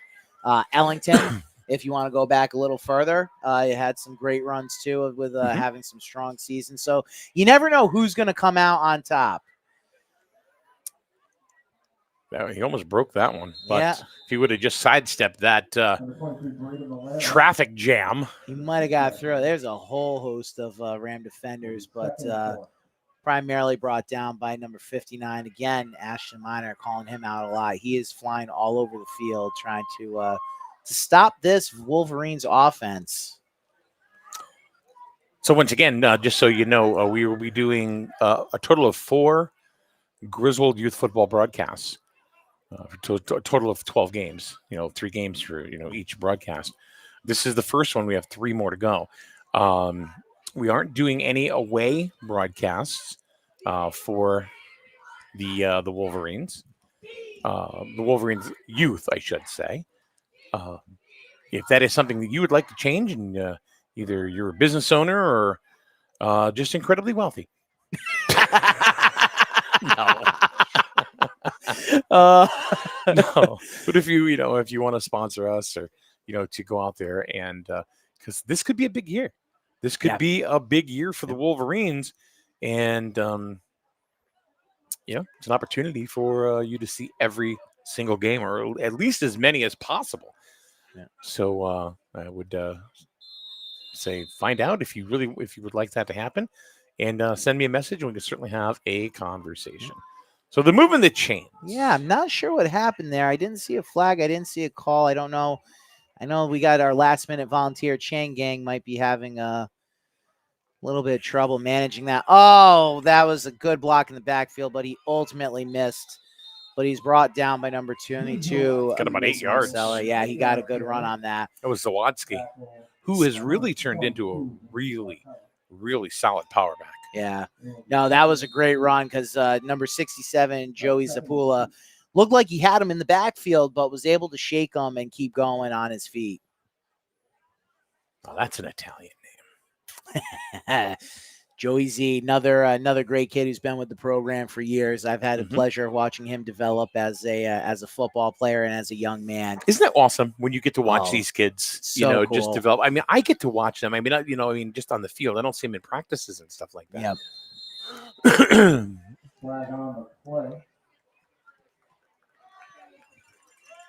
That would delay a game? That looks like that was a weird signal. I don't know. That looked like half delay a game, half illegal shift. So either way, it's going to cost the Wolverines 5 yards, back them up to a 2nd and 7.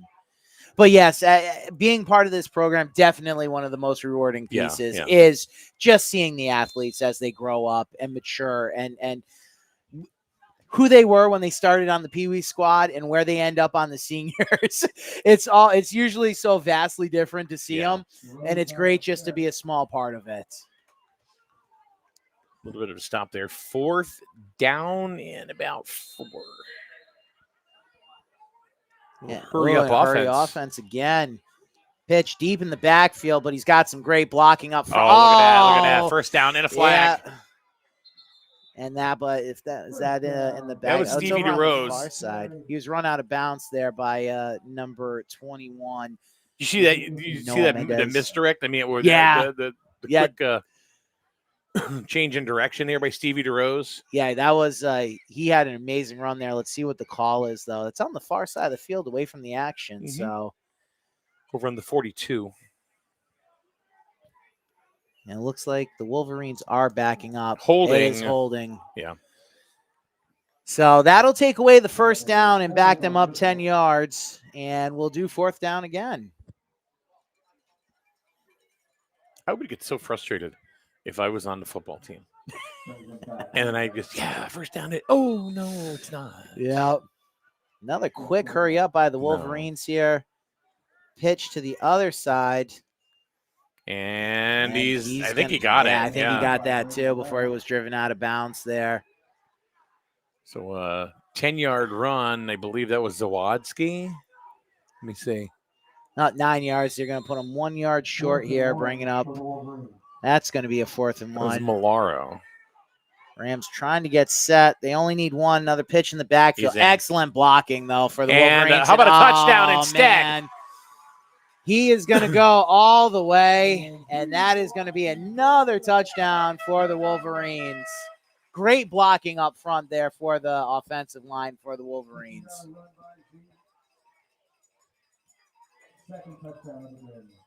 Look at that. They only needed a yard, and they said, Why leave any doubt? yeah. Who was that? Is that number 2? Is that Stevie DeRose? Oh, no. That's Zawadski. That's his second touchdown of the game. I don't know, man. I can't tell the black numbers on the green jerseys. My eyes are giving out on me. I'm having a rough time with it, too. And we're set for the point after here. It looks like they are going to go for the 1. And a double reversal. reverse. Yeah. And Is he going to fall forward for it? No, he will be down short of it. So that'll leave the score at 20 for the Griswold Wolverines, 0 for the Rams. And you would never know that we had a torrential downpour about 30 minutes ago. Yeah, if it wasn't for the cheers still wearing the ponchos, this looks like just a regular other night game. Yeah. My goodness sakes. You'd never even know. So we'll see here. Ram will get the ball back. It'll be about 6 minutes, 10 seconds left in the second quarter. Yeah.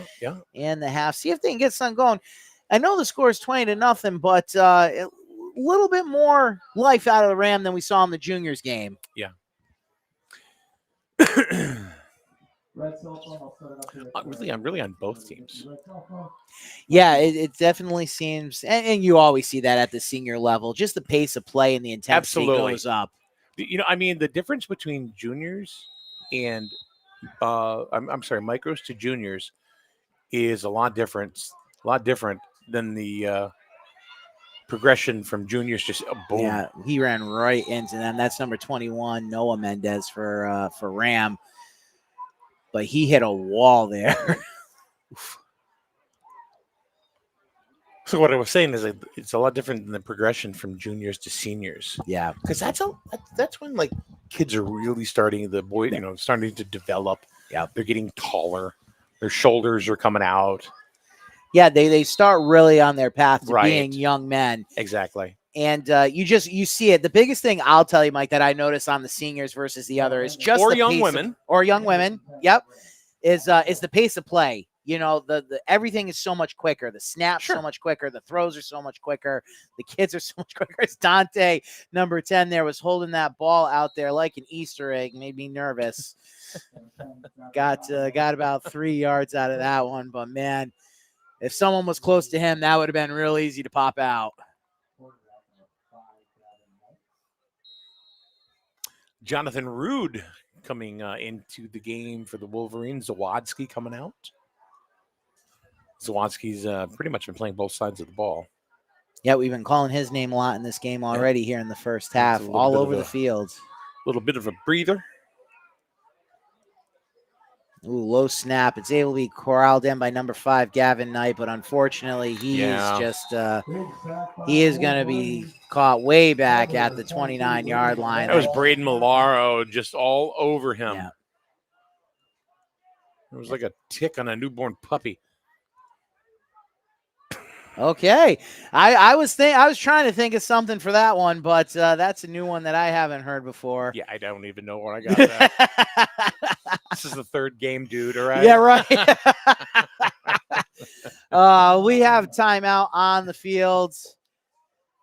Rams going to have a long 3rd and 20 coming up after this one. We'll see what they have dialed in here. Yeah, the Wolverines look pretty happy. They're looking a little happy. I mean, there's just under 5 to go in the first half, and I really honestly think that the Wolverines are, the seniors are dialed in. Yeah, they're certainly in command. I think it's probably going to stay that way through the rest of the game. not putting anything down. I'm sorry. I know you're the president of the of RAM, and I don't want you to think that I'm putting your kids down at all, because I am not. No. But sometimes, and in some years, Yeah, it's not the same every year. That's it. No, again, I've said it multiple times. I'm not taking anything away from the Wolverines. All the squads have played great. You've been very gracious. Yeah. You've been very gracious being the no, I'm serious, being the president of the league, watching, Griswold really having a good night. Yep. No, it's been fun here. That was a direct snap to number 21. Noah Mendez gets a couple yards out of that 20 back, but it still brings up a long fourth. But no, you've mentioned how these young men and women on the Wolverines senior team, they've been playing together forever. Yeah. Us over on RAM, we actually have 6 first-time football players this year on our seniors team. Yep. So they're learning the game. They're learning how to enjoy, execute, and have fun at it. But it's a different dynamic. Absolutely. Absolutely. But isn't that what this is all about, really, to have fun? It really is. Oh, Noah got speared there by, looks like, number 1. He got owned by Kellen Conrad. Yeah, he was in the backfield in a hurry. That'll be a turnover on downs for Ram. The Wolverines will take over at the Rams 35. But just like we were just talking, Noah Mendez, number 21 there. This is his first year playing football and first year with us. Tremendous young man, great talent, very speedy on the field. Very happy to have him, and just to see, him developing that love for the sport, and knowing that he's going to go on to play high school ball is great. Same thing with these kids here. They're going to go on, and they're going to go to different schools. Some will go to Griswold, some will go to Tech, some will actually go to Killingly. But I will tell you this: after this play. That's a good pass play. Complete. Oh, is it out of bounds? Out of bounds. It's good. Yeah, they're in bounds. It's in bounds. Stevie DeRose. That was a heck of a catch. That was good heads up play by Stevie on that one to know where he was and make sure he got his feet in bounds. So I forgot where I was going with that. Help me out. I got too excited by that play too. I forgot what we were talking about.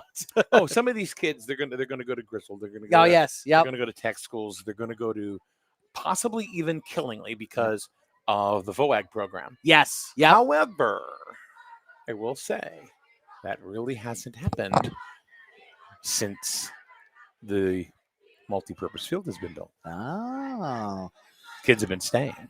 That's a good thing. There still are a couple of kids, that are going to Killingly. Yep. That's a good run up the middle there. And he may have eked in if he didn't get tripped up. Yeah. That looked like number 24, Grant Olin, was in on that tackle. 7-yard gain. Yeah, bring up 2nd and 3rd.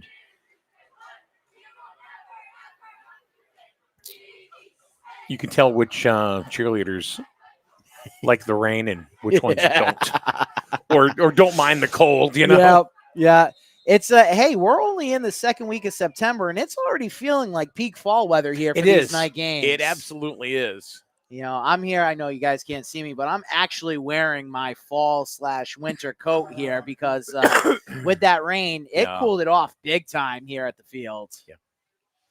And it looks like we have a timeout on the field before this 2nd down comes up. So we, for the last 6 years, well, really for a total of 8 years, through 2 vehicles, we've had it lettered up, with, the SNSN, sports thing. Get the name out there. Right, and there are sponsors on the car itself. So with that being said, we got a new one. All right. And now that one's lettered up. Nice. So if you see that, remember, we got it from Strain Family Motors right here in Lisbon. And very nice. They did us dirty. Oh no. No, they didn't. It was wonderful. No. Psych. Oh man. Plot twist. It came out beautiful. It did. No. I mean, they sold us the car, and if I told you what they did to the car. Look, oh my goodness. Oh, that Why was don't we just talk about a touchdown here? Yeah, that was another beautiful blocking by the line there. That hole you could have driven a dump truck through results in another Griswold touchdown. That was a huge hole. And again, well, that's Stevie DeRose. Amazing.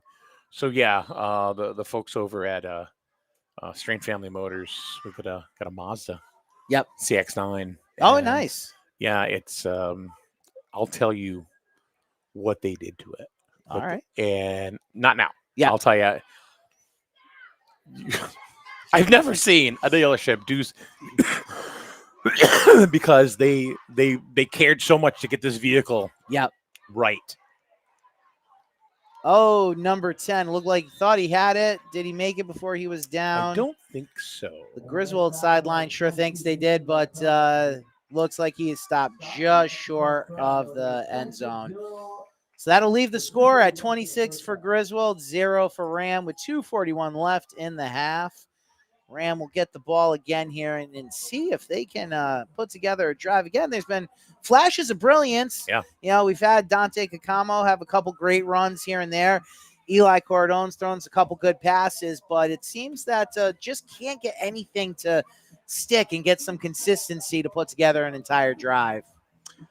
That'll come in time. You know, you just said, you know, there are what, 5, 6 Six brand new. Yep. Yeah, that have they never played before? Never played. Yeah. First year football.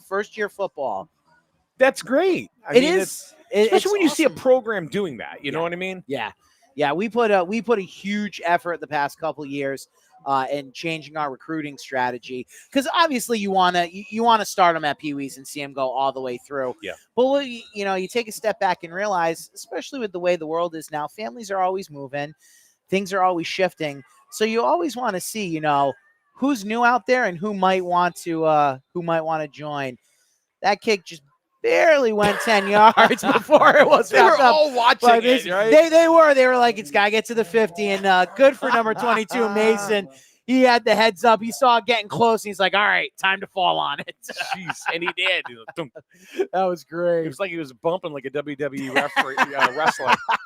My God. So Grant will have the ball at the 50-yard line here with 2:41 left in the half. Again, hoping they can put something together. That was great. It's just 6 of them just watching. Is it going to make it all the 10 yards? It's like, I want the burger. All right. And we have a handoff again to number 0, Dante Cacamo. Wrapped up, though, right as he hit the line of scrimmage. Alexander Austin is involved in that little schmeckle. Who else is there? Number 23, Braden Milaro. And I'm sorry, I missed oh no, it was Dante. I thought I didn't see the one in front of the 0 there. I thought maybe Jackson was doing some extra work there, the number 0, but that was Dante. It's going to bring up 2nd and 10 for the Rams. Another kid looks like he was. Is it Nicholas Lage? He's holding his back a little bit. Number 67. Oh, yeah, over here on the sideline, I see that. Might have tweaked it a little bit. Yeah. Oh, low snap. Eli can't hold it. All you can do is fall on it Yep. at that point. Yeah. Saves the turnover, but backs Ram up to their 44-yard line. It's going to bring up 3rd and 17. And again, that's the kind of stuff that you can't have happen when you're trying to put together a drive here before you end the half. Yeah. So what do you do? I mean, you got a minute and a half left to go in the first half. Do you just try to push it as far as you can, or you just kind of like lick your wounds and go into the halftime and talk about it? So at this point, if it were me, and obviously I'm not a coach, I would still take at least one more shot down the field just to see. And that was a good heads-up play by Eli to try to get that ball out, and he did. Luckily. And we've talked about that kid. Yeah. We've talked about that kid having good, good sense of football awareness sense. of where he is on the football field and not make it look like intentional grounding. Exactly. So I was just going to say he did a good job of finding number 22, Mason Martella, and getting that ball within distance of him, so it wasn't going to be intentional grounding. Is he one of your new kids, or? No, Eli's been with us forever. Late flag coming in. Huh. What are they? They are going to call intentional grounding. Oh. They're going to walk it off. That's, I don't know about that. That was a little one. perplexing. I Yeah, don't know, I don't about that. No. one.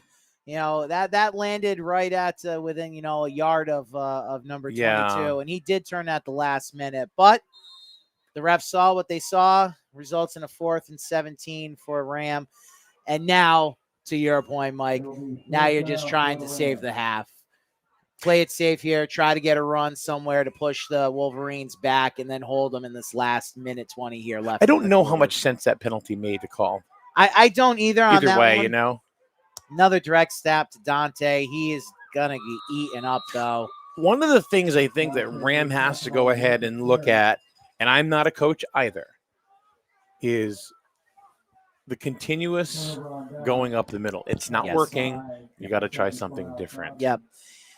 And it's, I have the luxury of knowing the playbook, so I know that there are other tricks in the bag here. Mm-hmm. So, but I'll never second guess the coaches and their play calling. But No, of course not. I do hope at halftime, we have a talk and figure out, what can we do different, what adjustments we can make. Right. But the Wolverines are going to get the ball back at the Ram 34-yard line here with 1:13 left. And unfortunately, that's probably enough time to do some damage here if we keep seeing what we've been seeing this first half. If they want to take Ram out of the game, they score. Yeah. They go in and they score. And we have a good pass just out of the reach. We had some good coverage there by number 21, Noah Mendez. Can't get the number there. I can't either, and I'm wearing glasses. We both are. How sad is that? It was easier during the day. Right? Yeah, that's not. That's Braden Milaro, number 23. Was just out of his reach.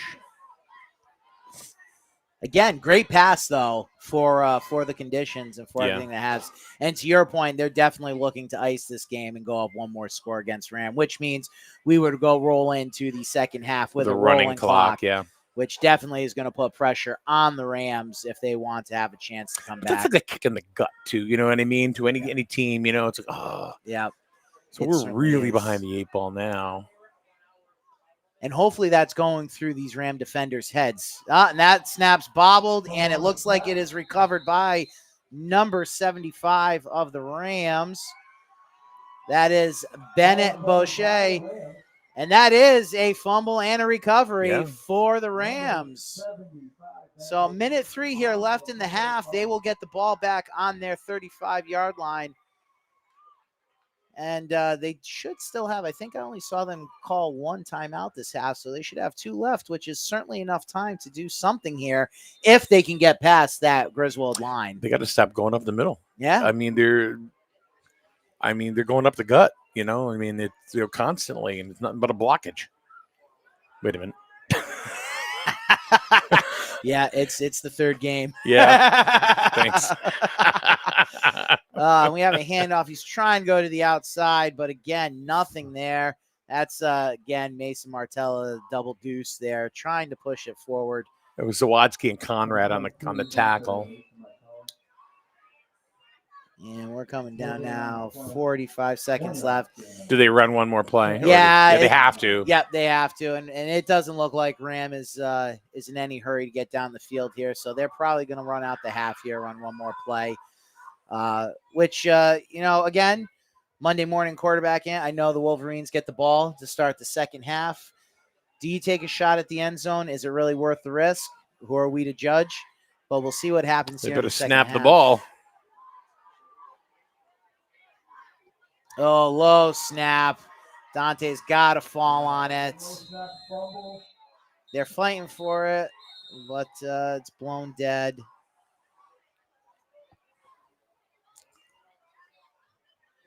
And the refs are indicating continue to wind the clock, which means Ram came up with it. But that will end the first half with the score. The Griswold Wolverines 26, Ram 0. They will go into halftime and figure out what changes they need to make to have a little bit more of effectiveness running the ball down the field. We will be back after halftime to call the second half of our final game here at Griswold High School. All right. Thank you very much, Nate.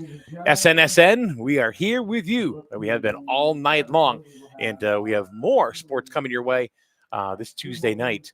We'll tell you more about it. It's going to be our ECC Game of the Week. We'll talk to more about it a little bit right here on SNSN.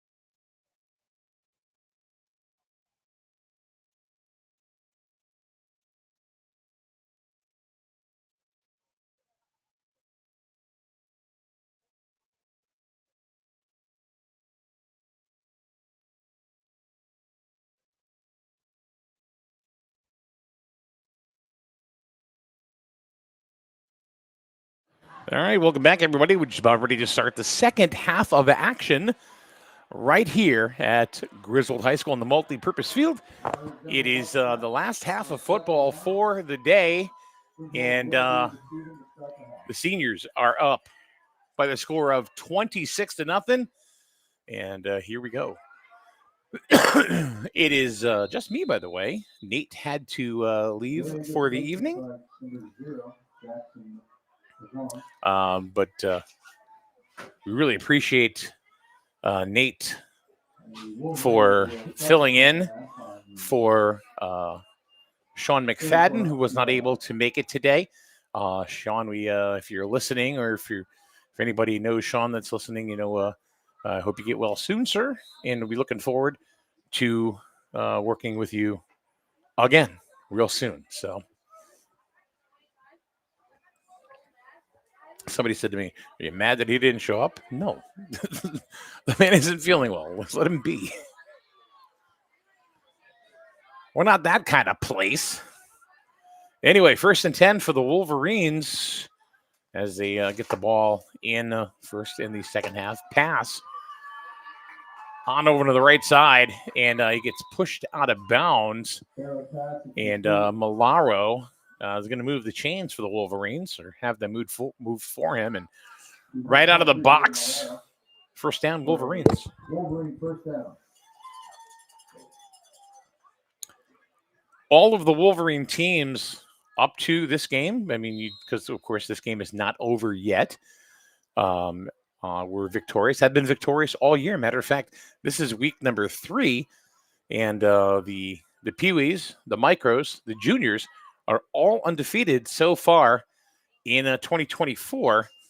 And the seniors have a commanding lead, 26-0 here. And Zawadzki gets decked, but he pops right back up again. So.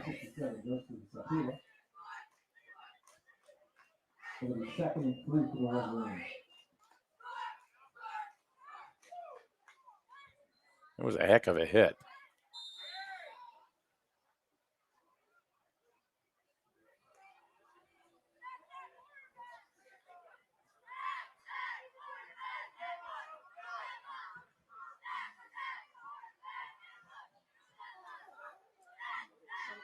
Second down and flags before the ball is snapped. Is there a little motion? There was. And that's going to be first down, Wolverines. Move the chains once again. First down, Wolverines.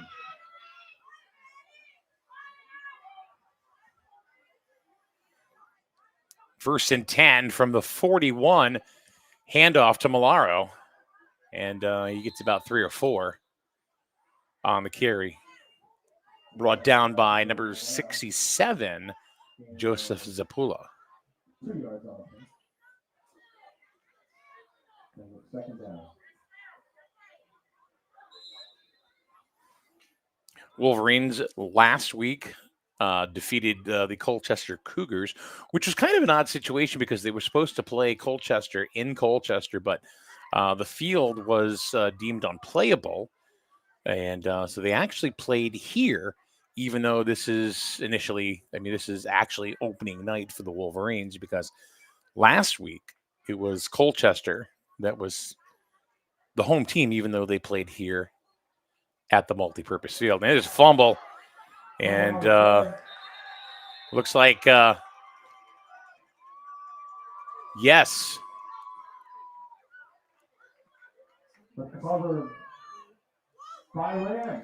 Ram comes up with it, and it's a turnover, and we have a downed Wolverine right now. Everybody takes a knee. So at the beginning of this game, at the end of the juniors game, we had all of a sudden the skies opened up and quite the torrential downpour. Usually you're pretty safe from getting wet.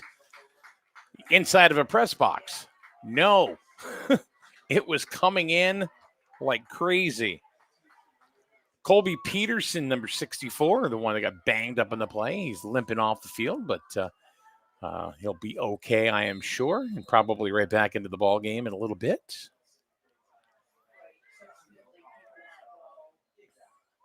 First and 10 for the Rams.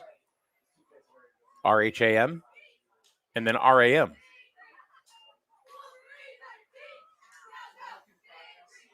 Pitch back, but he's going the wrong way, and that's going to be one heck of a loss for the Rams.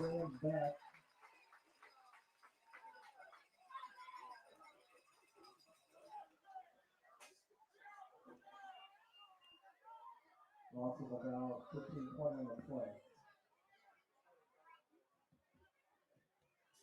About a 15-yard loss, so you're looking at 2nd and 25. It says 2nd and 30 on the board. That's actually more accurate, yeah. 2nd and 30, so they lost about 20. He just kept going backwards. Nice run there by the Rams. Dante Kakamo. Try to get some of his yardage, right back for them. Gets it up to about the 35-yard line. So still about 21 yards to go.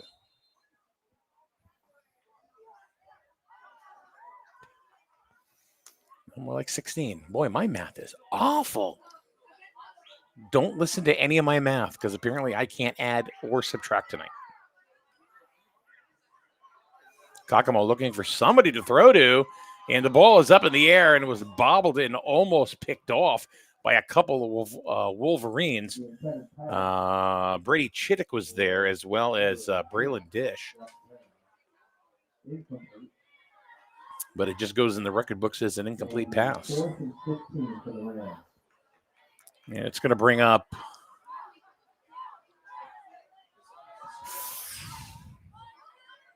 it still says, it is 4th down. 4th and 15.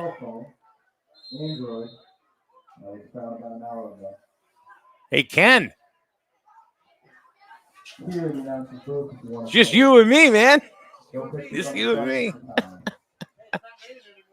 I know. We do thank Nate Olin for giving us so much of his time tonight, and also for his wife for allowing it.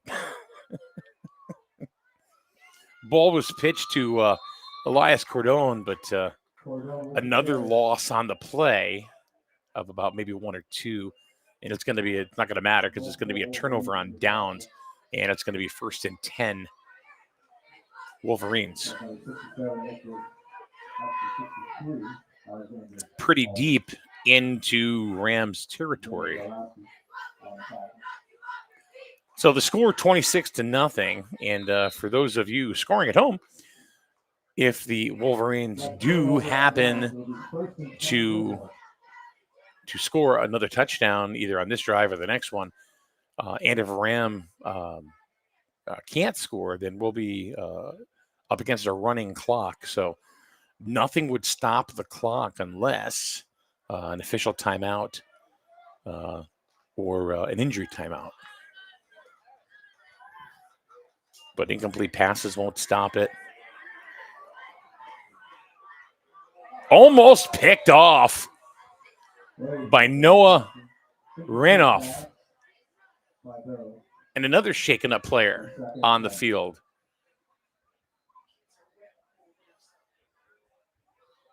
This one for the Rams. As you can see, 5:55 to go in the third.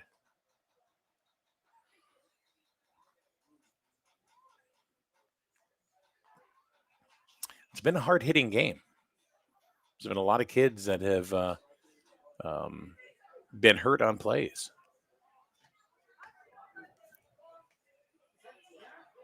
And I got to tell you, it's I don't believe it has anything to do with the turf for all the naysayers out there. These are just hard hits. We've seen them on both sides of the ball.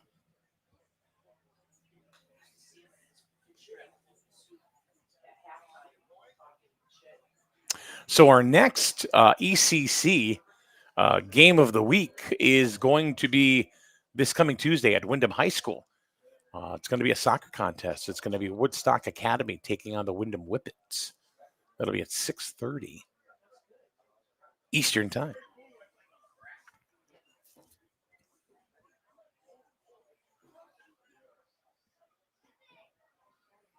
The next GYF contest that we will be covering will be not until next month, October 6th. That'll be right here at Griswold. And like I had said before, if you would like us to be on the road with the Griswold Youth Football Wolverines, send me a message.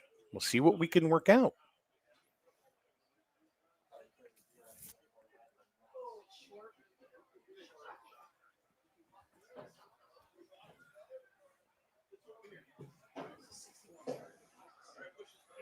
Young player still down on the ground for Ram.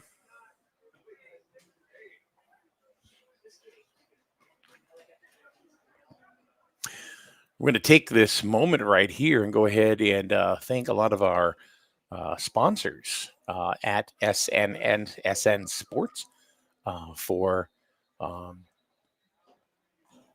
sponsoring youth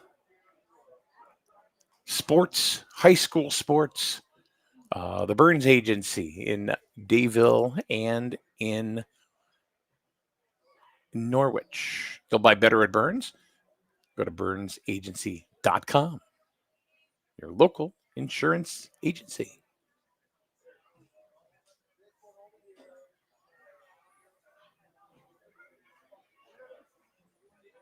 Strain Family Motors in Lisbon. Now, they have these cool things there that they rent. They're called, you must have seen them on the road, the Polaris Slingshots. These things are a three-wheel vehicle. You don't need any kind of special license to drive them. You just need a driver's license. And if you want to talk about fun, these things are a blast. And they're very invigorating. Get behind one of the wheels in there. It's automatic transmission. They're just fun to drive. And you can rent them at Strain Family Motors right over, just as you're leaving Jewett City over the bridges. You'll see them on the left-hand side if you're leaving Jewett City. Now, they are, if you're still wondering where they are, you remember where the old Sherman Ford used to be? That's exactly where they are. Same building.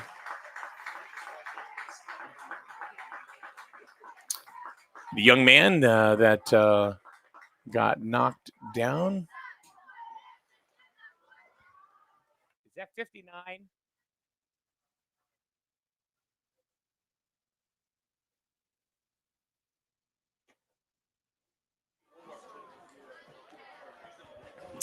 But he's being helped off of the field. Looks like his right leg or right foot is giving him some problems. Hopefully it's just something he can shake off in a couple of minutes. It is number 59, who's had a heck of a ball game, Ashton Minor. Head coach Chuck Burkhardt is out there, trying to help him out. But we're ready to go back to the football. Wolverines in the shotgun. And there's the pass, and that is going to be almost intercepted by number 22, Mason Martella. Actually, that was thrown straight up into a whole sea of Rams.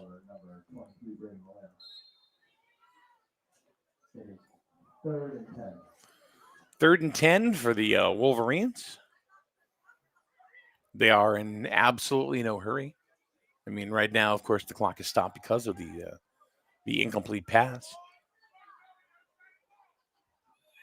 And he got pulled off all sides at Liam Sharon. He's kind of mad at himself for doing it. He knew it. He knew it. So it gave a free 5 yards to the Wolverines. 3rd and 5. Clock is running. 5.5 to go in the third. You can get a block there. Nice cut back in. And he's going to have a first down and more. And gets in to just about the 10-yard line. Malero just wouldn't be denied. Just kept pushing forward. Changed direction twice. Ended up with about a 20-yard pickup. So he made it to the 11-yard line. So it'll be 1st and 10.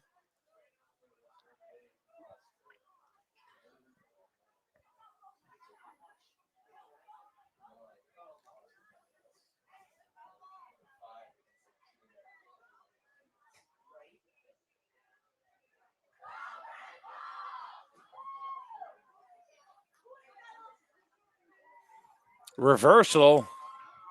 Looking for some blocking. Not getting it, but he got inside the 5.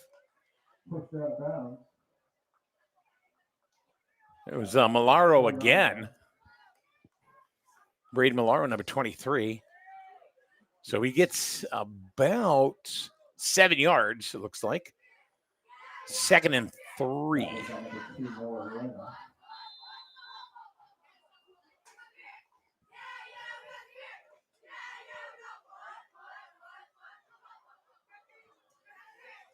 They got to get down to just inside the 2-yard line for a first down.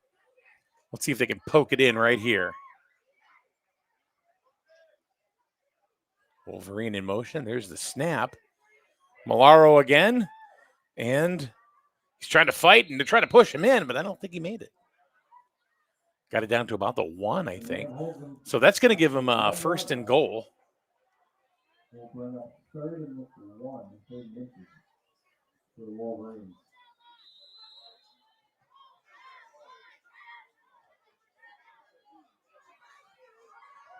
Yep, they dropped the chains.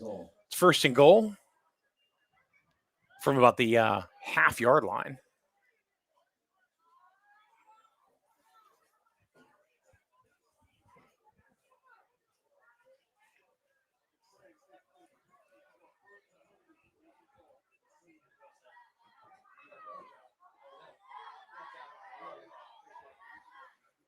Deborah, thanks a lot for those kind comments. Appreciate that. Couldn't make it in. Because you might need insurance someday, Deborah.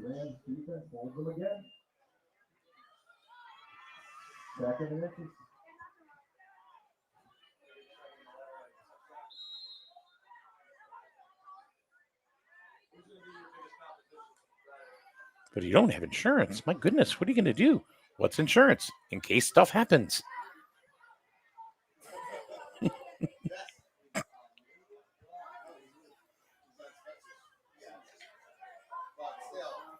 So no gain on the play. 2nd down and goal. Wolverines, we're going to punch it in once again. Quick pass right out of the hands of the intended receiver. 3rd and goal.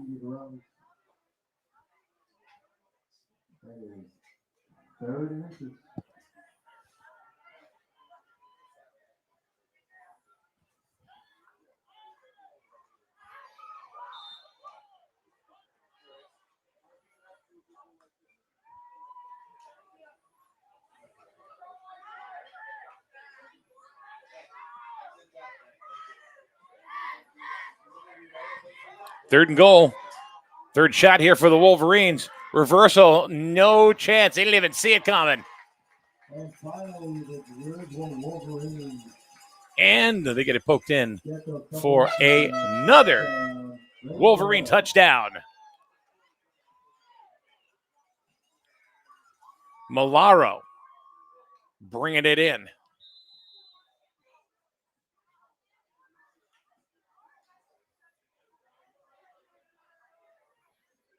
That makes it 32-0 at this point. Let's see if they get the extra point.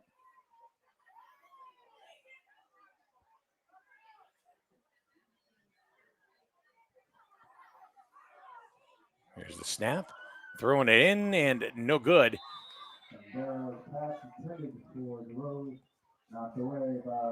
DeRose couldn't handle it. Carter Barrows had it right to Carter Barrows had it right to him. But 32-0, which means we are now going to be having what we call a running clock. It is the football version of the mercy rule.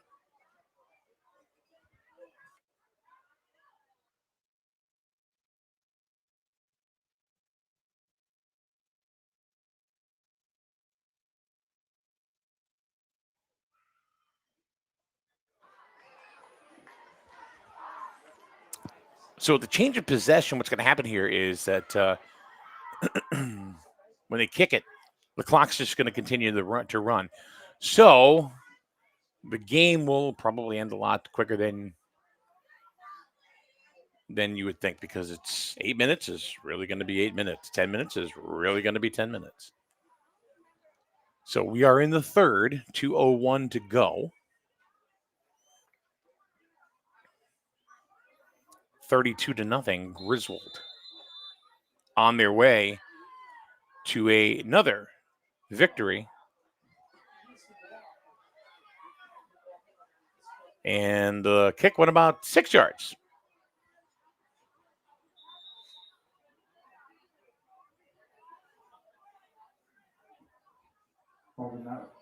Look at the Zoom works all of a sudden. Can you get the Zoom to work? What had happened is that during that heavy downpour, there were a couple of things that kind of ceased to work. So maybe it dried out a little bit. Oh, you're using it on the camera itself. Oh, jeez.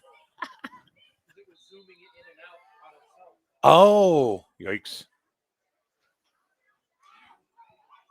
So if you notice, the clock is still running. It did not stop. So we are now under a minute to go left in the third. And Ram doing a little tush-push kind of thing. Got about 4 yards on the carry. 4 yards on the play.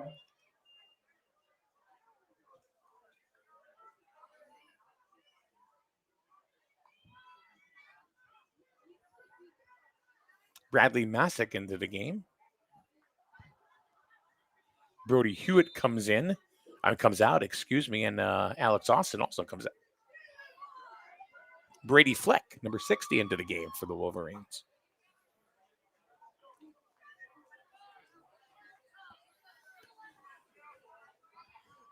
"15 seconds to go in the third.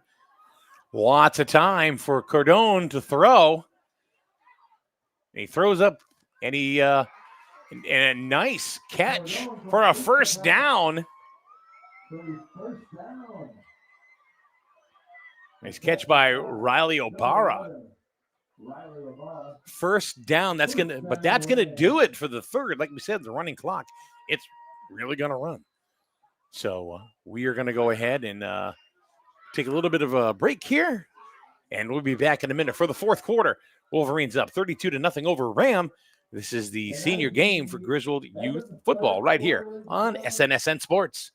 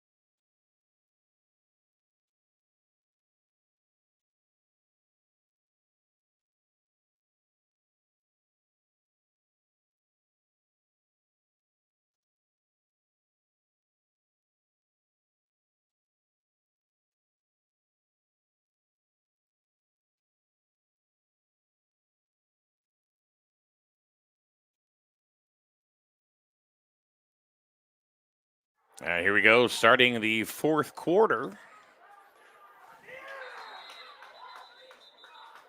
Quite the hit. 6-yard gain by 6-yard gain by Cordone of the Rams.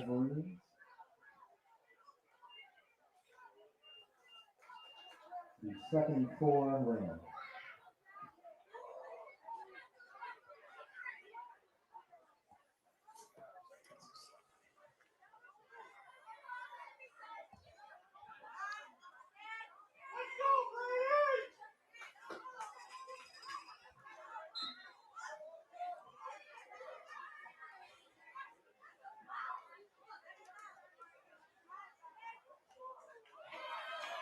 Rolling left. Another good run. And out of bounds. Cordone completed pass. Noah Ranoff. And another first down. Enough for the first down. Noah Ranoff with the catch. And the Rams continue to travel down the field.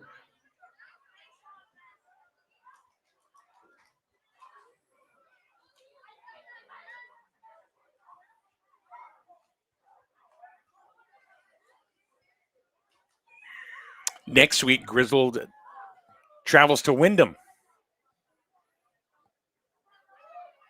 for their youth football contests. Griswold and Wyndham next week. There's another run. And did he get in? Cordone, no, they're going to call him out at about the 2-yard line, 3-yard line. That was so close. So on the 15th, that's 8 days from now, Wyndham will host the Griswold Wolverines. On the 22nd, it's going to be Tolland. They're going to be traveling all the way to Tolland. On September 29th, let's see. No, there's going to be an off week. Fumble on the snap.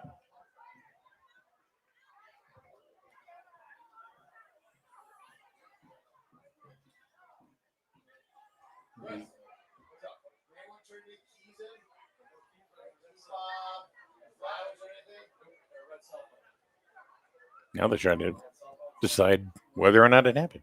Are they in? Are they not?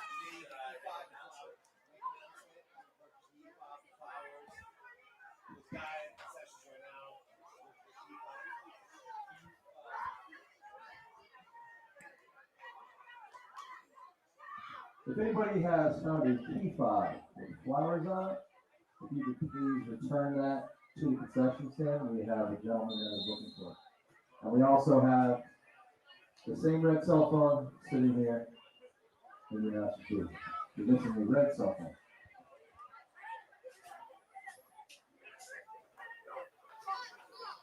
So 2nd and goal from the 2 for the Rams. Trying to get in, break it in, and get their first score of the game. And it looks like they do. Touchdown, Rams.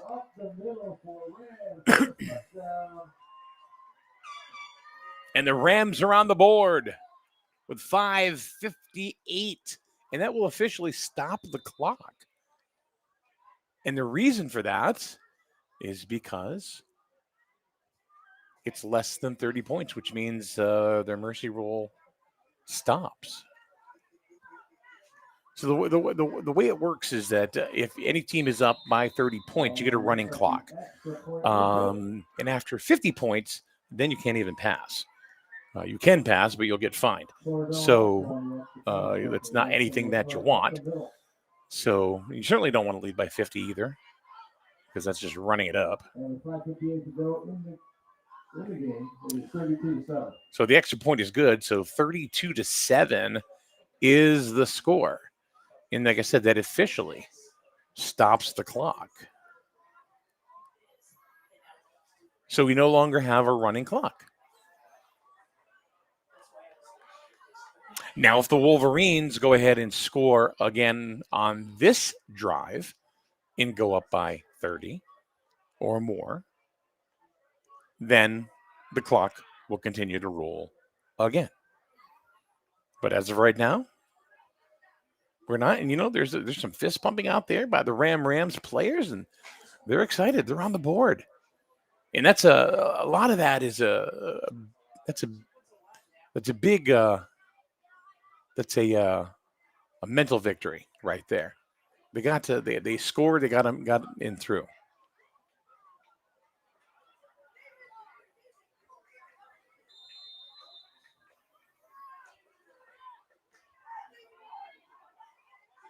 Here's the kickoff. Onside kick. What's going to happen here? Who's going to catch it? It's going to go out of bounds at about the 49-yard line. So the Wolverines will take over 1st and 10. Number 0, Jackson Perry on the outside kick. Almost recovered it. Kevin Wilbur into the game for the Wolverines. Trying to see some other numbers here. Jackson Jean was in the game for the kickoff. He's coming out. Nicholas Lage, number 67. Kellen Fleming, number 50, into the game. Jonathan Rude, number 20. Emma Harrell, number 58, into the game. We have some changes on the opposite side of the ball. Brady Chittick coming back in. Number 5, Brady Chittick in at quarterback. Under 6 to go. Alex Eldridge coming back in, number 63. And a flag. We have a flag on the play. Going to call it a delay of game. Delay of game on Griswold. Pushes them back to number 5. So you're looking at 1st and 15 for the Wolverines. Also want to thank Rubino's Full Circle Restaurant, Dean's Corner Diner, Griswold Dental, all for sponsoring youth sports.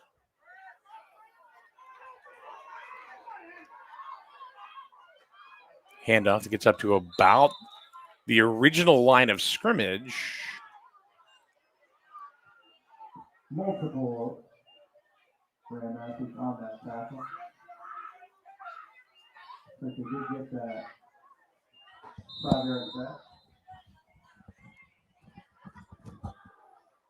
Hard to see, but I think it's 39 Braylon Dish on the carry.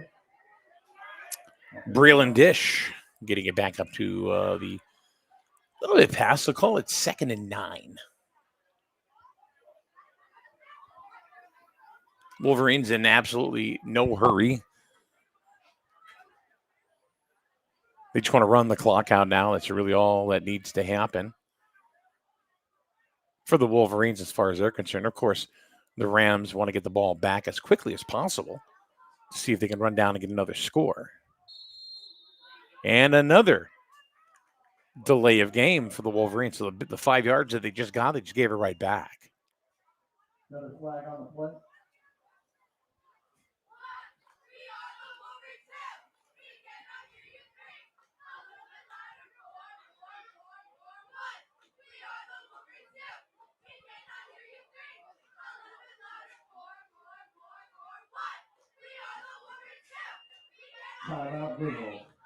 Griswold going to take a timeout after a couple of delay of game violations.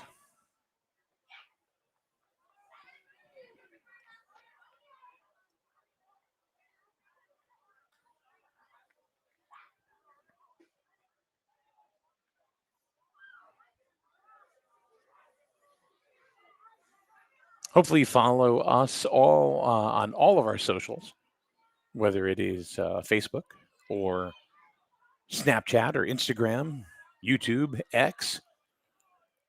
Just find us at SNSN Sports. Griswold volleyball team beat up on Bacon Academy last night, 3-0. Little cutback there from Wolverine. And Number 33, Quentin Osius.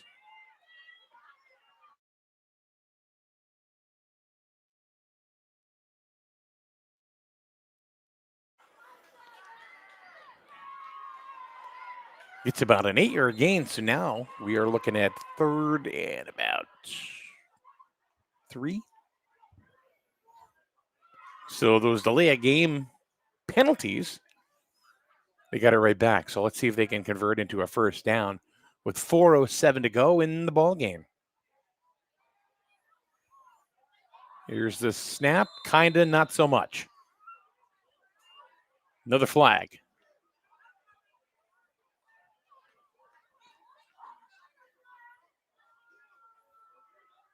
And looks like motion on the Wolverines. False start. So now we're back to 3rd and 9. 3rd and 8. Let's see if they can convert here on 3rd down. The ball was handed off to Kevin Wilbur. And lost about 4. So now we got 4th and 14, maybe 5 yards, 6. 4th and 14. 4th and 14.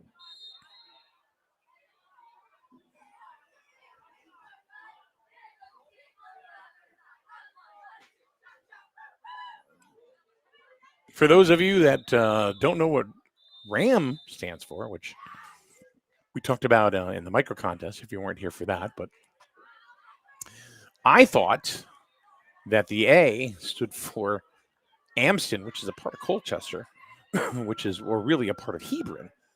So it's regional Hebron A, which is actually Andover, and then M Marlborough. So even though Amston's kind of in there because it's part of Hebron,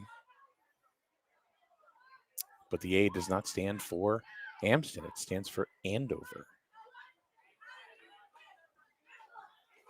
So timeout on the field. 3:01 to go in the ball game. 32-7 here in the seniors contest. And if the seniors hold on, all divisions in Griswold youth football after 3 weeks will remain undefeated.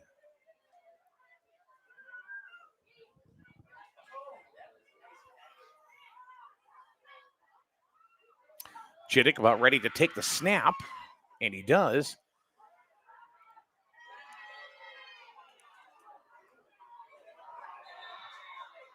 Hands off to Braylon Dish.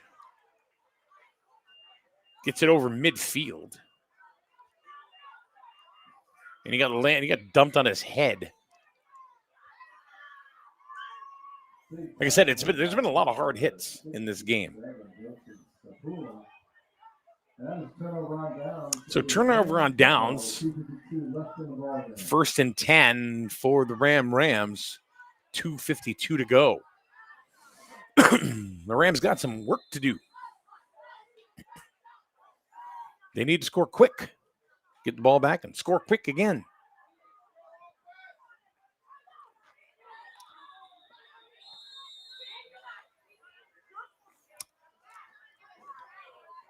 I mean, it's a 4-position ball game, so not sure if that's even possible at this point. I mean, anything is possible. But never count any team out until it's over.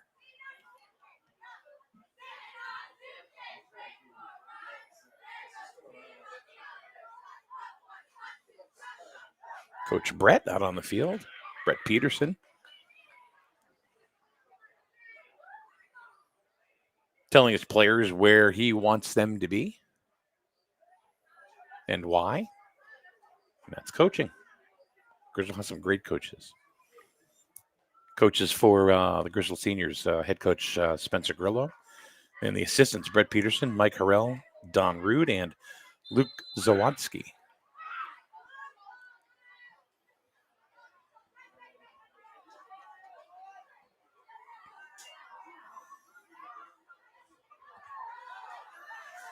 There's a pitch on over to number 10, Dante Kakamo.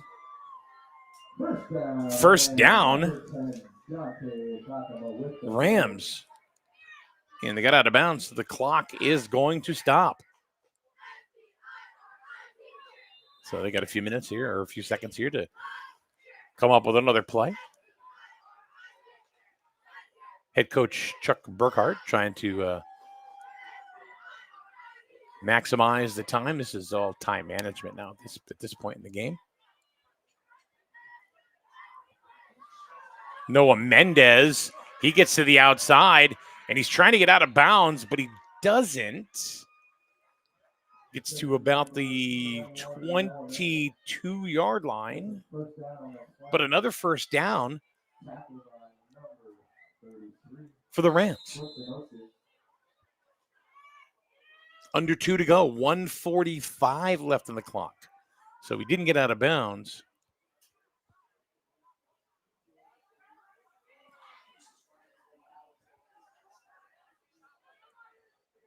I think the Rams only have one timeout left.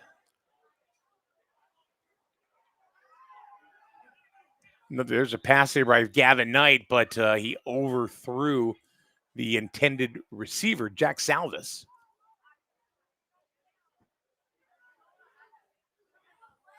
So the clock will stop with a minute 24. Second down and 10.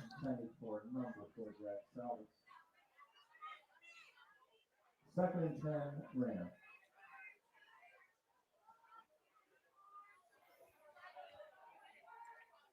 If you haven't had a chance to catch a ball game here at the multi-purpose field at Griswold, give it a go. It's a beautiful field.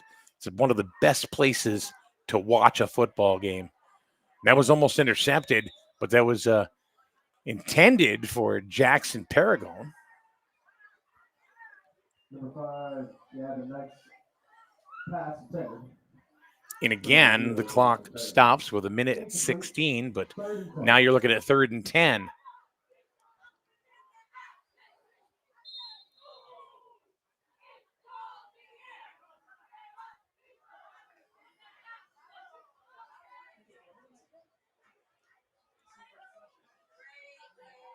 Once again, a big thank you to Nate Olin, the president of Ram Youth Football and Cheer. It's going to be a first down. That was Noah Mendez, just kind of broke out. Got about 13, 14 yards on that carry. So it looks like it's going to be first and goal from about the 9-yard line. Under a minute to go. First and goal. They're going to get a couple of plays off, perhaps.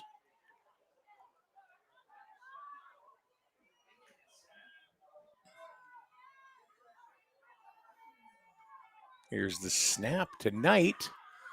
The pass, and almost intercepted by the Wolverines, intended for Noah Ranoff. The clock stops with 35 seconds to go. Second and 9.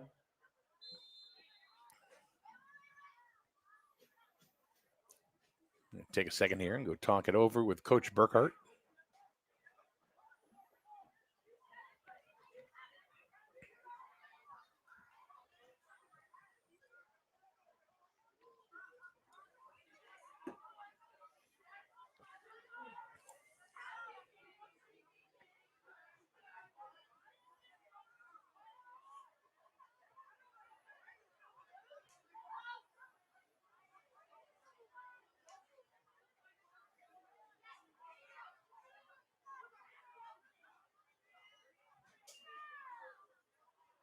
Knight throws into the end zone and into traffic, and incomplete. Incomplete pass by number 5, Gavin Knight. 4th and 10. Ball intended for Riley O'Bara was the intended receiver. So, unless they get it into the end zone. This is going to be the last play from scrimmage for the Rams this evening. Because if they don't convert, then the Wolverines, all they got to do is take a knee, and that'll be the ball game. Knight in the shotgun. Lateral over, no good. It is recovered by the Rams, but it's going to be turned over on downs. 23 seconds to go. All they need to do is snap it, unless they just pull the Rams off of the field. But they're going to call a timeout instead. Fourth and goal.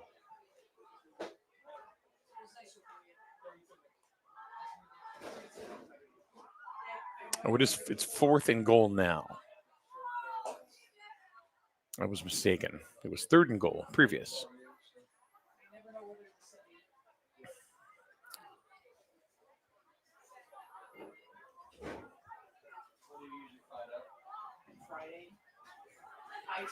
So they're on about the 12-yard line.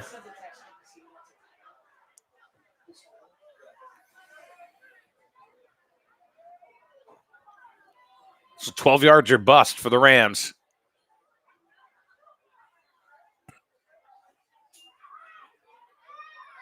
Ryder Knight throws it up, and touchdown Rams! Beautiful pass from Gavin Knight.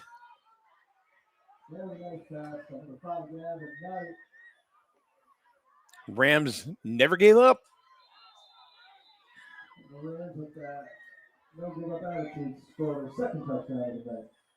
So now they're going to go for the extra point. It's not going to change the outcome of the game, but good on the Rams. And they're going to get the extra point with the tush push.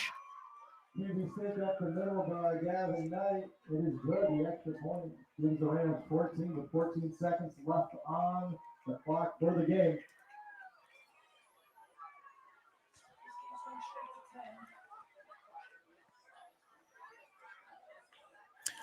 So Rams going to go ahead and kick off. Undoubtedly, it'll be a onside kick, and they'll try to recover and get another play from scrimmage. And, stranger things have happened, folks. You never know.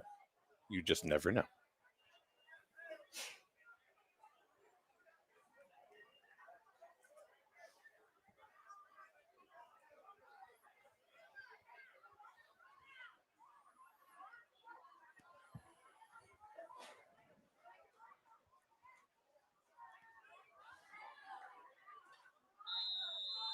Here's the kickoff from Jackson Paragon.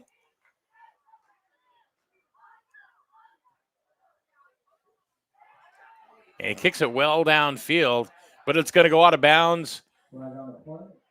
And they're going to run. All they got to do is snap the ball, take a knee, and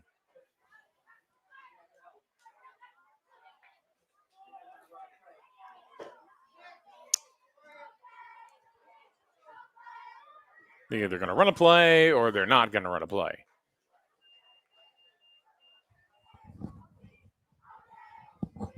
Sometimes the opposing team will decide to just take the team off because it really is over at this point.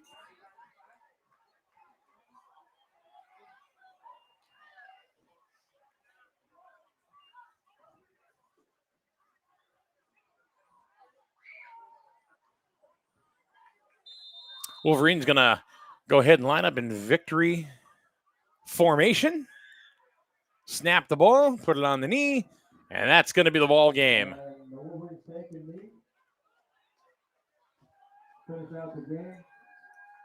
Clock is going to run out, and the final score, Griswold 32, Ram 14. The Griswold Wolverines tonight, the Pee-wees, the Micros, the juniors, and the seniors, all victorious for 3 weeks in a row. So no defeats for the Wolverines.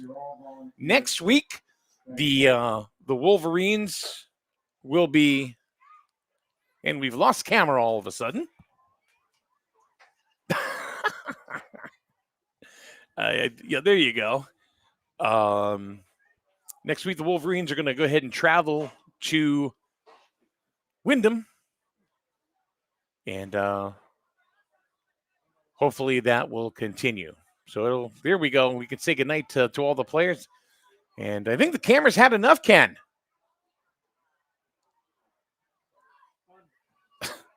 Anyway, we're going to rack things up for tonight. For Nate Olin, thank you very much, Nate, for filling in tonight. It was great working with you, and it looks like we're going to be working together down the road as well. And, of course, our esteemed cameraman, Ken Howman.